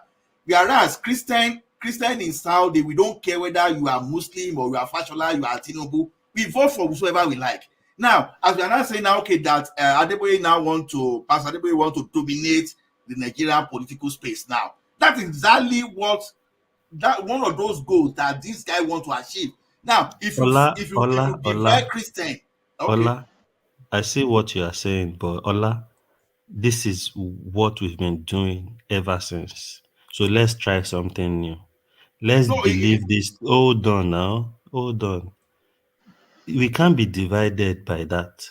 We can only be more awake. The people that are sleeping will wake up again like, this guy, it should be me. When the guy declared, I came here, I said, oh, and I still stand on it. It still looks like the person that really suits the position, regardless of what they said about him. DOJ, let me give you two headlines and then guess who wrote those headlines. Tinubu is way sicker than Buhari. Who do you think wrote that headline, that article? Perugi. Okay. So, and this is somebody on Farouk Perogi's hatred for President Buhari. So this is a commentary that is responding to all of the hate-filled pieces that Farouk Perogi has written about Buhari, that somebody has written a very lengthy piece on Farouk Perogi's hate for President Buhari. So it's nothing personal to Yemi Osinbajo. This guy, he will get his facts and go after you. So let's not say that he's sending some message or the other. He's treated all them all with the same brush, and it is Osinbajo's turn now. Exactly. So what I'm gonna say is, for me, I don't know about Ola, because Ola seems like the only one that is carried away with whatever Osinbajo is. As much as I want Osinbajo and all that, we can't just fold our arms and say, oh, the things we hear about them, we have to ignore it. And as much as these people don't really appreciate what this woman did, Adeto now saying people should vote the devil they know rather than she's an activist in Lagos. She even lost a lot of followers after doing that video. She was really out there during NSAS, calling them Tinubu out. She was there when that boy died in the school, calling Kemi Olunloyo out for saying she's going to come to Kemi's house to beat her. She's an activist. What is your take on that Kemi Olunloyo? Is she just some? Is she a bit like this Toyosi girl that is claiming? How do you know what I want to say? She's a clout chaser too. She says stupid things just to get the clout. She's hungry, Abby. She's looking for money and fame. She tax all these people eventually. She gets to tax all these people. You know, so yeah. So back to Osinbajo, yeah. Yeah. So Osinbajo, for me, we can't allow ourselves to get carried away thinking somebody is a messiah when they are not. Even though we might still have to cut our votes for them, but let us know who they are, because we don't really know who Osinbajo is. He has just been vice president, and a position of vice president, you can never tell who they are because they are not really the one giving the orders, and all, they just follow up with whatever the president wants and all that. So he has not been a governor to say, oh, this is what you can do, this is what you cannot do, or this is what he did that time. He has never been in a position that you can really judge him for. So let us then look at them from afar and just say, oh, that guy is a pastor, he speaks well, he's done this, he's been in this position, he was this, Anthony General, he was this, he was that. We've gone far beyond that now. Where that country is right now, we can't afford to make a mistake.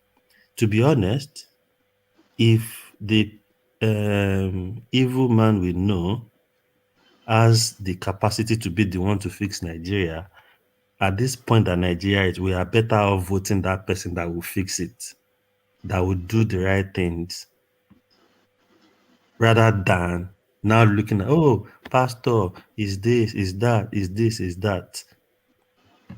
Oh, don't let this guy scatter us. Don't let this guy divide us. Don't let us lose focus. Not losing focus is paying attention to all these red flags people are pointing to now before election, before you go and cast your vote. And I hope most Nigerians that will really do the voting can start thinking in that direction. This man I want to vote for, is he going to do anything at all? You can't judge a book by its cover. You can only see Osinbajo's cover now. We don't know what it really entails until he gets that power. And once he gets that power and he fails us, we even be. It's just like when you get heartbroken and you date another person and you get heartbroken again. So it's either you have hypertension, or mental problem. You see, so we can't afford to lose focus of all these red flags people are pointing to. If that is going to be a major problem, because if that is the case, that means what some people are saying about him, that he will align with the Northerners and they can control him. That means that is possible. So I want you to now. If you had a choice between him and Tinubu, who would you pick? Honestly, as we speak, as bad as Tinubu is, I just want to talk about two of them before I now tell you who I'm going to choose. As bad as Tinubu is, I feel Tinubu has a lot of people around him that can make things work. And secondly, I think Tinubu will want to make an impression, even though, he might, because I have reasons for saying why Tinubu should contest, and I have reasons for why I should say why is he even contesting, because he has everything already. You see, Osinbajo looks like that presentable president, but we don't really know this guy. And to me, even though I support and I think he can do well if he wants to do well, but we can't predict him. We don't know what he's going to do, and we don't know who his affiliates are. Is in total, whether he's even more aligned to the Northerners, and where these things will come out is when he becomes president. So it will be too even late to now change the decision, because he's not the president. That means we have to wait another 8 or 4 years, only God knows when, to now have another decision to make. That's what I'm saying. We can't ignore whatever we are hearing from everybody. Okay, so to the question. So to the question, as we speak, honestly, looking at what is on ground presently, Why are you afraid now? I'm not afraid. Okay? You know Look why? at You this know why? guy. You know why? Okay. As much as I want Osinbajo, You will prefer Tinubu is what you are struggling to say, but yeah, exactly. you As think much as people I will be want shocked to hear you Osinbajo, say, I just want my position to be clear. As much as I want Osinbajo, I just think there is a way I think Tinubu can make things work with the people who have around him. Tinubu is And he has more a lot to creative, prove. is braver, is more authentic. Osinbajo is just, it's an intellectual, and he wants to intellectualize and show off how educated and intelligent he is. Exactly. And we And already all know Tinubu, that, I but think we're not Tinubu can tackle. But Tinubu is just an Agbero with a brilliant brain, Yeah, but I think Tinubu also will easily tackle this issue of insecurity very quickly. He will probably cut some of the grip the Northerners thinks they have on that country, because I think they have too much grip on that country for no good reason. If Tinubu buys, if Tinubu wins this, if he gets the nomination, I'll go and buy one car in Ibejuleki, because I think it's going to move the airport there. The mega city, everything will roll fast. Yeah, because I think that they are going to, if he becomes president, he's going to move that Muritala Mohammed Airport from where it is. Then the Fort Milan Bridge too will come very quickly. So I think he's somebody that wants to. But that won't happen under Osinbajo. Nah. Osinbajo will be. He will be going to the north. There'll be too much indecision. Yeah. Because now Go on, Ola. It's not pierogi. Ola, if you've noticed we've been talking about these guys before pierogi came on. So what we're saying now is no different from what we've always said, but you're trying to say pierogi is already starting to influence the way people think. As a person, exactly.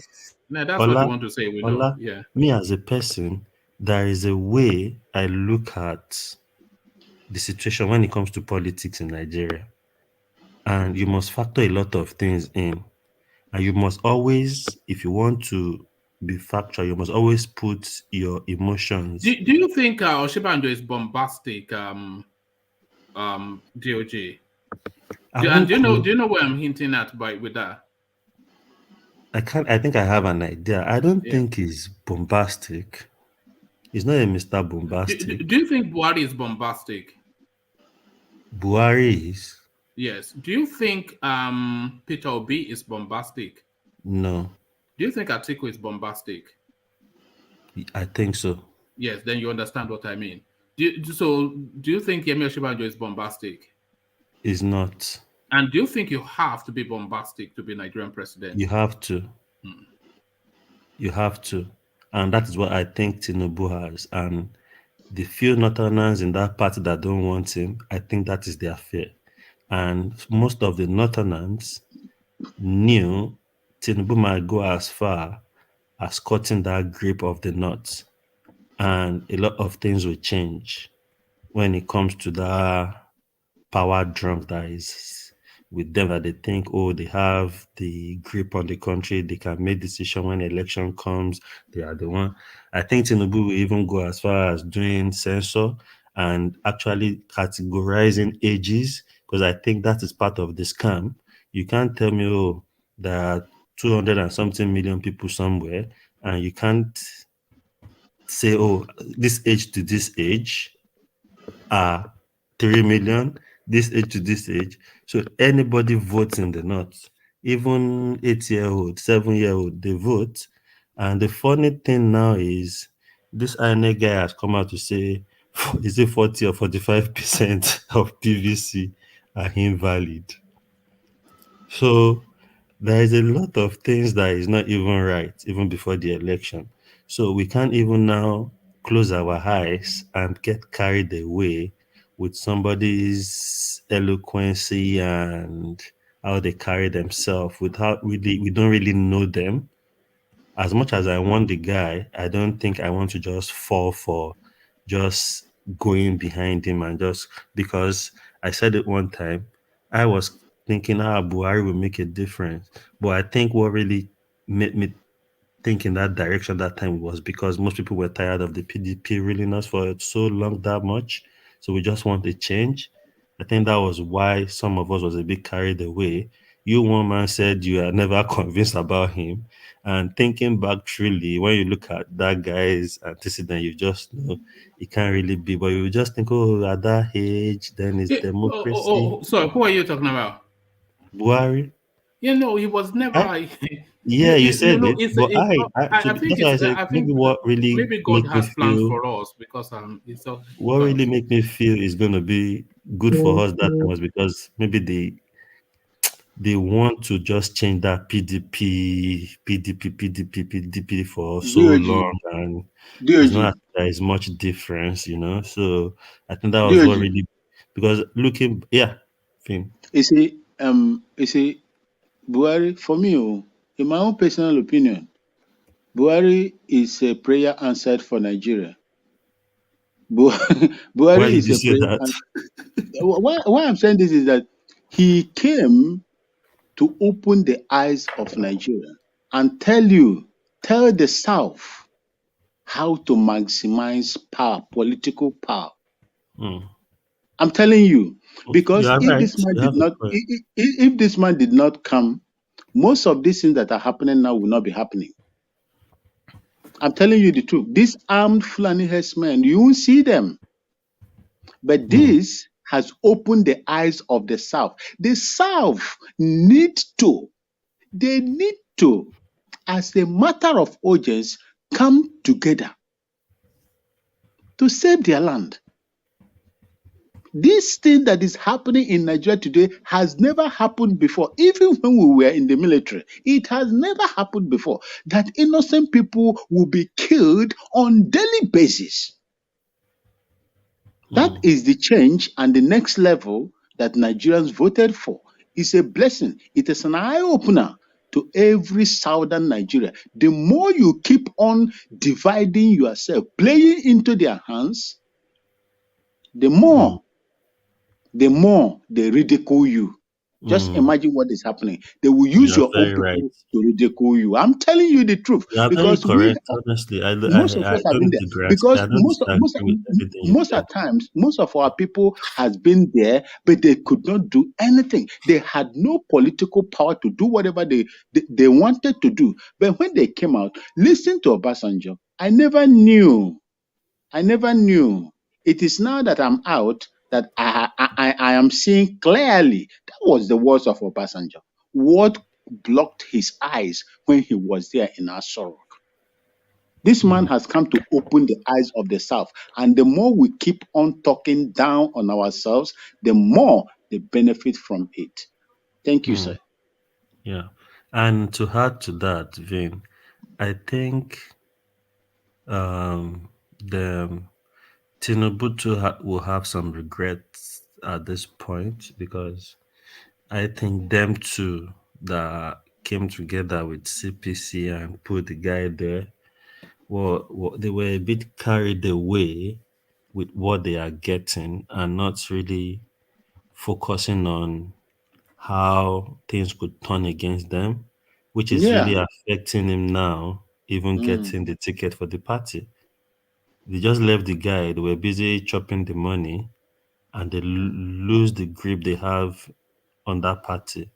Apart from the people from the south, the governor from the south, only few people from the north is behind Tinubu. And that's the funny thing about politics. Once the ticket goes to anybody else in that party, even the people with Tinubu will run to that person because Tinubu will now be rendered useless, innit? So my point is, I think we should look beyond what we see, the outside appearance and the things we know about people before. We need to look at who can really do this job. We need somebody that will get there and nobody can say, they will just do what they think they need to do. Sorry, bro. No problem. I don't believe in one Nigeria, my brother. I don't believe in one Nigeria because one Nigeria is a fraud to me because you cannot have independence 1960 become a republic 1963 till now. You cannot give your people 24-hour electricity. The roads, federal roads, are nothing to write home about. Infrastructure is in total decay. So you cannot even refine the raw material God has given to you to serve your own people, despite you have 4 refineries in that country. Now you take your raw materials outside refine and bring refined products to sell at a subsidized rate to your own people, which is costing the country a lot of money. These are some of the things that are, you see, the person, if actually that I will, vouch for Nigeria, I would like listening to P2B. If you listen to P2B and his economic background and what he has done, what he did in Anambra State, if he gets the opportunity to replicate the same thing at the national level, what did he do? Nigeria, What did he do? What did come again? P2B do? P2B, if you go, rational man, right? Go on, please. Yeah. Okay. You see, P2B, before P2B take up the mantle of Anambra State were down on education. They were down on education. But when P2B took over, he revitalized educational system in Anambra State. He cut costs. What is bedeviling Nigeria today is the cost of the cost of governance at the national level. P2B cut down the government expenditures, and so all the frivolous expenditures that they were doing in Anambra State, he cut them down. Exactly. If I can come in, a lot of if that was the only achievement he made, that is even a lot. And he said, hold on. Let me tell you, there's one thing he said. So you know how this UBEC, this Universal Basic Education, they will send money to the state government, then from state to local, then from local to the school. He said he was like, why is it going through that route? He said no, that let it go from UBEC straight to the schools. He cut out state and local government. He said by the time it goes through all of them, the money will reduce. Yes, so that's just one of them. Yes, that's just one of them. He said, they said that schools cannot manage the money. He said, okay, no problem. The schools will come together as a union and manage the money together. So that's the kind of person, and it's going to be difficult for him to. Yeah, go ahead. Sorry, but I'll just try to. Hold on. Obina, I want you to expand on that space more because a lot of people trumpet Peter Obi, but the question that Rational Mind is asking is a question that I've had at the back of my mind too, but I didn't want to ask it too much for reasons of people not saying that I'm being ethnic or somewhat. But what exactly has this guy done that makes people just gravitate towards him so much? So, Obina, address that. Yeah, so he mentioned, I think it was Vine Maxwell mentioned, so he improved education. He improved the economy, and that's when you talk about improving economy, you talk about helping small businesses. He created investments for the state in terms of bonds and all that. He cut down a lot of unnecessary expenses. Of course, he also dealt with infrastructure. He dealt with infrastructure as well. Give example of it. No, hold on now. Let him deliver. Infrastructure. Infrastructure generally. I don't want to start mentioning, he built roads, he did this. No, those are something government is supposed to be doing anyway. But yes, he dealt with infrastructure. I'm from the States. I know what the road network was before, especially in front of my village and all this kind of stuff. So he dealt with a lot of his stuff was mostly economical. Can I help you? Yes, go ahead, please. You see, this man is the only governor in the whole federation that never owed. Exactly. He never owed workers for one day. Pensioners were receiving their money on daily, on monthly basis. He created funds. Stopping. He created bonds. He created investment for the state. Anambra was the only state. He saved money, I think over 72 billion. Yes, when they were Willie Obiano, he saved money and he gave, if you listen to him, he gave instances and the banks. Exactly. Documents where those monies were kept. This man was not just a phantom governor. When other states were begging for money from federal government, Anambra was not among them. They never begged. Yes, because Anambra was in a state where it's plus. Now this guy has put the state in debt again. So, I mean, he knows how to manage resources. That's one thing that we need. And he knows how to cut out all those, like there's something he mentioned, even in the church, there's something he said recently, that if you come to church, they will tell you that make sure you watch your phone, like where you keep your phone or wherever you keep your bag, make sure. Because it's not like people come to church to steal. But the problem is that when you make these things available, it will be difficult for people to resist. And that is his approach to curbing corruption, is don't make the money available for people to steal. Just cut out unnecessary stuff.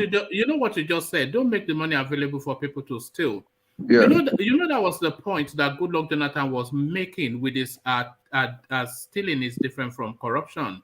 There are people then cut his head off for saying, but carry on. No, that's different. Stealing and corruption, they are two. There's a difference between 6 and half a dozen. They are it's just the difference between the Boko Haram and the bandits. Obi now, stealing is a subset. You guys want me to tell you the truth, like Dave said. Although corruption is worse than stealing, though. Stealing is just an offshoot. Is an offshoot of corruption. Stealing is a child of corruption. Go ahead. Yes, go on. Yeah, you see, if you listen to this man and his economic policies on SMEs, that is the key to Nigeria. And when he speaks about energy, you cannot do anything in a country without energy. Now we all know that, but a lot of the things that he says is regurgitating what is already in public discourse. Of course, my brother. It's not new and innovative ideas. It's just regurgitating. No. See, regurgitation or no regurgitation is what the man pick the facts from what he says. He gave you instances. There are people in Nigeria were even better off, but those people with the economic policies that they have set in place in their countries are moving forward, creating wealth for people, exporting, while Nigeria is also dwindling. So if a man like that, if he would be given the opportunity, I sincerely believe that man would do a great thing in terms of empowering them instead of bringing them to poverty line. You see, if it was Go on. You see, I keep saying this. Nigeria is blessed to have a tribe who went to change Nigeria. Nigeria is blessed. I didn't realize that. I keep saying this. I didn't know you were a fan of Yoruba people, Jake. No, what did Ben just say? I keep saying it. You guys were laughing. And Ben just, may God bless him for just saying. I keep saying this. I say the best people change Nigeria the evil. I keep saying, I keep shouting. Uma here. Peter B could change Nigeria. But I'm not. Rational mind. Rational mind. Go on. Say my take about Peter Obi. Yeah. All right. So you see, you people keep touting this. He did Anambra this way. He did that way. He saved money, 70 billion naira in the state cover before he left. And in fact, you people talk about education and all of that. But well, sometimes I still find it very hard to see the evidence of this, because if you listen to I don't either, but I don't want to push because it. If you see how, I don't know, are you saying that this man's 8 years, Obiano 8 years, squandered the whole thing that guy left behind for him. Is that what it is? Of course. Okay. Rational mind. If you look at the statement of Soludo, Soludo, you see what if you listen to P2B very well, all the things he said are verifiable. He said, go to so place and see, you will see them. Go to so place, you will see them. But when this man, listen. When this man left, if you listen to his Arise interview, I think about 2 days or 3 days ago, they asked him, Rufai asked him, are you disappointed with what you built in Anambra State, and now to hear Soludo saying what he is saying? He said that is the structure. I did what I did. Do you know the size of Anambra State's economy? I don't know. Anambra State is a $25 to $30 billion economy. Okay. Okay, so, with their side. Saying you save 75 billion naira from a 35 I might be 30 billion economy. That's not a real. Of course, one man. I might be wrong. But when you listen to that man, I heard him said he had $150 million on what in so bank. It is there. Go and check. I have so in so bank. Go and check. Let's just. Do you know where I'm getting my figure from? The size of Anambra's economy as at 2007, because I've not gone deep dive. The size of Anambra's economy as at 2007, so that's well over 20 years ago. I'm imagining is $11.8 billion. So I'm expecting that it will be in 2020 whatever. It'll be roundabout at least $30 billion by now. Okay. Let's check. So leaving 75 billion naira, not dollars, is not really from a $30 billion economy. You know, one man. Yeah. You are right. If you check at that time, 20 years ago, and when P2B took over, let's check the difference and see if there is improvement or not. When did he live there? Was it not there about 8 years ago? No, it's the data, the statistics, the stuff. One man. You see, one man is talking about 20 years ago, 2007. Let's see when he was there, the difference of what the amount, the number you quoted, the figure you quoted now, and when he took over and when he left. Then we can judge him on that. Let's not go into all those details. I mean, let me just say this. You see, the argument here yesterday was that his economic plan. For me, it will be a good way to go if Nigeria is a structured. It has a little bit of structure. What I mean structure is in the sense that the government has real statistics.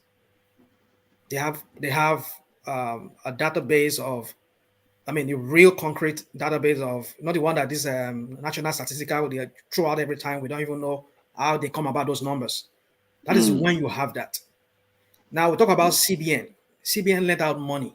The other day we saw this woman, this former woman that works with that was appointed to the board of INEC. This Anambra woman on the chair. Loretta on the chair. We saw her when she went to one place and President Baba Buhari saying Baba Buhari did this and that. Oh, don't mind that one. Is it the rice pyramid? Pyramid instead inside that. So my question is, they said Emefiele said they gave out money to some farmers.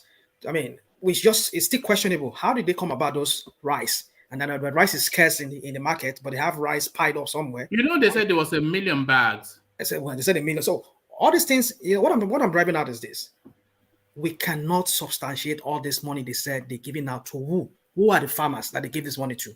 And we have stories of people saying that they imported those rice through back door to come and. If they had that much rice in circulation, then the prices should reflect in the market. Yeah. So we see all of these things. They fill those bags almost exactly with sand. So what I'm saying is that this guy is going to inherit. Hold on. My point is this, guys. I'm not saying what he has as a plan that helps SMEs with money to jumpstart the economy.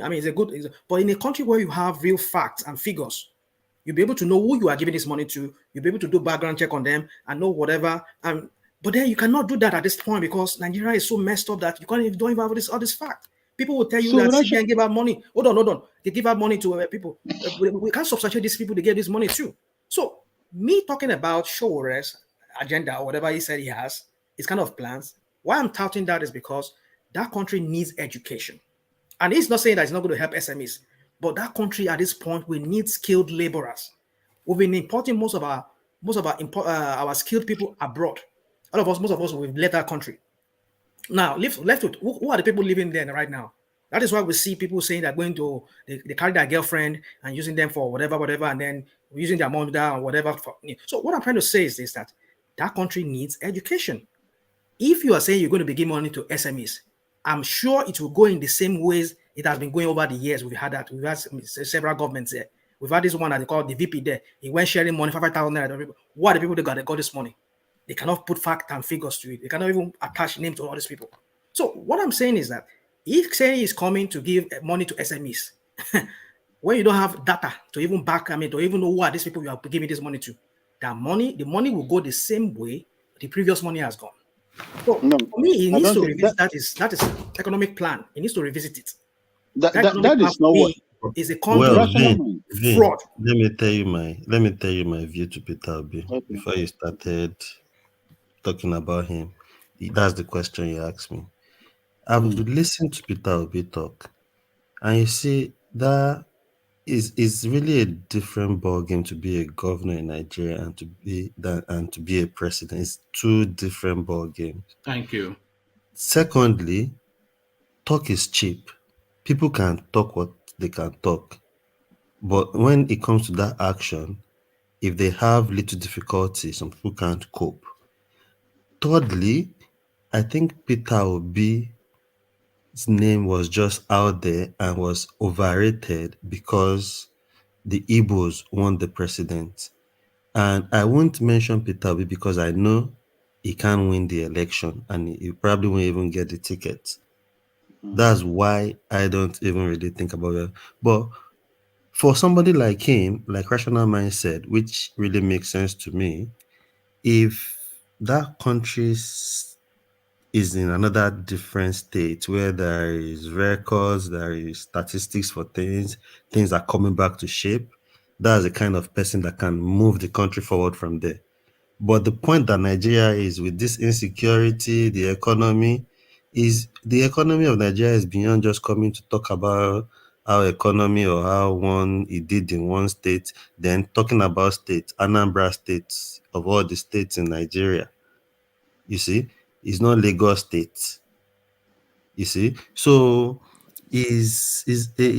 I just feel Peter Obi sounds like somebody that can perform, but I think it will perform in a country where there is stability. There is no stability in that country right now. So we need somebody that can come there and be mad with anybody, cut whatever he wants to cut off. And to me, the person that really fits that shoe is Tinubu. If you want to now look at intellectual eloquence, somebody we don't really know anything about them, then it's Osinbajo. So that's why I'm saying we must really be careful in judging the book by its cover. Because right now, the state in which that country is, my brothers, we need somebody that will come there and dabaru everybody. And that is the fear of the Northern. As much as we know Tinubu has his own doings, but I think it's that kind of person that will come there, tackle insecurity, tackle anybody, put people in place that will do good jobs, and it's that kind of person that will want to show off, even though, and somebody like him know the more you do, the more you have money to invest. And he already have all these channels of chains of business and all that. He has his wife everywhere. They supply diesel. His son is okay. Everybody's okay. Everything is okay about him. That's why I would like to ask you a question, ODG, if you yeah, carry on. Why not? You see,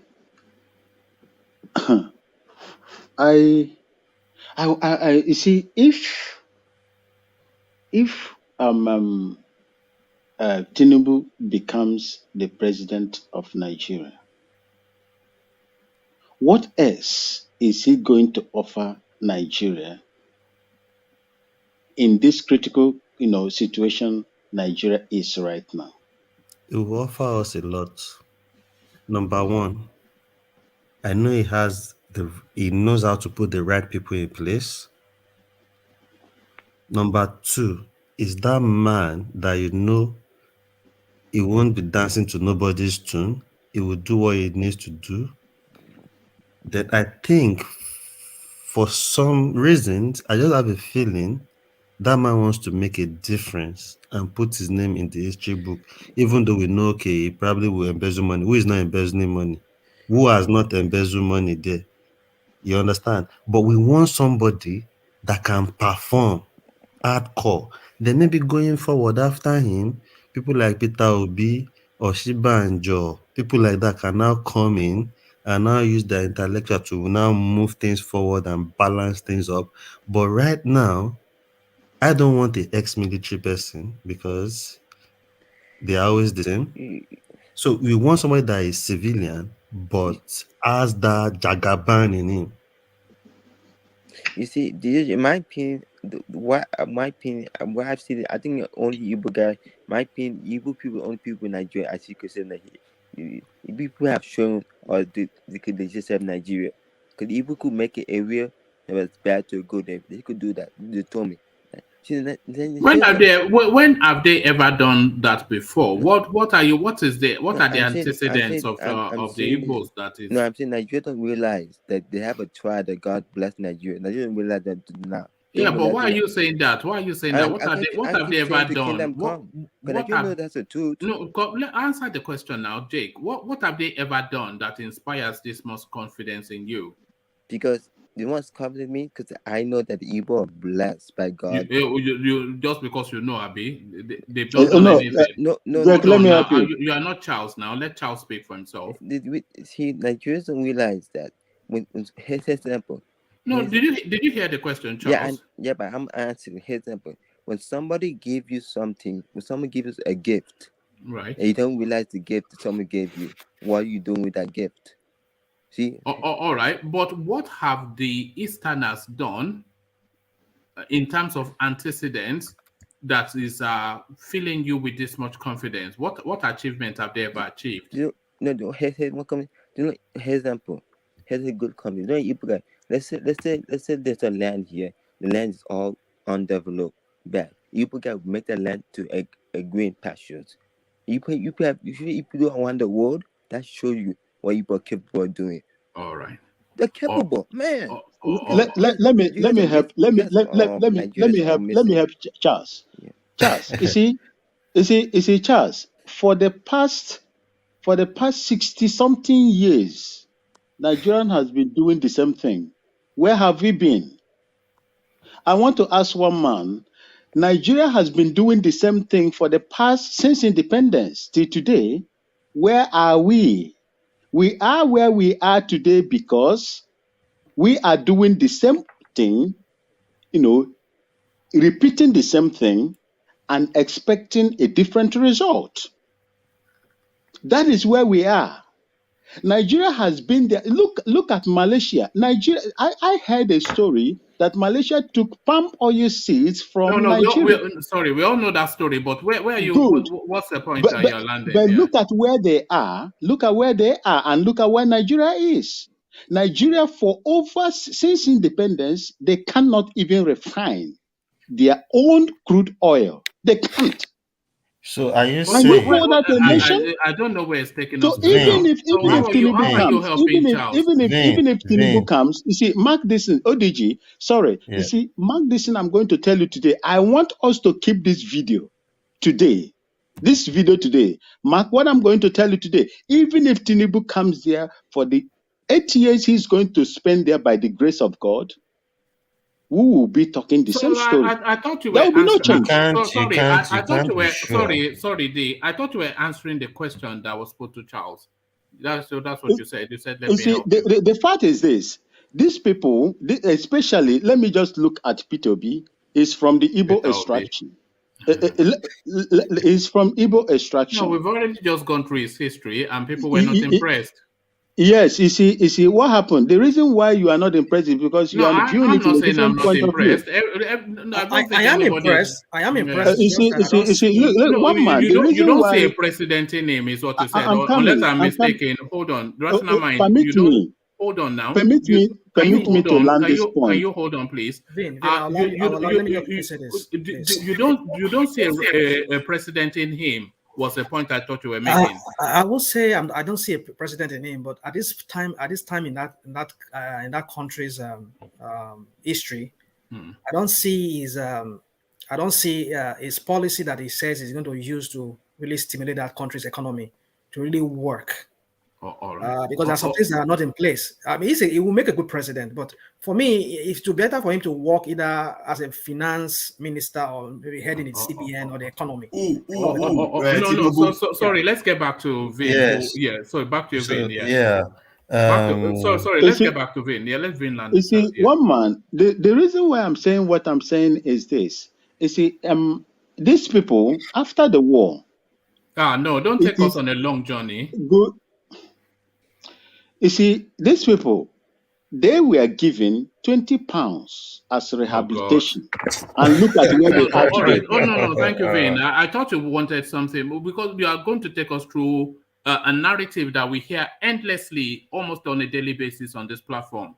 So if you want to insert something new, yeah, exactly. Yeah. I know your position on that, and that is why Nigeria can never move forward. Which is what? What are you talking about? What I asked. I don't want to say more.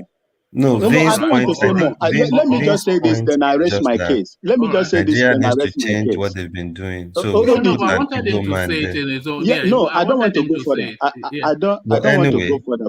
But let me just say this, then I rest my case. ODG, please. You see, the fact is this.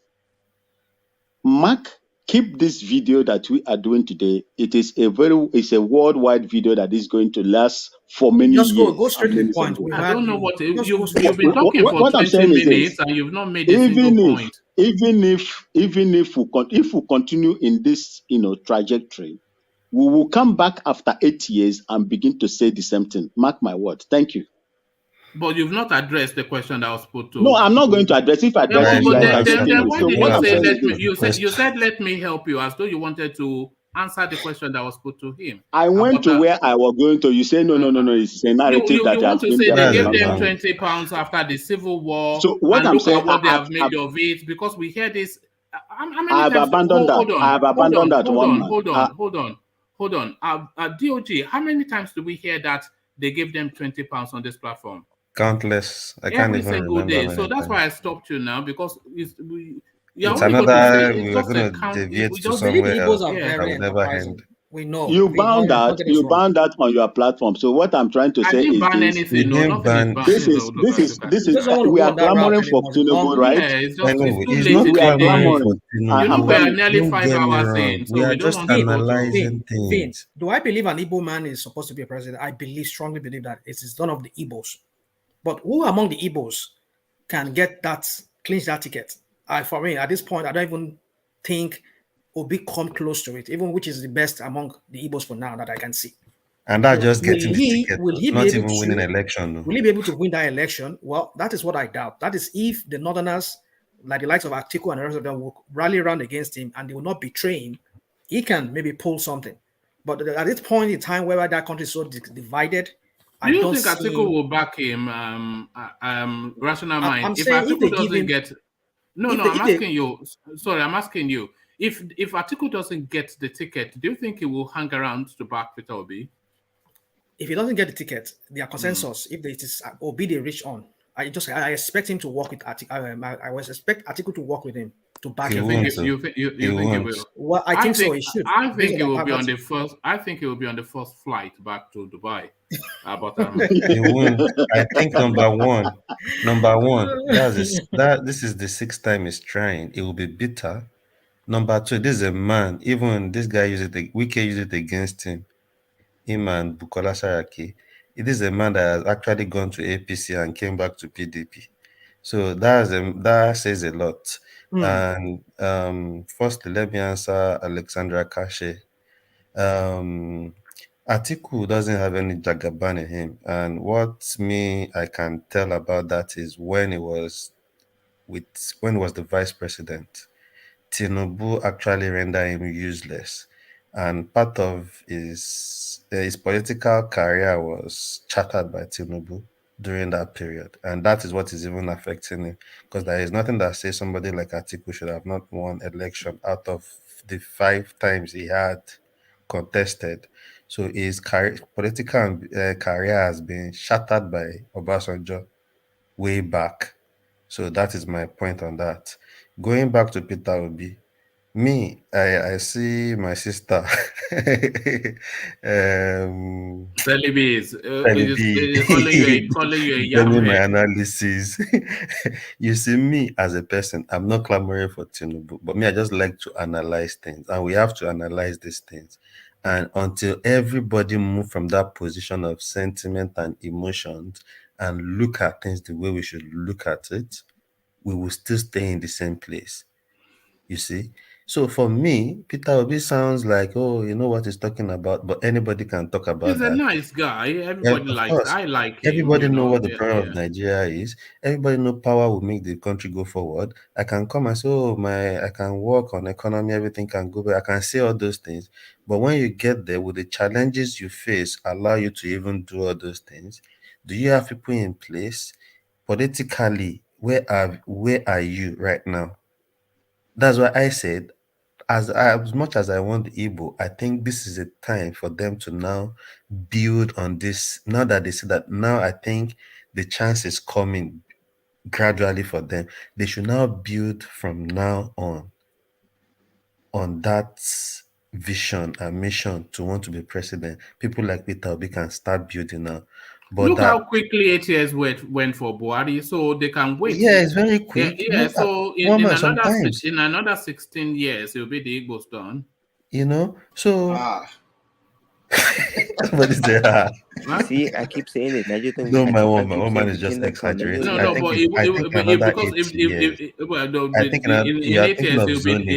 be the thinking north of now. zoning. If you are thinking of zoning, I think that's what I'm trying to say.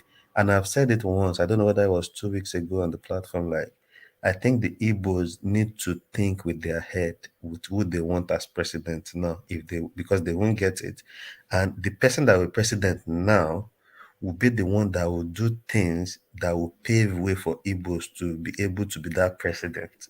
And if that is when you can cut the stronghold of the North on this political arena in Nigeria, because once the North still have those grips, they won't never allow the Igbos to even come in.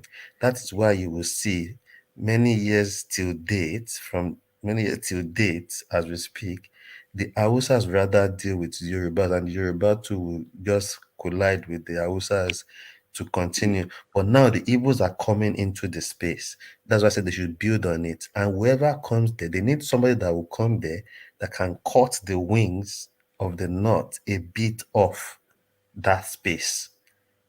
If people want to believe me, I think I'm analyzing rubbish because I should be clamoring for a Igbo man that will never be president in 2023. Is not possible. I won't be talking in empty baskets because it is just reality. We need to face it right now. And that's why I was even trying to tell let's hear the fact from Charles. Tell us the fact. People, when God gave you a gift, you're not using it. The Nigerian people are not listening. They're not listening at all. Now, God, you put a gift. You people a gift for Nigeria. I swear to God, I haven't seen the kingdom come until Nigeria here the stood. That's a fact. You people help to build up Lagos. That's a fact. We had Lagos. We had Igbo. Lagos will not be a great city as it today. All right. Charles. Well, I think you're right. Nobody can discount the contributions, but they did not build Lagos. Lagos was a Nigerian project, so it's the collective of all Nigerians that makes Lagos. But I'm saying we had Igbo. Nigeria will not be a great country. Igbo to help build up Nigeria. Igbo people are smart. I keep saying it. Igbo is a gift from God to Nigeria. I keep saying the kingdom come. I think Celibis is really gone in for you today, DOG. But there it is. No, Celibis is never happy when you discredit Igbos. Salibis is not Igbo. She's from I think she's from Izon. Even people in the comment section agree with me. That's true. I'm saying the truth. Come on, but DOG, in fairness to Obi, he may have this kind of political gang of this thing, but whether he can leave the Nigeria out of this financial mess, I think that is speciality. I think he can. He can really. So he is, the thing is that he may not have the type of I think what he's saying is that it takes more than just some economics. You know, it's the totality of it now. I know. So if you know, why are you even going there? No, wait now. Where am I even going? Come on, man, Lola. You see, me, that's why I've said, even when you're talking, I said, you see, we can't be deceiving ourselves anymore. Let us talk straight. Hardcore facts here. Looking at people that wait now, I'm as realistic as you. The question is this, what we are not taking into consideration is this: if the party decide to go for Obi, what happens then? Because the party won't go for Obi because the party know they won't win election, and Obi can't really challenge anybody. Why will you say that? The only way the party would have gone for it's already said now that he doesn't consider that Obi can win an election. And a lot of people share that thought. The only way the party would have gone for Obi if it was PDP that is in power right now. But right now, they are not in power. They've not been in power for 8 years. They won't choose somebody that can't really compete when it comes to votes and that clout. So that is why they are even still bending a bit on Atiku. You think if they have somebody more credible in the Southwest, they wouldn't have gone for the person. My guy, this is politics. So DOG, let me ask a question. So what you are saying right now is that PDP Obi would not be able to get their ticket. Is that what you're saying?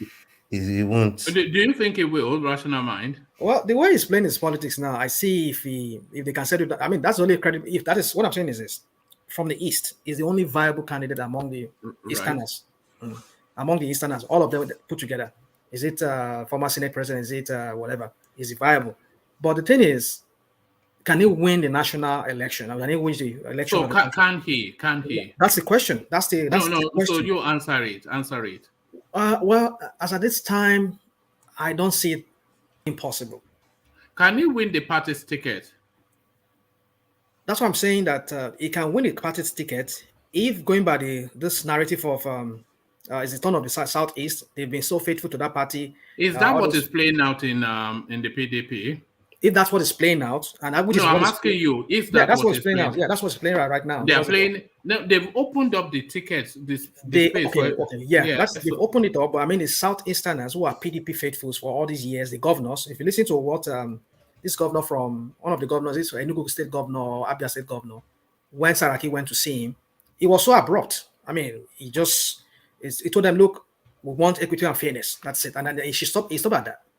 So equity and fairness, that is what they've been touting. So as things are now, do you think the ticket will go to Obi? Do you think that he has a realistic chance in an open field with people like with Atiku, Saraki? It doesn't. It cannot. So there's no chance of a Peter That's what I'm Obi saying. presidency. The consensus they've been touting, this consensus, if they come to that consensus that okay, the Southeasterners, the Igbos have been always. Who is arrowheading the consensus? For the most part, it's the Northerners. The Northerners. Give us a name.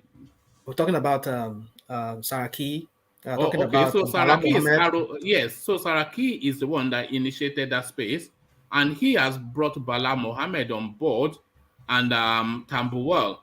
Do you think he's doing that to come a consensus? The only threat I see to that is Wike. If Wike should join that bandwagon, hold on. If Wike should join the bandwagon of that Eastern governors and say, okay, like the likes of Obi, all of them, and say, okay, yes, we form a united front, Southeast and South. We want this thing to come down to our side here. We want it to come to Southeast. Let us figure it out among ourselves. That is when I think the North would have to see. Okay, without saying you never know, rational mind, so you don't have that get out clause.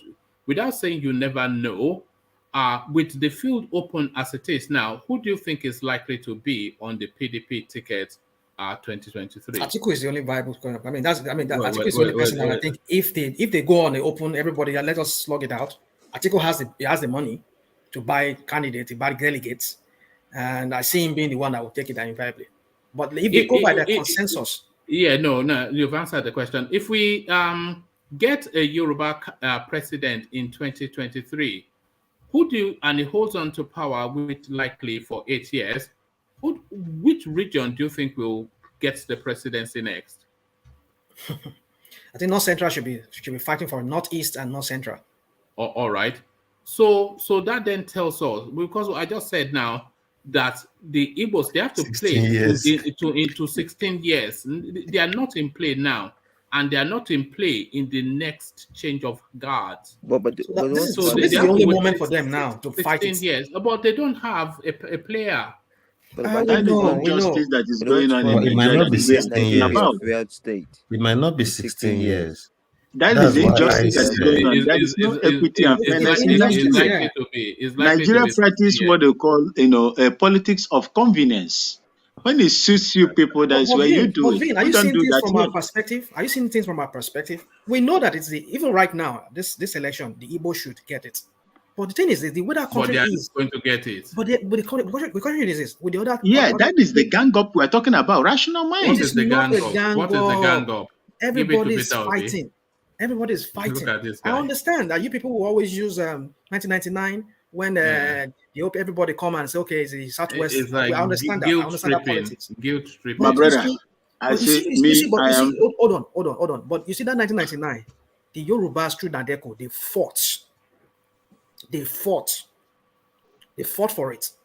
So they fought openly now. So he's aware. You said they fight yourself. It's that the Igbos wanted to be given to them because it's their turn. I'm not saying people are not fighting. I'm not saying Igbos and my Igbo brothers are not fighting. Are they fighting? Where is the fight? Well, they are, but it's like it's too late. In what way? This our turn. It's too late. They are only saying it's our turn. Where's the fight? Because that's the truth. No, they are, but it's too late. It's too late at this point. But how far is too late for them? I just find it. It's irrational, man. I just find it ridiculous here. When it comes to Igbo people, then you people find an excuse in Nigeria on how to malign them. I'm not. This is horrible. Reality. It's very horrible. It's reality. To find a way to malign them. They are not fighting enough. It is too late. Are you hearing this? They don't have credible. No, come on. It's reality. See, look. Why are you doing this to Igbo people? Wait now, Tinubu. Wait now, this is a fact. Tinubu supported Buhari so that he can become president. Yes or no?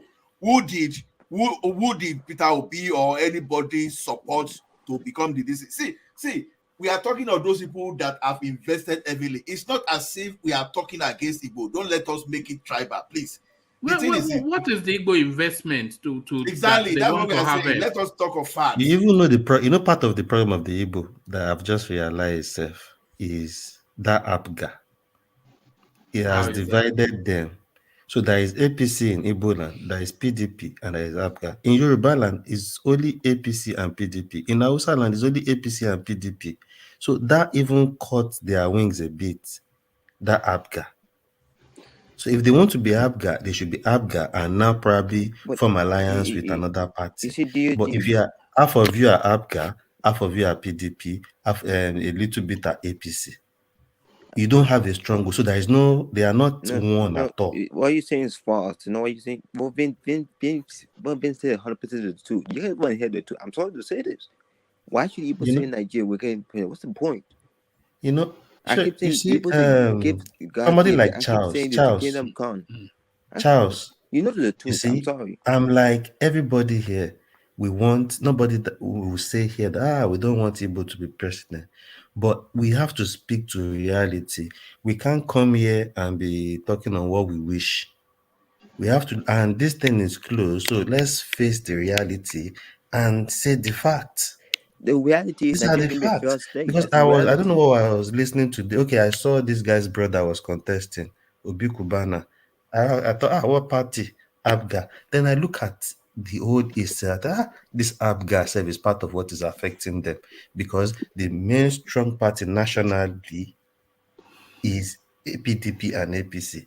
So there is 3 party that has a hold on the East. And Abga is even taking a chunk of it. And Abga doesn't have any stronghold nationally. So why are Igbo self not coming together?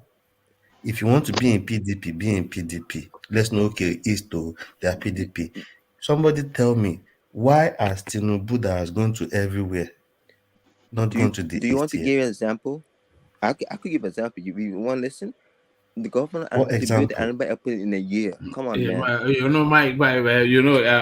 Charles is on his own Nigerian His people, own trajectory. what? Nigerian people don't think. That's the I'm issue not with I'm the not country. clamoring for Tinubu. I want the best man. How many governments People are are able to saying build I the airport want in a year? Tinubu. I don't How many want Tinubu. All right, let Charles have the last word, and then I'll Okay, start to Charles, round off. carry on, my Yeah, brother. have the last word, and I'll How start many? to round off. See, Yeah. even the Igbo government built the Anambra airport in a year. That show you Igbo are the best people in Nigeria to fix this country. I swear to God, they are. So Igbos are the best people. That's actually if you want to live in Nigeria, Nigeria gonna fail woefully. I'm seeing all it. right. The bigger picture. Yeah. You're saying it, the bigger picture. 16 years. Prophet 16 Charles. years for what? Nigeria made a failed state 16 years. Come on, man. What? Come on, man. Stop this rubbish. All right. Even the comment section, for comment section, even the comment Hello. section say I'm saying the truth. That's the fact. We got to comment. No, you always say the truth as far as you understand it. But thank you, Charles. So that Charlie Boy has the last word, and then we start to round off. The routine. Just short closing remarks to land on. Let's land on DOG today. We start off with the engineer, who I'm almost certain has already gone to bed. Engineer, knock knock. Yeah, there it is. I thought he had already gone. All right. So thank you, engineer. So from engineer, let's go to Charlie Boy. Charlie Boy, we know you are there. So your last words, your closing My last remarks. word is that Nigeria should vote for people who want to face the country. They should stop voting for people who steal money, who doesn't care about the normal people who are suffering.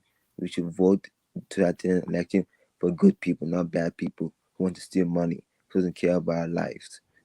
We should vote for people for our grandkids, for our grandchildren. Think about their future. You must round off by saying, and that's a fact, because if anybody knows you, that's what they know you for, and that is a fact. So that's the truth, or that's yes, or they will kill them like chickens. Yeah. So thank you, Charles, the man with many catchphrases. So thank you, Charlie Boy. See you no doubt tomorrow. So Charlie Boy, one of the regular voices on the platform, you all know and love Charlie Boy. So from Charlie Boy, we go on to Rational Mind. Rational Mind, your word. Yeah. Thank you, one man. Thank you, everybody. I can see everybody chatting there, and if chat has been going so fast, in fact, I could not keep up. But anyway, my closing remark is just our Igbo brothers. I understand it's for equity and fairness, as the EPDP will always say. I think it's the Southeastern, but the only person I think is a threat to them is Wike. Wike going to Edo State today and doing what he did.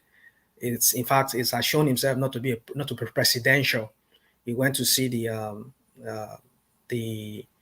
Oba of Benin, and he never went to see the governor. We know there's a beef between them, but then if you want to show leadership qualities, you show that leadership that you're ready to reconcile with people. He keeps saying that he wants to move that country forward. He has what it takes. For what he has shown today, if I'm anybody's campaign manager, I will use that to beat him down. That is, even if you cannot work with your own party governor because you have some beef with him, that's to show that he doesn't have that leadership quality. It shows that he's a man who is a dictatorial, who, if anybody dissents with him, he will take that business. He was going to be an enemy of that person, just like this idiot that is there right now. So I think it's a thing that shows that he should not be given that ticket in PDP. So it's for him to work with the Southeast governors, other Southeast governors, and let them see if they can come to a consensus and put up a united front against the Northerners from Saraki and the rest of them, and demand their rights. Now, these people are just people who came back after they ran and left PDP, and they won the ticket. So let them stand their ground, say, this is our turn. We supported this party. We want one of us to become, to cleanse the ticket and let them have that consensus. But with Wike doing what he's doing right now, I don't think that will be impossible unless they bring him on board. And for me, Wike cannot get that ticket. For what he did today, going to Edo State and never went to see the governor. Other people have been going to Edo State. Even though they go to see Oba, they have to still go and see the governor. So Wike has shown himself not to be a presidential. He doesn't have any presidential quality.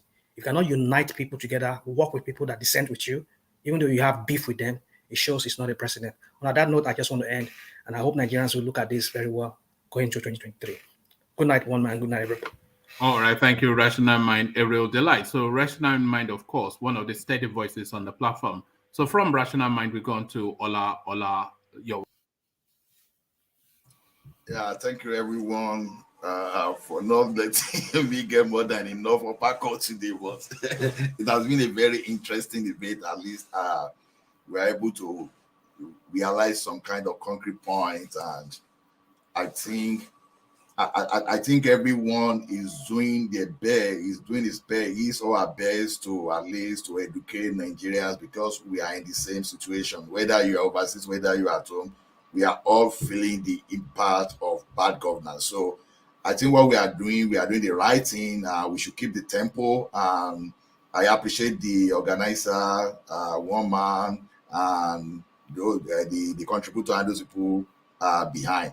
Then I appreciate those people too that thumb up, so that because this will help, because this is the time we need this thing mostly to go to people and for people to be politically aware of what is happening in the country.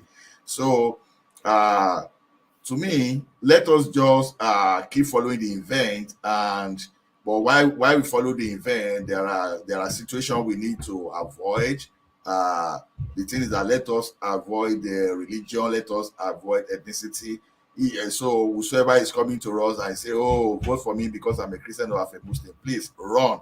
But if someone is telling you that it's going to give you, it's going to provide job, and is giving you a very cool something that is practical, that you can see that, oh, this thing is achievable, it is better to build around that person.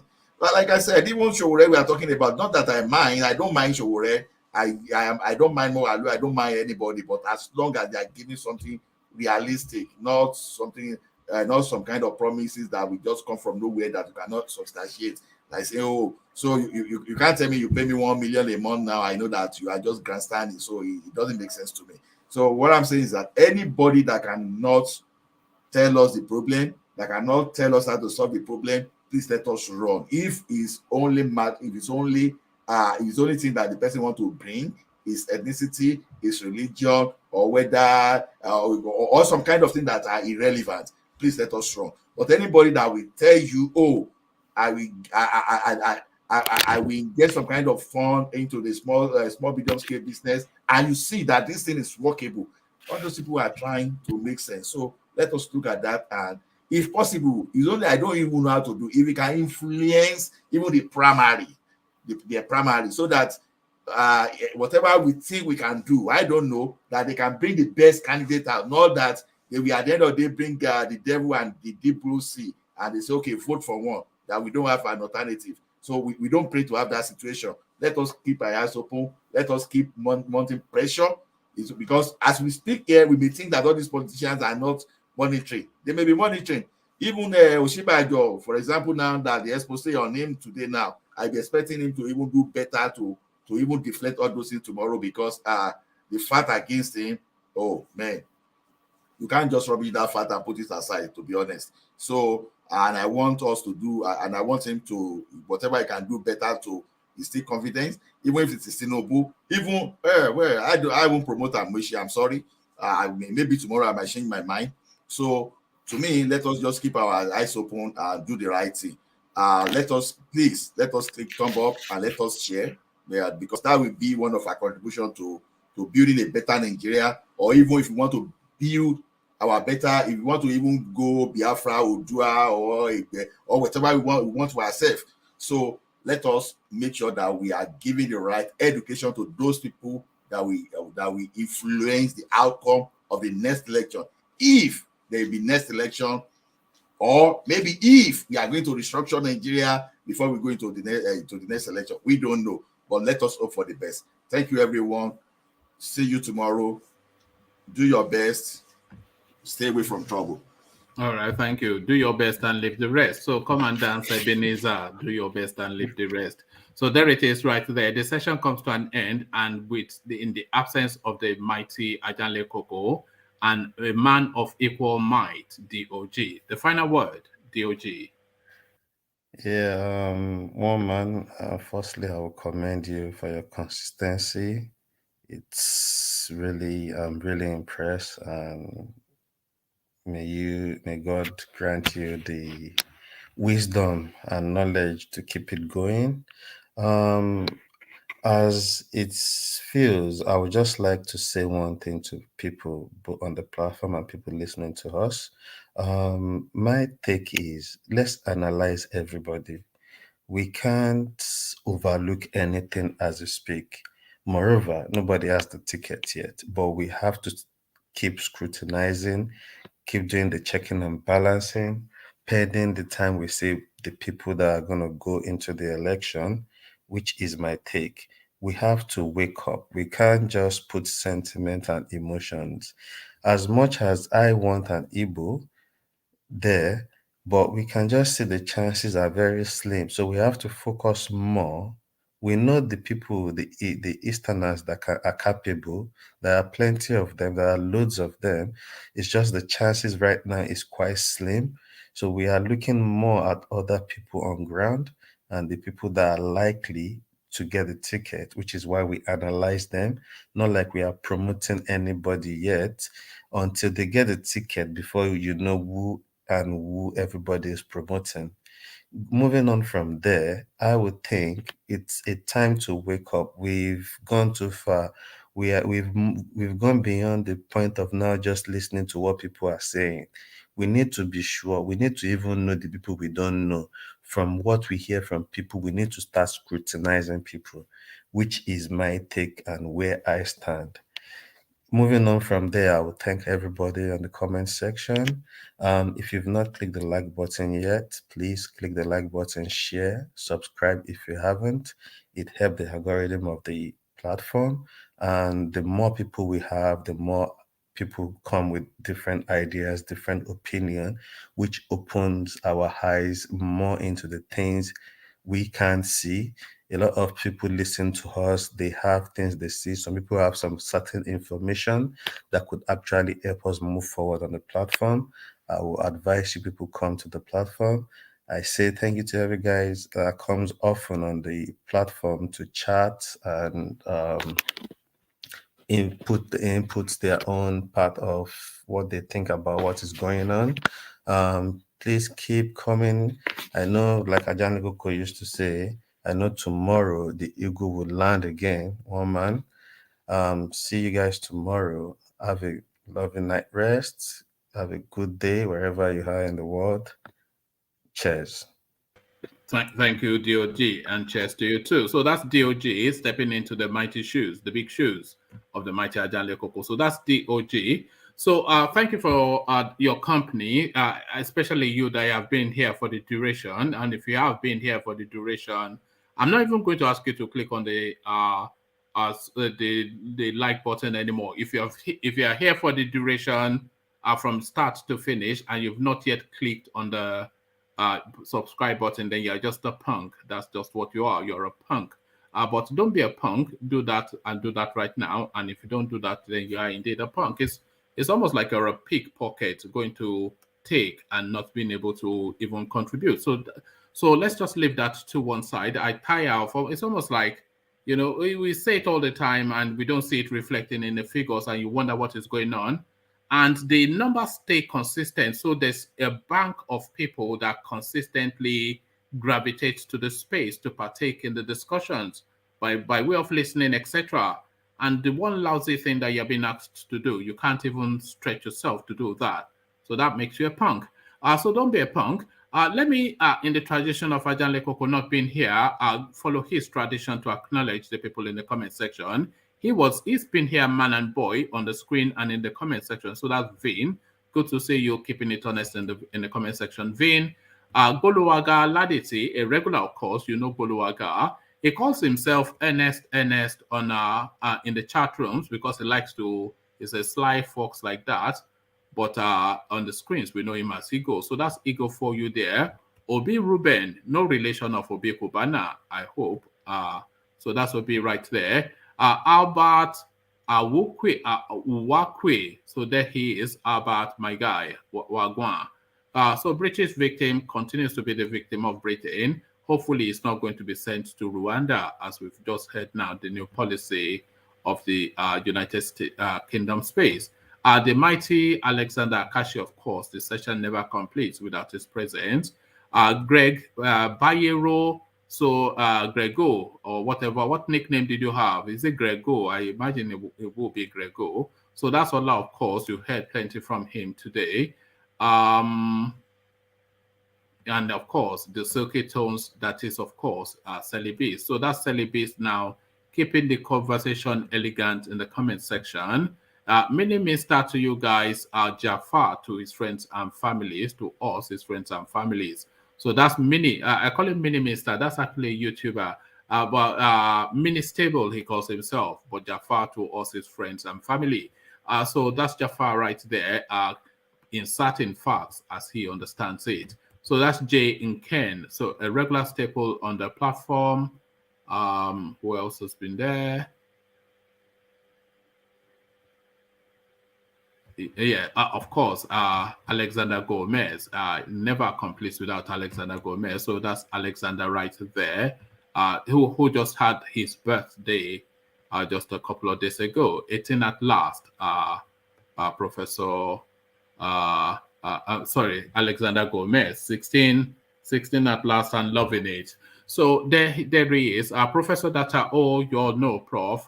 So Prof now keeping it 100 in the United States of A. So in the United States of A, Professor Data O, ask Google, but what is the question? So ask us to ask Google, but what question are we asking is the question. So that is a play on word, like right there. They call that a pun, P-U-N, a play on words. So that's a literary term right there, a pun, a play on words. So there it is right there. So ask Google, really involved in a conversation. He always encourages people to click on the like button, but you know it somewhat befuddles that you have to labor it that hard for people just to flick a louder button. But then, you know, with the way Nigerians are just eternal people, bad belly people. Adebisi Adedonyi, so we see you. So that name now, Adebisi, I'm taking that leap to make the assumption that it's a man's name, because Ade usually precedes a man's name, but I stand to be corrected. Joseph Akinyemi, how you doing, my man? Is your name shortened to Joe in instances? I wonder. So that is Michael there talking his usual gibberish, but this time in the comment section. The elegance that is Bonksmore, we see you, Bonksmore. And Kana Niger, here he is right there. Royal Priesthood, though, I don't think I've quite come across this name before, or maybe but now I notice it if I hadn't noticed it before. Good to have you on board, Madam or Mr. Rufai Tungi or Tunji. Is that Tunji? I'm assuming. You know these funkified names. It is Sorosuke generation. You never know their language. You saw that girl that is shouting Blue Mother just because she wanted attention. Ismail Bolaji. So there is Salam Alaikum. I can only say to you just from the leap of assumption from your name. So that is Ismail right there, keeping it 100 in the comment section. Kachi Nchem, so a regular, of course. Babati, Boston Tea Party. So that already tells you what his inclinations are, some aspirations towards the lofty society. So that's Tai Wufi. So quite how people come up with these names is a real wonder. Tai Wufi or Wofi. You don't even probably want to know in some instances how they come about these names. Late Vlog Igwe is what our Tally Boy calls himself. Hot Shade. So that's another puzzling name. Anyokunle Ade Bolade. So how are you doing? Sake. usually people with Akunle type names, they always call them Sir K, don't they? So Sir K, Hannah, Alfonso Arinze. So are you a Latino with a name like Alfonso? I mean, what is going on there? Como estás? Como se llama? Muy bien. Obrigado. And all of that jazz. Adewale Olusegun, just a solid Yoruba name. You don't get more Yoruba than a name like that. Mickey Okata, I see you, my man. Otahana is there, of course. Henry O, who usually comes in early and always makes sure to say hello. So feel free to say hello just as soon as you are coming in. Fourth of many. So that then tells you then that that person comes from a large family, I'm assuming, as the leap of assumption based on that name. DOG, of course, who rounded off the session just now, the original gangster. I'm wondering if that was the intention is.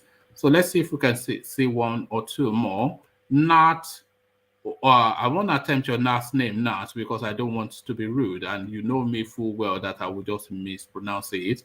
And then you will start to resent me for that. No doubt about that. So moving swiftly on, let's see if we can see one more. And then we leave it there. So we see one more and we see you, Willow.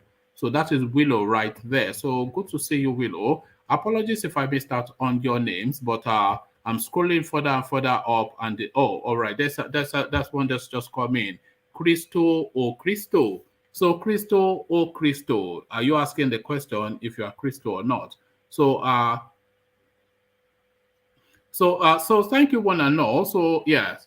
Thank you for spending the time. It is session now. You already know the schedule, but if you're new to the space, at 9:30 thereabout UK time, we're regular as clockwork online just to chew matters Nigeria related. We now often instances do 2 sessions, so around about 2 o'clock UK time as well. We do a little cameo session, which is just a very short session, just to as an aperitif to the main course, an aperitif to the main course. So join the aperitif and join the main course and join the team as well via the usual clickings, the subscribe and the like button. So I leave it there. Carry conversation and within the comment section, but here I say this.